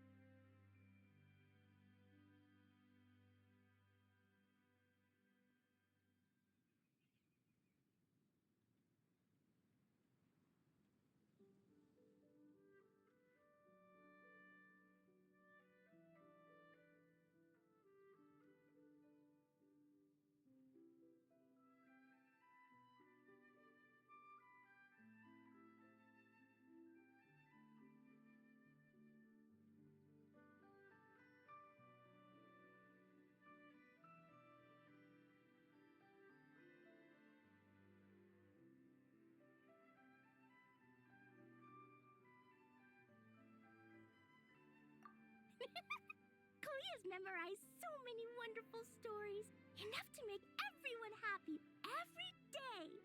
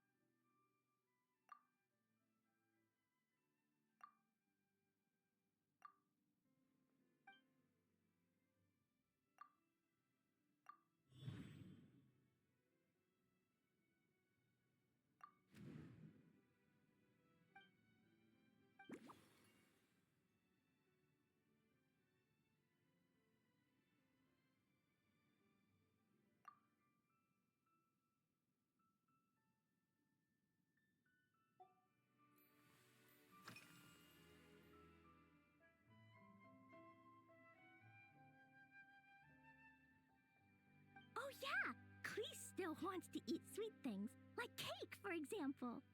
Maybe we could just go easy on the cream? Or add more fruit? Oh, right!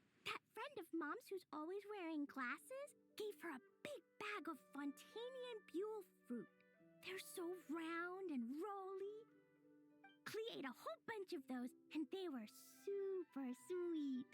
But Master Jean said it was okay, because sweet fruit isn't the same as sweet sugar. So if Klee really has to eat nuts, maybe I can just soak them in some fruit juice first?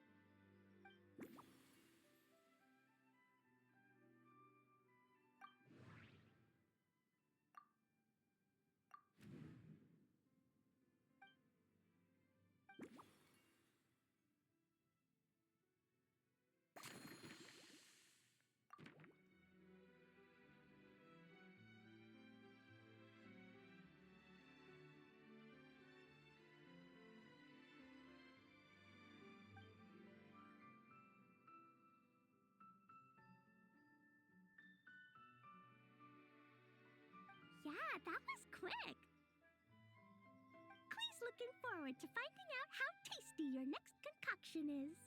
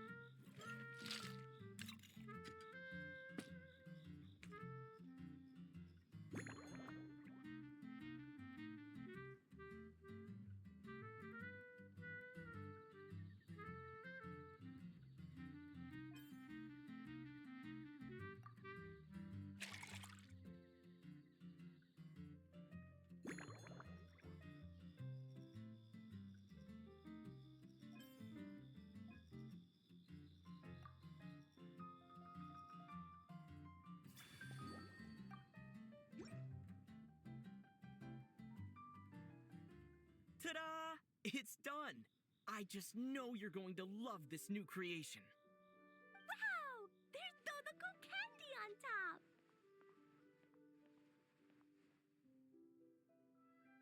There's so much orange in this cup, and Dodoko looks like he's lying on top of white fluffy clouds. And the weather inside looks much better, too.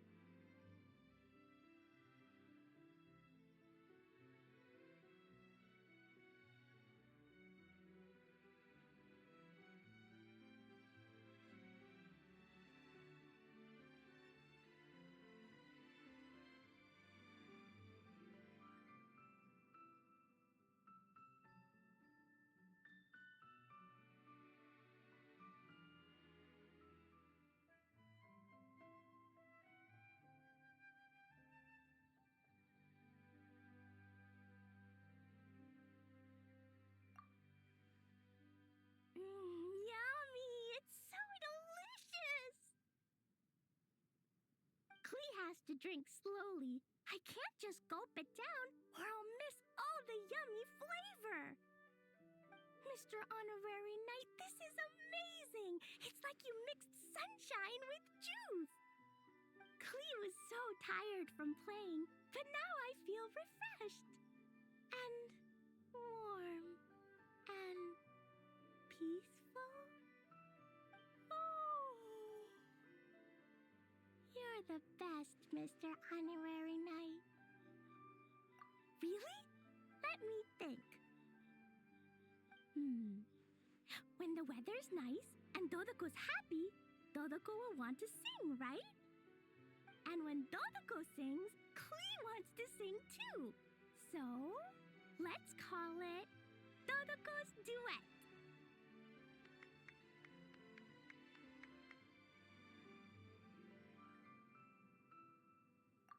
Thank you!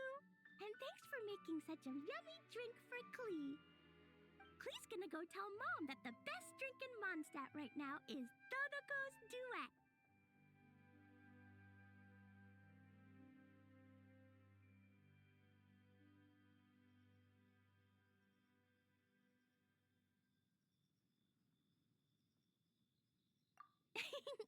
Klee's gonna write down Mom's incantation and give you a copy, Mr. Honorary Knight. Then you should learn magic too, so you can make all the candies you want. See you next time!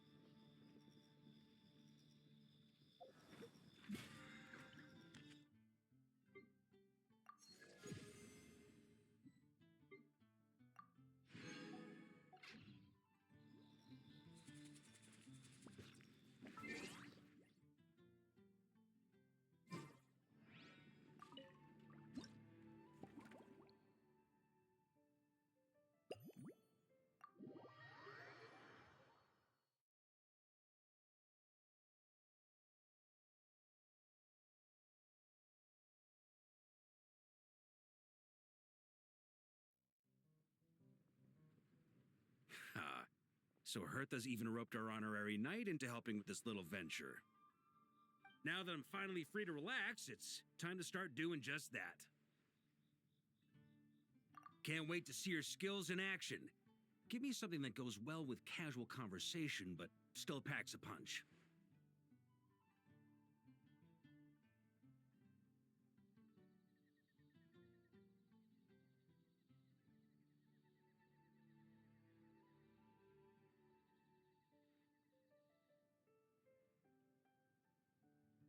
Of course they don't clash. A drink that packs a punch means you have to drink it slowly. And if you want to chat, then it has to go down smooth. So, something with a sweet aftertaste.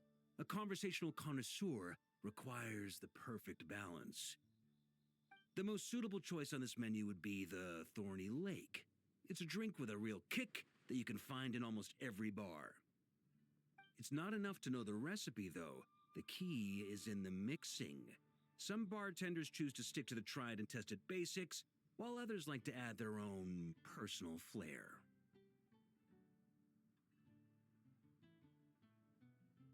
That's the spirit. Now, show me what you've got.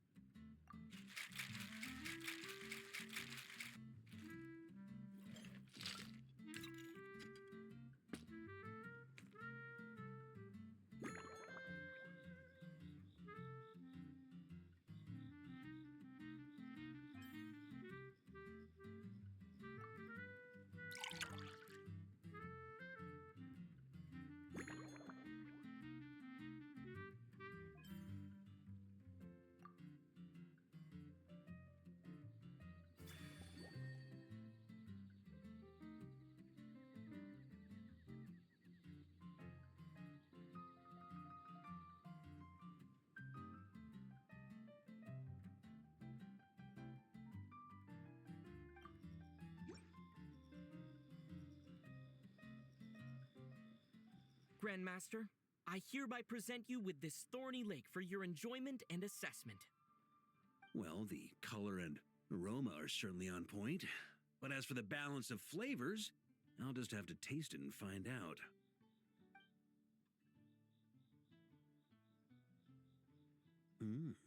Not bad. You haven't overdone or skimped on any single ingredient. Though, unfortunately, it's a little too, polite for my tastes.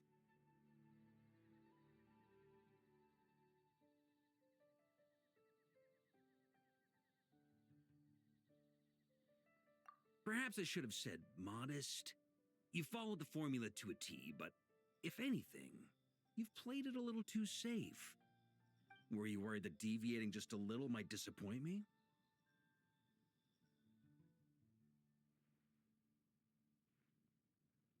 Hey, we fought side by side and dealt with things that even gods were loath to meddle with. Ours is a friendship forged in the margins between life and death. That said, if you ask me, you can ditch the nerves and work your mixologist magic. I'm looking for something that shocks the senses. Mull it over. There's no rush. We can chat while you think. Who knows? You might just find some inspiration to mix in with your magic.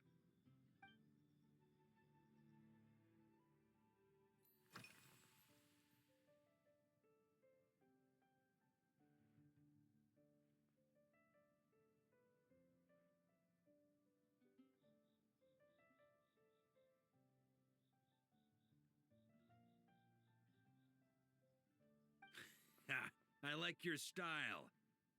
Speaking of this garden, it brings back memories of something that happened many years ago. When I was young, I liked to find ruined guards to test my fighting skills, both armed and unarmed. Once, I failed to take down a stray missile, and it ended up destroying a watchtower on the city walls. As punishment, I had to run 50 laps around the city, repair the watchtower, and help rebuild the shattered walls in this garden. Indeed, among the misadventures of my youth, this is one of the most memorable ones. Mostly because that day, Crepus saw me covered in dirt. He took 2 bottles of 100-year-old wine and sent D-Luke, who looked even younger than Mika does today, to work out a clever way to get rid of Faru, who was guarding me. It was so hot that day, I could swear I was about to pass out. On a whim, I picked some mint leaves, put them in one of the wine bottles, and the result turned out to be surprisingly tasty. After Crepus tried it too, he was full of praise. He even wrote up an official recipe for my spontaneous creation. His customers loved it. Several summers passed, and Crepus kept writing letters about giving me a share of the profits, as though I could possibly accept. Yes, good old Crepus. Faru retired years ago, but he still gives me a stern stare every time we meet.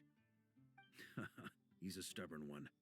D-Luke, who replaced him, and then Kaya, who took over later, both performed impeccably. Changing times will always belong to the youth.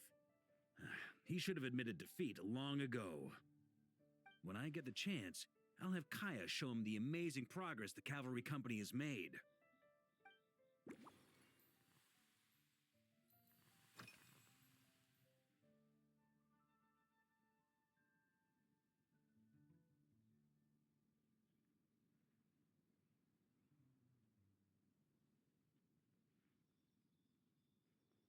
Well, let me think. I guess you could say it lacks impact. Even when following the same recipe, the techniques used to mix different ingredients can affect the taste. Sometimes, deliberately creating layers between spirits can bring out the different, waves as each one hits the taste buds in sequence. In this regard, too, you've taken quite a tentative approach. Why not be a little bolder?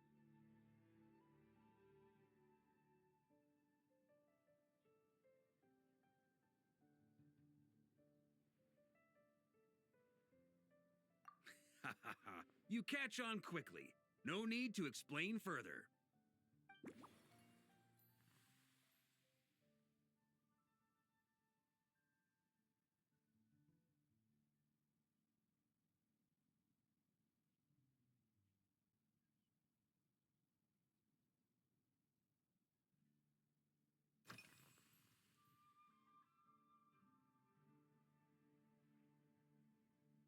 Pretty awesome, huh? It's like a hammerhead that you can fill with wine when you're not using it to pound in nails. It was a gift. Hoffman came up with the idea, Charles supplied the design, Wagner helped cast it. And about 10 or so knights chipped in to pay for the materials.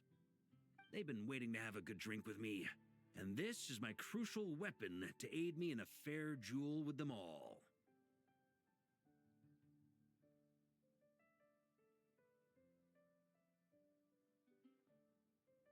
I'm the Grand Master, after all. I've been drinking a lot longer than them. I've practiced more assiduously, and I have a bit more, meat to absorb the blows.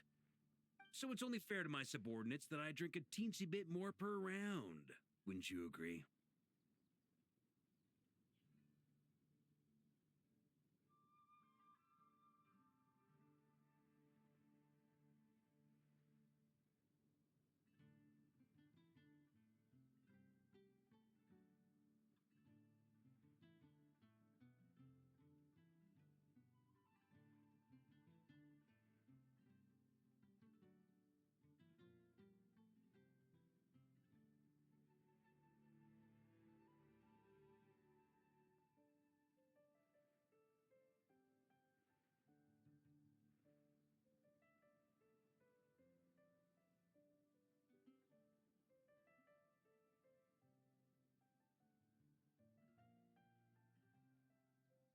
Of course, some of them have been training as long as I have, and those ones won't be getting any special treatment. Take Hazelnut 3 and Hazelnut 5, for example. Both were skilled warriors who helped me deal with Eric back in the day. Nowadays, I have them helping Jean with miscellaneous duties. At today's after-work cooldown, they insisted on trying to keep pace. In the end, they lost our game of darts and ended up passed out on the floor. I've already told Jean that I won't be approving their leave request for tomorrow, no matter what.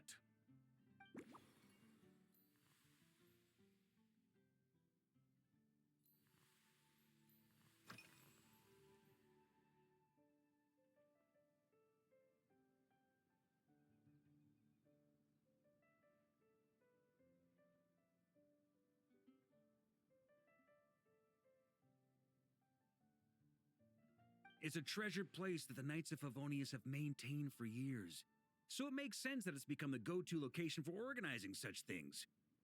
I heard that while the expedition was underway, you were a great help in giving those left behind the opportunity to put their energy to good use. Sometimes, I look through the photos I've been given from those events, though unfortunately, there aren't enough to include everybody. My conclusion is that Mondstadt needs to do more to popularize the camera.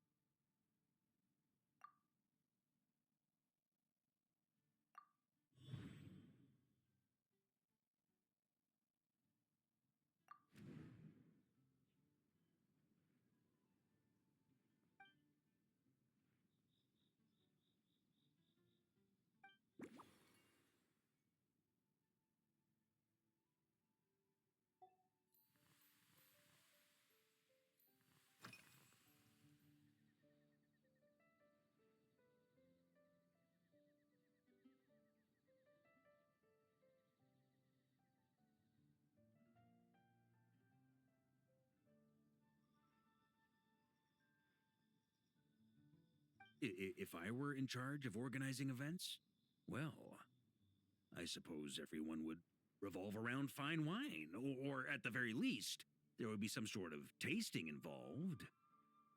For example, we could go all in on this drink stand and open it to the whole city, with every company of the Knights selecting one or more mixologists to compete against each other.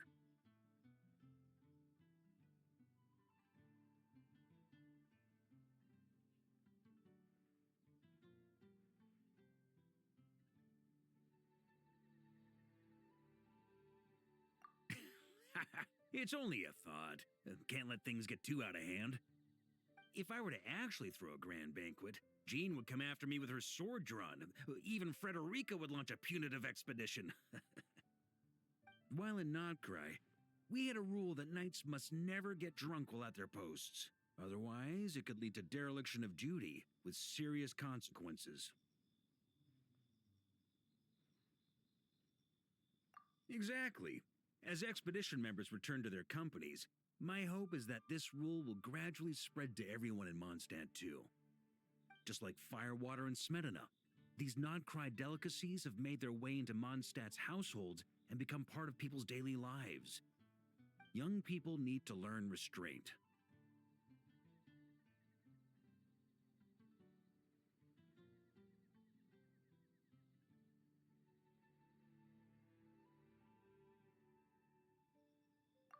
At the end of the day, no one should be biting off more than they can chew. Unless it's someone near my level, they shouldn't even be thinking about enjoying a light buzz when they've still got work to do. Most people would just end up a whole lot drunker than they'd like. You should come practice with me on weekends. Trust me, once I've drunk them under the table, they'll be swearing off wine for a whole week.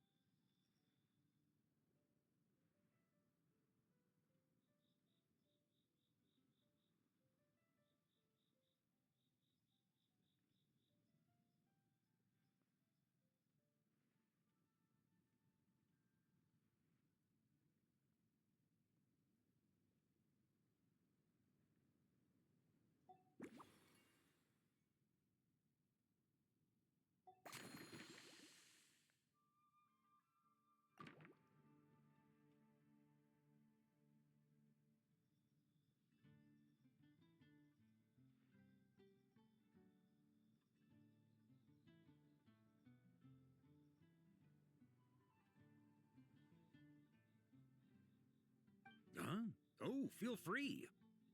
Whatever you're about to do, I've got a feeling I've hit the jackpot.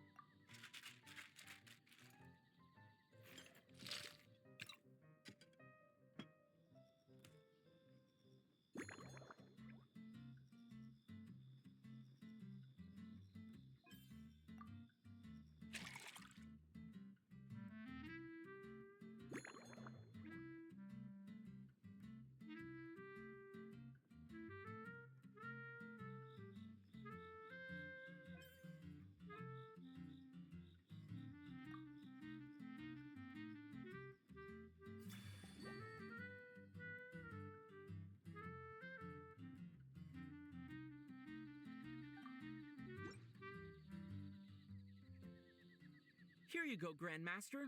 A cocktail just for you. I guarantee you won't find this one too polite. Such a spirited drink. How did you make this?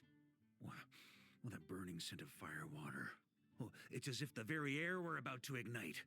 This is more like it.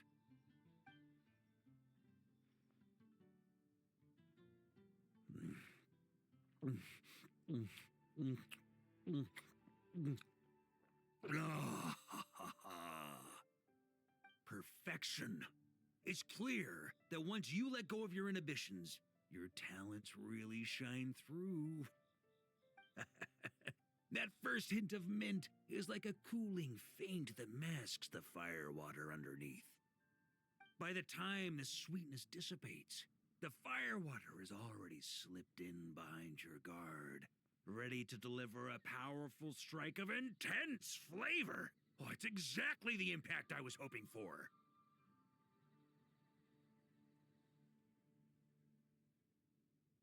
That's the most ingenious part. Firewater's greatest flaw is a lack of aftertaste, but the Smetana perfectly maintains the flavor at the peak of its intensity.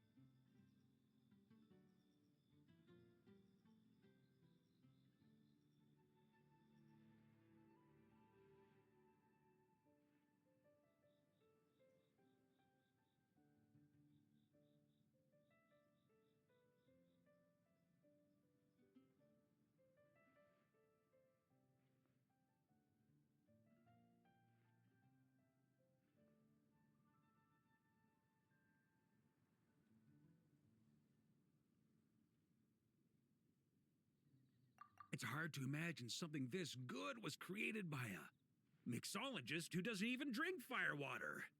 I think it has the potential to become a firm favorite in Mondstadt and Nodcry.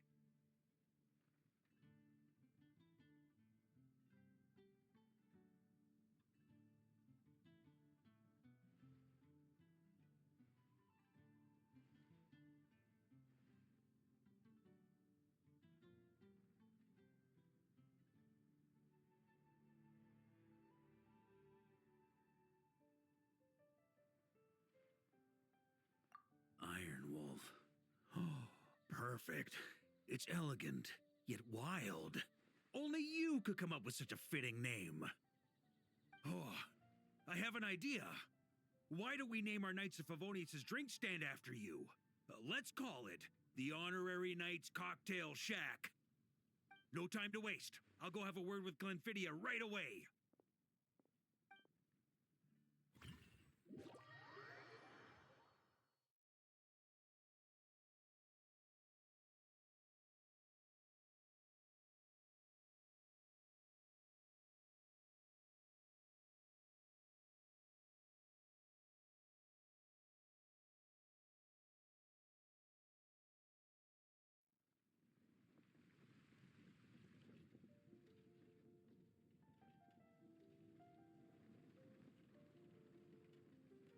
Hey there, traveler!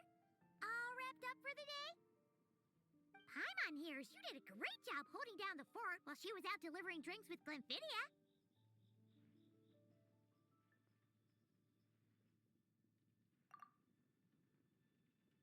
Whatever the reason, the Honorary Knight is clearly one of the most talented mixologists in Mondstadt. Considering how short a time he's been doing this, I believe that someday he has the potential to give the legendary bartender at the Cat's Tail a run for her money. I fully support your decision, Grandmaster. The Honorary Knight has really put in the hard yards. The drink stand will remain open for a little while longer to provide a proper welcome to our returning expedition members. Then, once we locate suitable premises, we also plan to look at operating a permanent service. Hooray! Everyone in the Knights of Favonius will get to drink all the delicious cocktails they like! Nothing short of what I'd expect from a true disciple of Hertha. You've really considered this thoroughly, Glenfidia. Also, if I may, Honorary Knight, regarding the special cocktails you've developed, would you mind leaving the recipes with us? We'd like to add them to the official menu.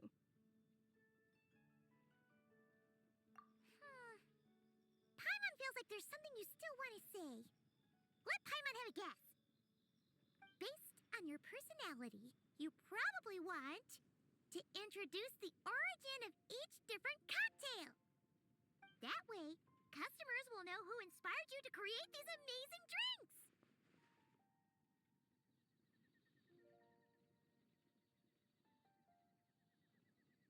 No problem at all.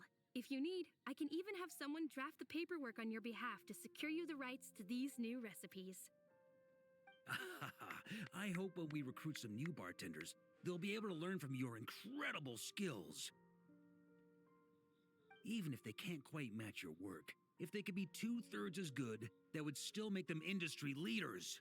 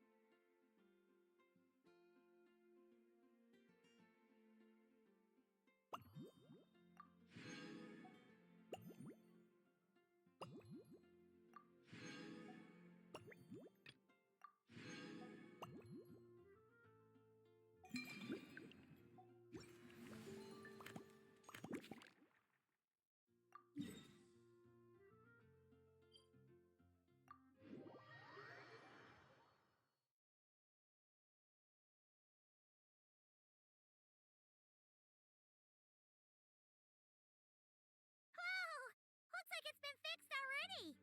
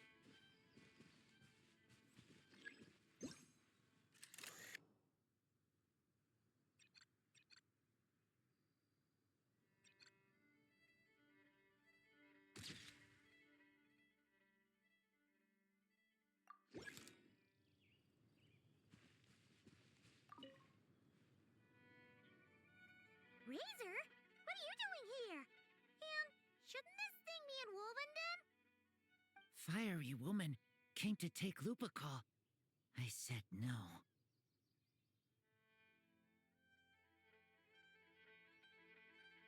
She backed down, but then said I would do just as well. This sword is here, for now. I am here to protect it. Hold on, let Paimon get this straight. Alice was planning to bring Boreas here, but you stopped her. So, she took the illusion of the sword and left you to guard it instead. That would make the trial of Boreas the trial of Razor now, wouldn't it?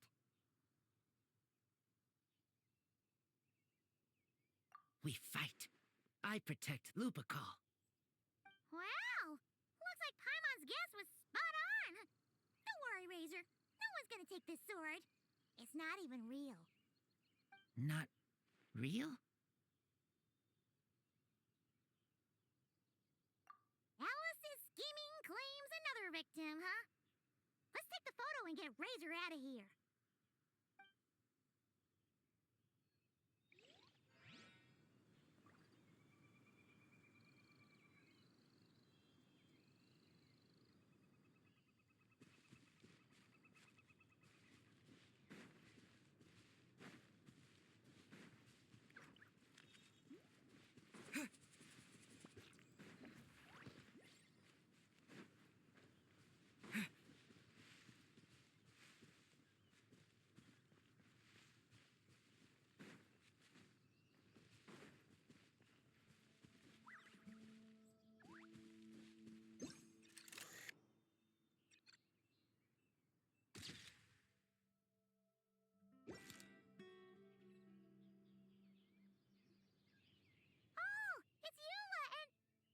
Rand? You're here in Mondstadt? Yes. I received an invitation to exchange swordsmanship techniques. I'd heard of the single-handed sword form of Favonius blade work. But, after crossing swords with Miss Eula, it turns out the Knights of Favonius are quite accomplished with the greatsword as well. You're quite an accomplished swordsman yourself. Although I suppose that's to be expected of the champion duelist. Even over a few short rounds, I feel like we've learned a lot from each other.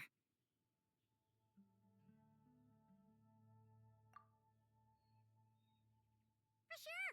You don't have to worry about breaking stuff or accidentally hurting anyone nearby. That's right. There also appear to be automatic harpasta launchers in the area. Ah, that's one of your local traditions, isn't it? Shall we have ourselves a game then? Why not? You should know, though, I'm not easy to beat at this game. Ah, hold on. No muskets allowed. Oh, why not? Doesn't it still count as hitting the harpastum?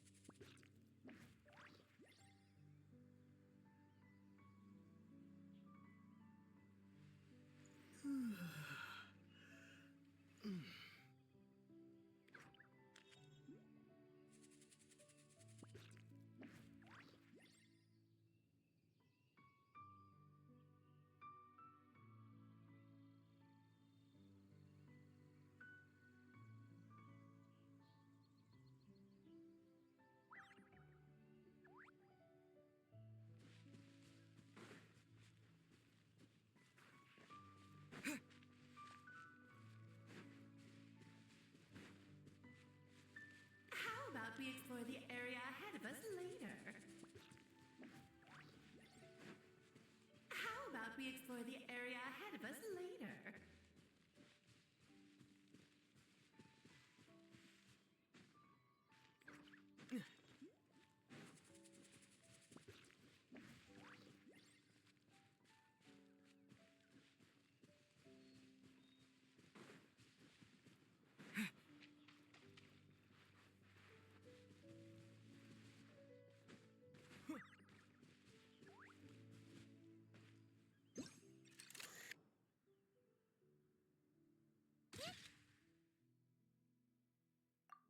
Sure would be convenient if we could build a choo-choo cart track straight from here to Mondstadt.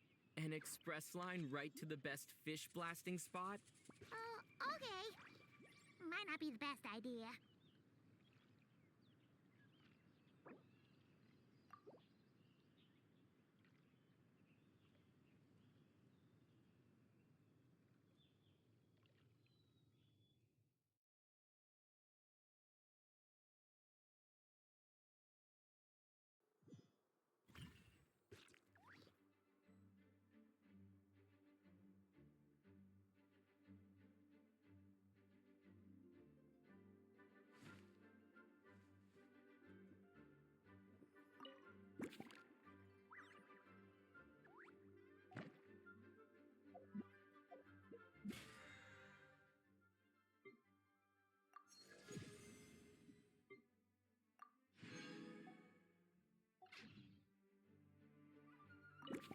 I've read almost every novel from Yai Publishing House.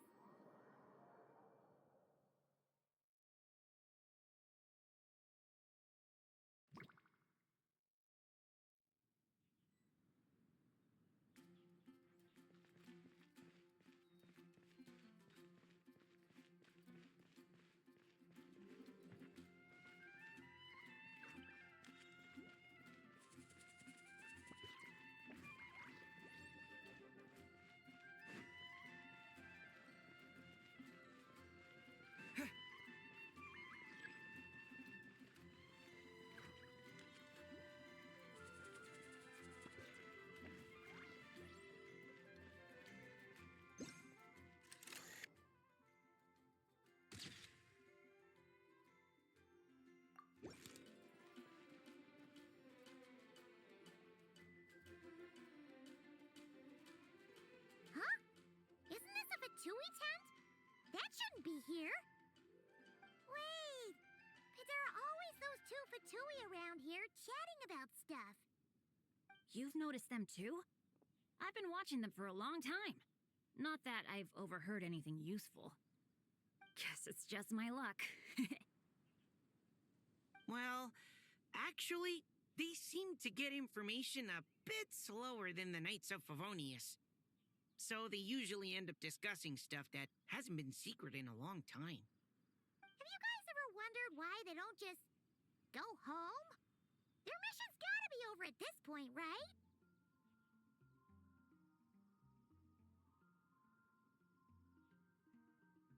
Maybe their names got skipped over on the mission roster, so they never got new orders.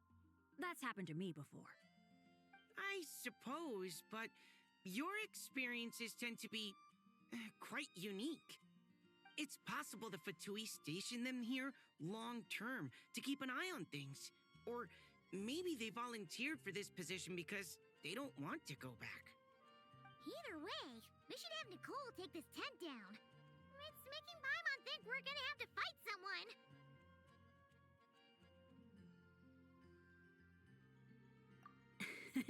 I guess you're right. We don't want people getting their hopes up.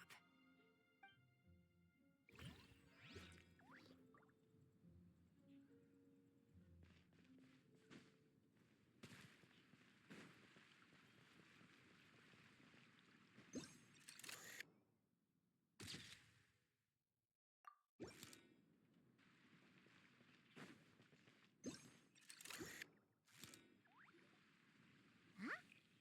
Weird. Did Mondstadters always raise boars around here? Found it!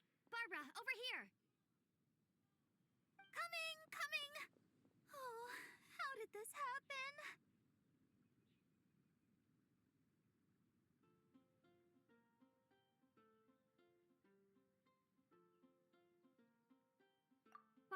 were just grabbing some food at Good Hunter.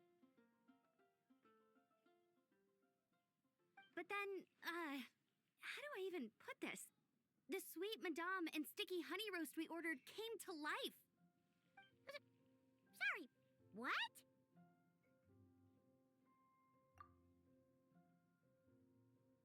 That's right. I managed to catch the sweet madame earlier. Come on, let's wrangle this thing so we can head back and eat. Wait, what? Uh-oh. What is it? More pigeons and forest boars! The rest of our lunch is making a break for it!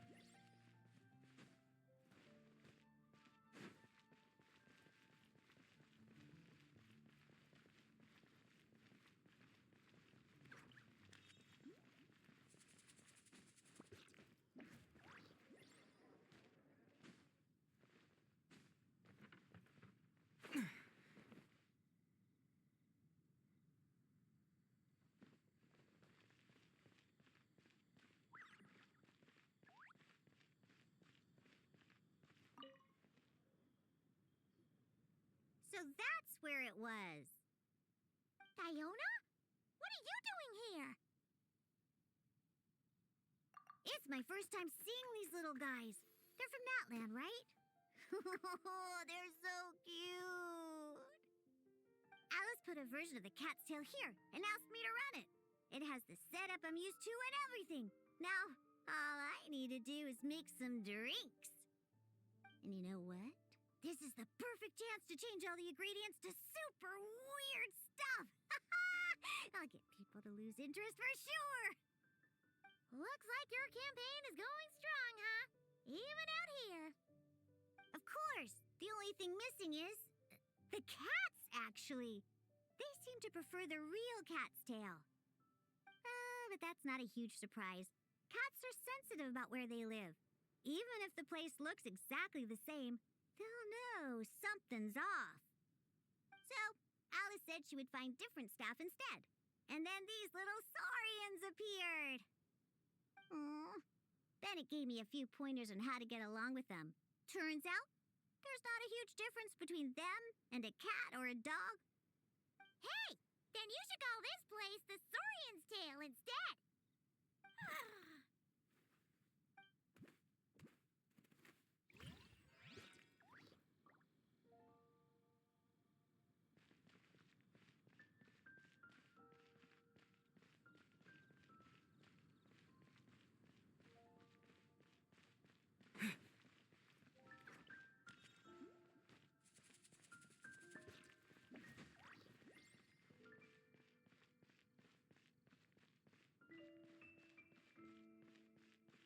How about we explore the area ahead of us later?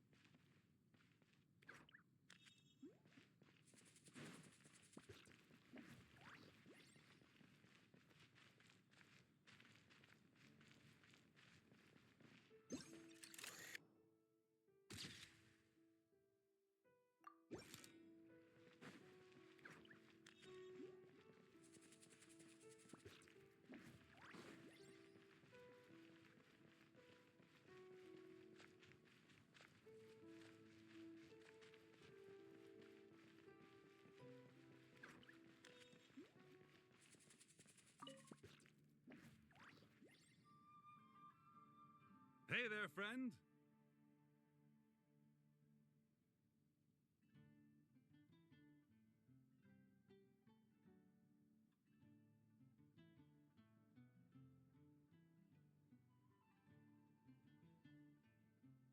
Well, we couldn't just drag Catherine in here, could we?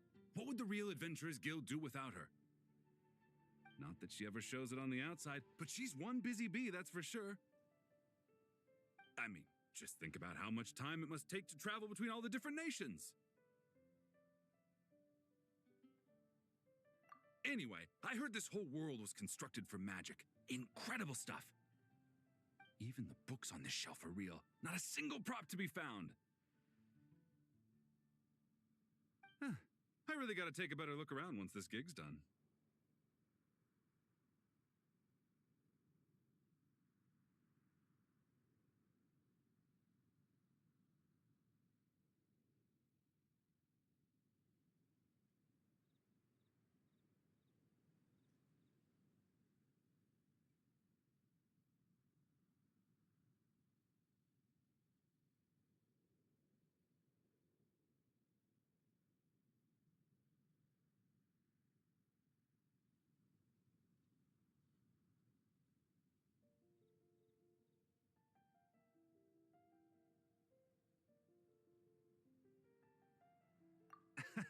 Not today, I'm afraid. The funds I need haven't transferred in yet. Once I've earned enough more from this trip, I'll open up shop at the usual spot. True, but it doesn't seem like the people who created this place set up anything like that. Hey, why don't I go ask for some, and then we all can have a few? Huh. But could we even take them back into the real world? That's the question.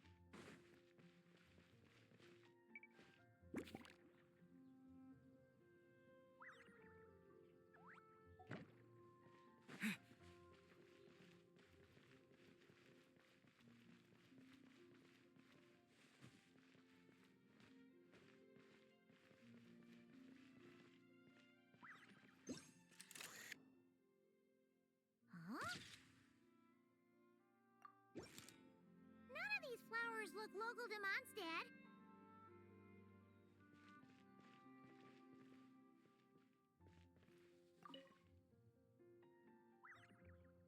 Wait, Emily? Huh, it's been a while. Hello, you two. Looking to buy some flowers? Yes, I came to Mondstadt to collect a few samples for new scent ideas, but I wasn't finding anything. Then, this lady who called herself a mage told me she had a bunch of rare plants she was sure I'd never seen before. All I have to do is manage this flower shop, and I get to research these plants all I want. Nice! That should help you come up with something new for sure. If there's one trait they have in common, I think it would be the feeling of summer. Refreshing and clear, cutting through the full-bodied and dreamlike floral notes. I certainly have a lot to research, so I think I'll be here for a while. Did you need anything? We're looking for things in here that are different from the real Mondstadt. Do you mind if we take a few pictures of these plants? Hey, since you like them so much, why don't we ask Nicole if you could preserve them in some way? Really? That would be amazing. This is my payment after all.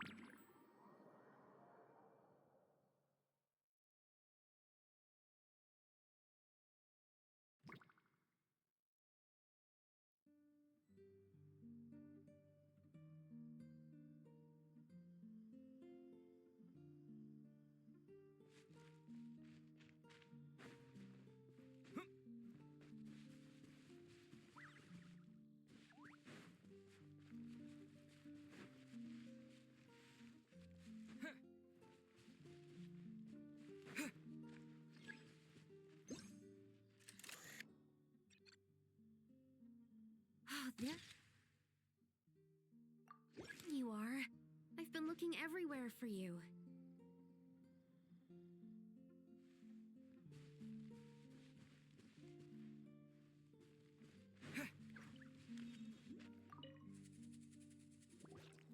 Something wrong, Sucrose? Oh, no. I was just looking for a piece of alchemy equipment we needed for the event. Master Albedo has always been careful with our costs. We maximize the use of every piece of lab equipment we have. So if something hasn't been used in a while, it's usually pretty old. Take this, for example. We've used it a few times before, but we found the effectiveness and ease of use somewhat lacking, so it was sidelined quite quickly. According to the mages, it was meant to be placed in the city, but it went missing after being tossed into the magic bubble. Luckily, I found it. I just don't know why it ended up here of all places. Well, all that matters is that you found it in the end, right? We'll contact Nicole and get her to send it back to the right spot. Great. Thank you so much.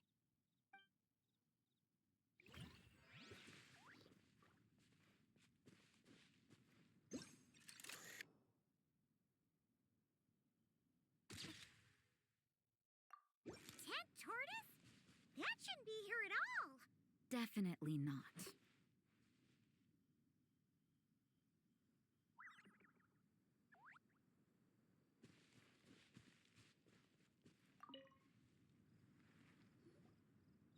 Wow! I've never seen such a large turtle in my life.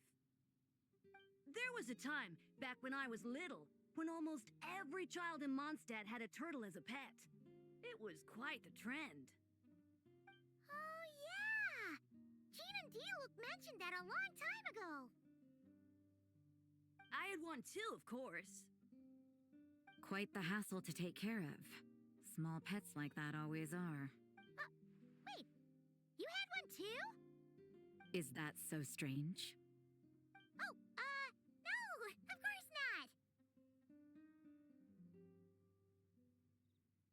I could bring it back to the church and raise it.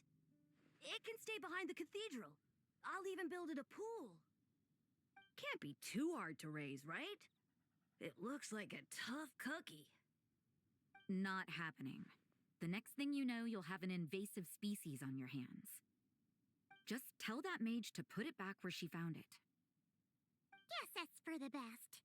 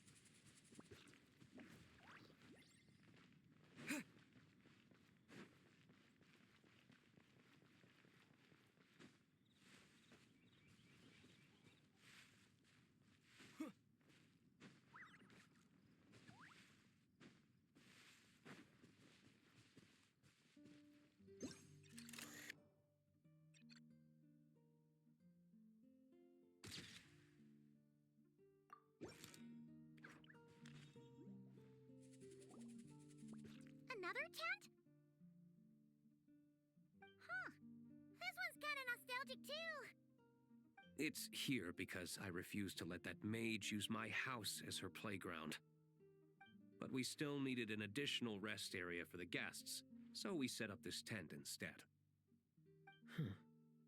Looks like we can use this device to keep in touch with the mages or get some hints. Kinda like we were able to do back then, remember? Now that you mention it, the arrangement is almost identical. Nights on vacation, summer, the sea, and a small little wave rider. It's all taking me back. However, you're forgetting about the part where we were stranded on a deserted island and couldn't even make it across the water. That's what stuck with me the most. Oh, I remember. At least I wasn't dead weight in that situation. Fun times, huh? So, mages prepared this stuff then. Guess we should take a picture and go check in with them. Be my guest. You know, the expedition in Nodcry is coming to an end, but knowing Grandmaster Varka, I imagine there will be another chance to set off in the near future. Not that I'm extending an invitation. I'm just mentioning the possibility, that's all. That's our honorary knight. No matter the mission, you always have a place among our ranks. Come talk to me when you do have an official invitation, then. I have other things to do in the meantime. The intel I have on hand is pulling me in 100 different directions, but unfortunately, time off isn't one of them.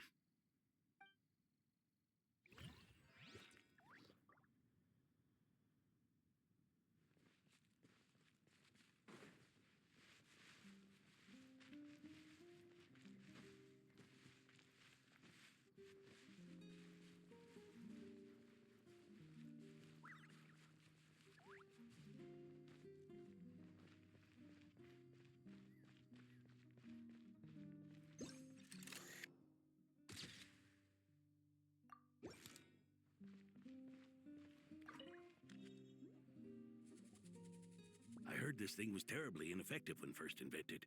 You could only catch 10 in a week. Why, the research staff barely wanted to touch it, let alone improve it. But for some reason, it gained traction among adventurers once it entered the market. True, it takes time. It beats having to do it yourself, I suppose. But there are so many crystal flies around here. Surely it's not that difficult to just do it the old-fashioned way?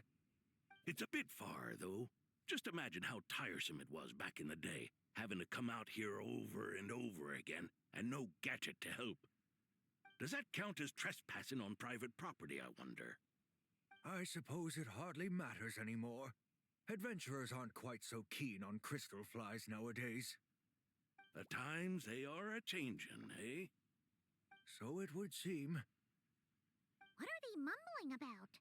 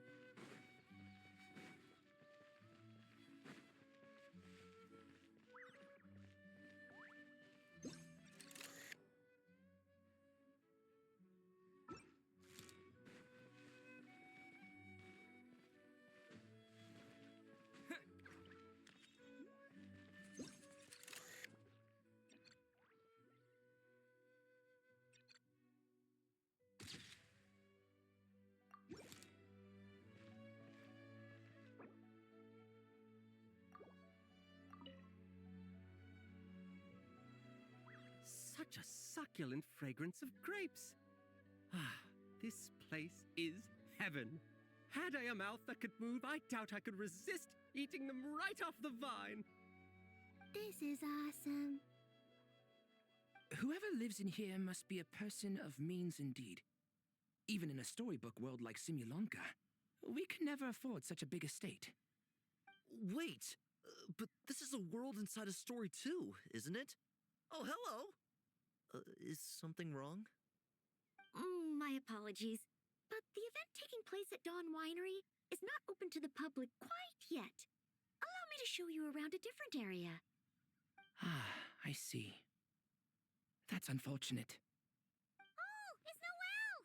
Hey there! Oh, hello, you two.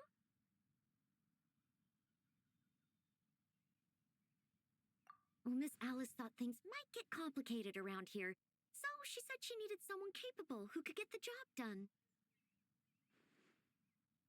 So she flattered her way into dumping a bunch of work on you? stuff that isn't even related to the Knights at all? Oh, no. Mr. D-Luke was there too. He said he would appreciate some help guiding the tour groups from different worlds that are here to visit. Tour groups from different worlds? Oh, right! The Golden Apple Archipelago, the Relurian Mirage, Simulanka. The gang's all here! Oh, it's all right. I'm happy to help.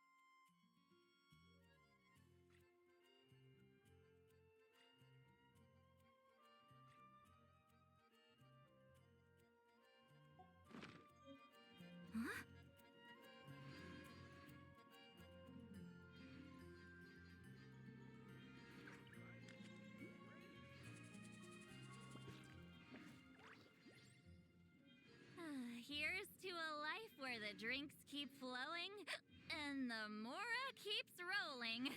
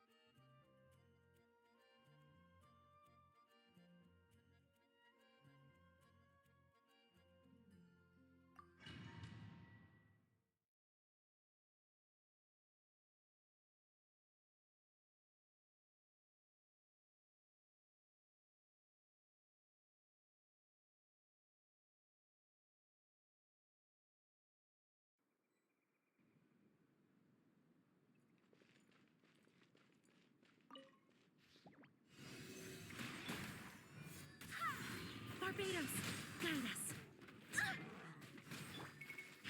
It's me! A turning point in turn!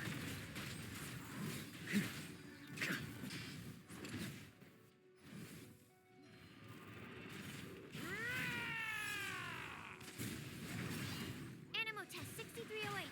Animo hype. Get back! Stay away from me!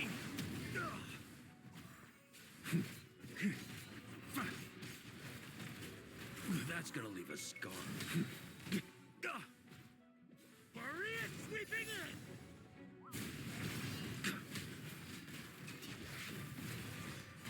Stand clear. Go as planned. I swear by my sword. Leave it to me! The story has only just begun! Animo test 6308. Swirl, Mark 2. Thunder! Burn!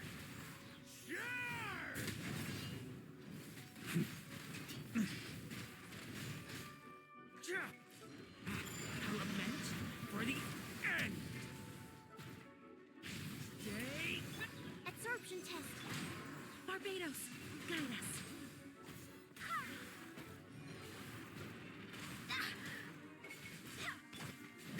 Burn!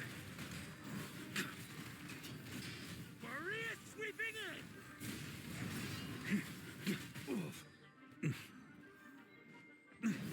Thunder!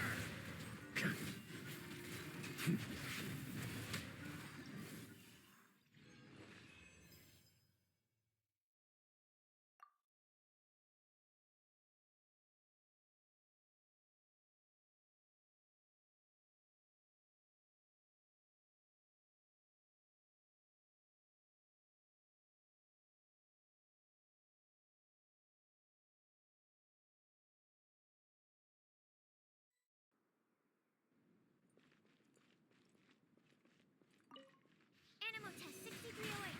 Animo hypostate. Turning point in turn!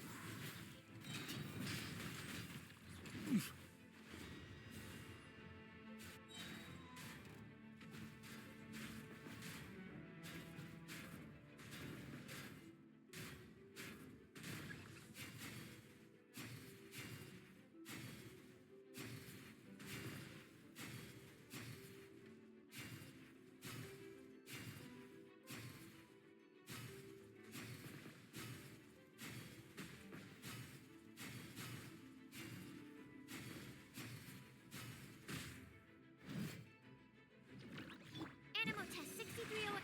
Ha! I swear by my sword. Okay! New look!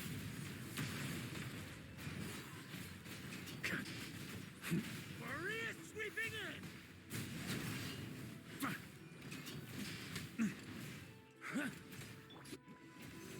Enhanced animal module. Who is what?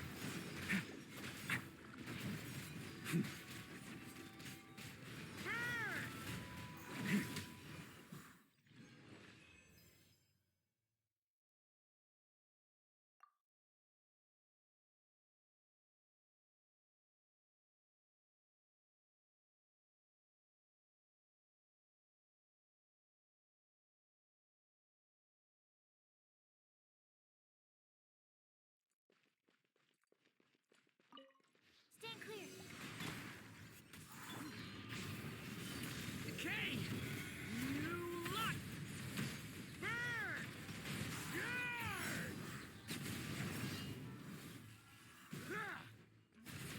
Charge! Animal test 6308. Swirl, Mark 2.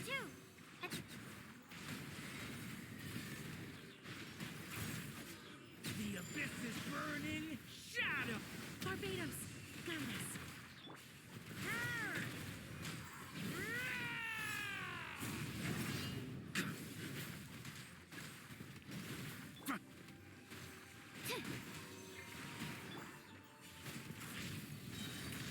Okay! New life! Burn! Charge!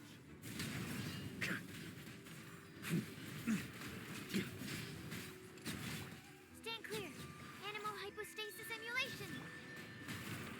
Devouring claw! I swear by my sword. The abyss is burning! Shadow! Burn!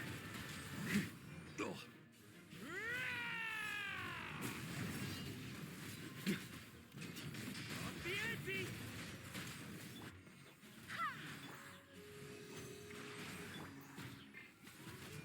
Devouring claw! Stay away from me! Burn!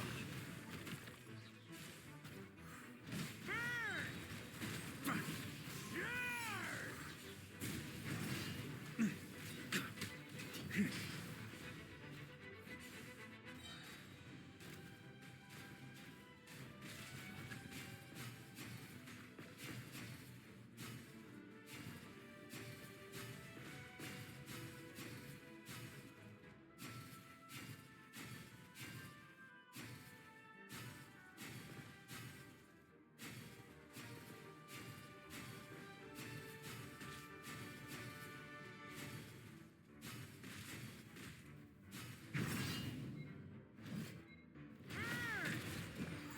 Absorption test.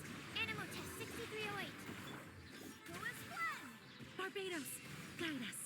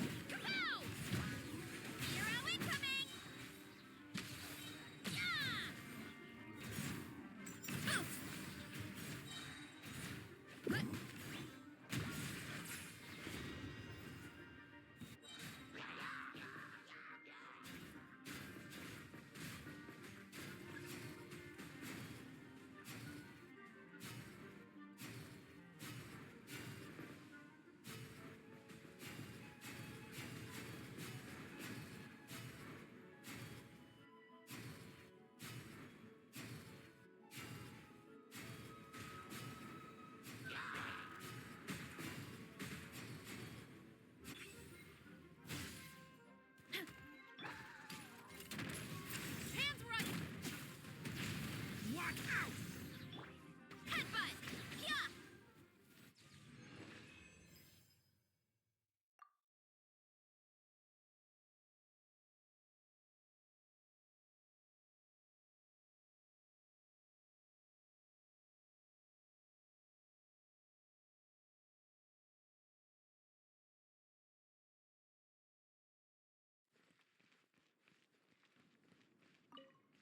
Drop your weapons!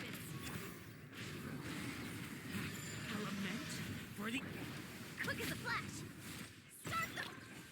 Headbutt! Oof! Hero incoming! Yeah! Da! Huh! Look out below!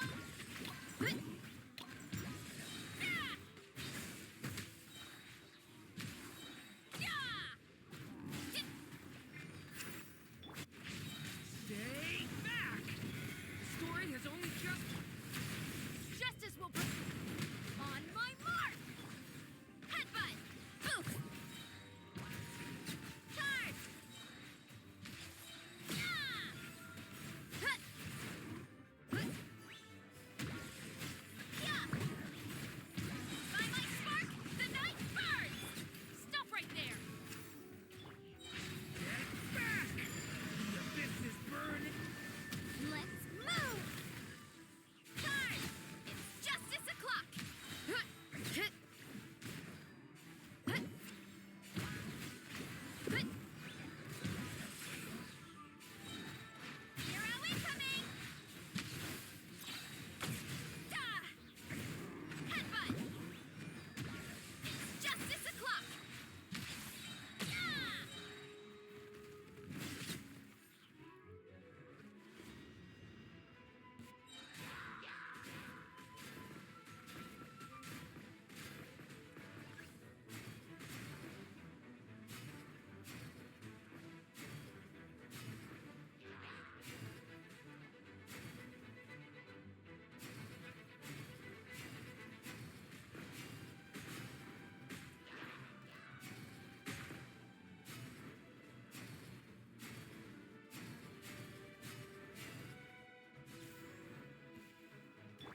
Drop your weapons! Stay On my mark! Huh! Oof! Headbutt! Yeah! Charge! Yeah! Huh! Ah!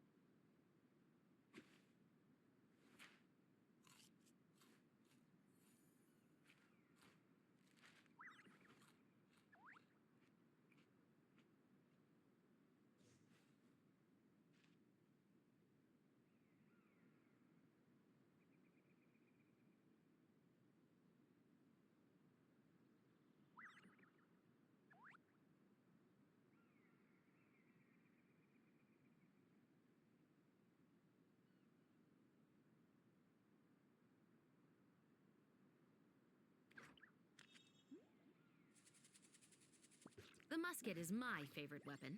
It's both powerful and threatening. Sometimes the latter trait is far more useful.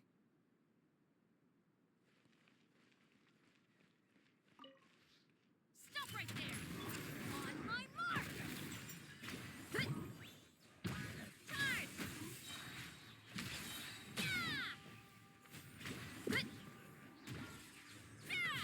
It's justice o'clock! Yeah! Look out below! It's justice o'clock! Yeah! Heads up!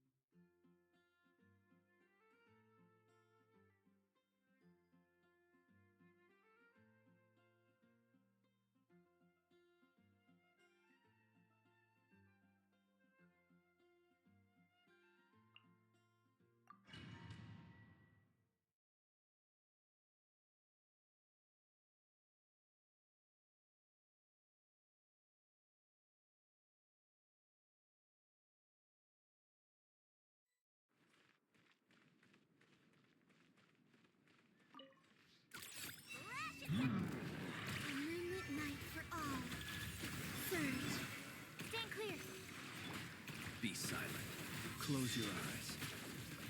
To dust.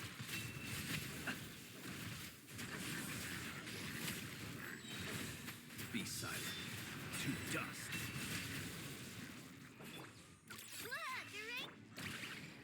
Wayne. Absorption test. Observe. Night falls.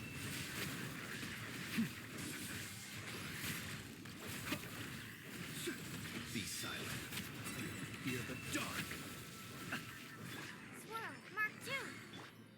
A new moon rises. Surge. Ding dong. Close your eyes. Observe. Do you fear the dark?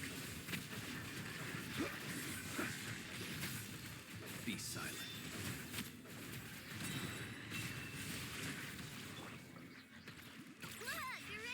Animal test 60 real. A moonlit night for all. Close your eyes. Be silent. Night falls.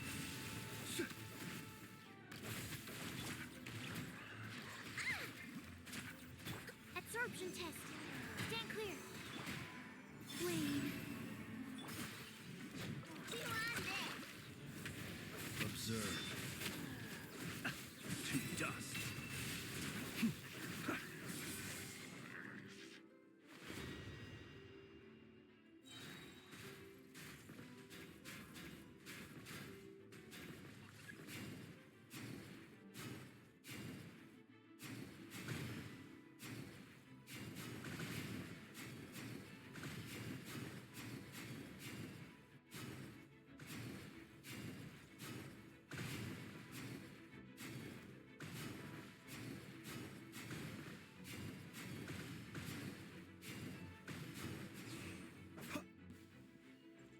Be silent. A new moon rises. Absorption test. The night comes.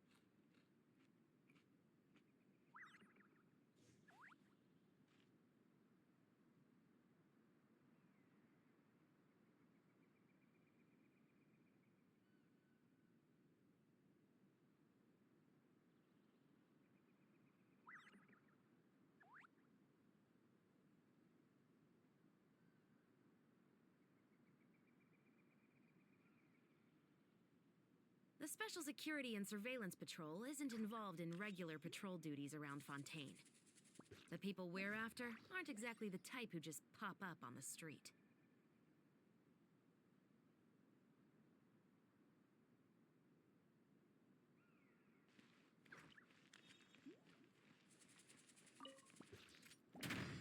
You asked for it!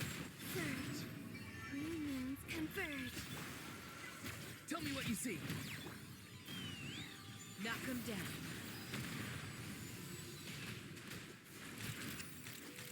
Open fire!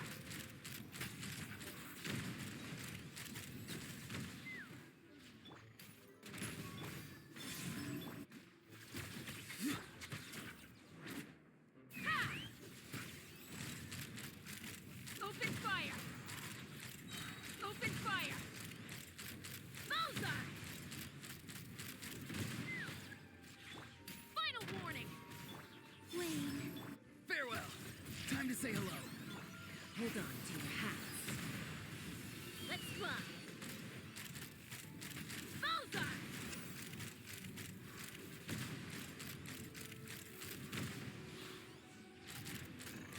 Locked on! Stop right there! Hands where I can... Not too far now. A moonlit night for all. Ha! Locked on! Bullseye! Open fire! Final warning! Surge. Farewell. Go. You're free now. Fire in the hole! Take me up! Open fire! Bullseye! Bullseye! Drop your weapons! Justice will protect... Wayne. Be free. Let's fly! Locked on!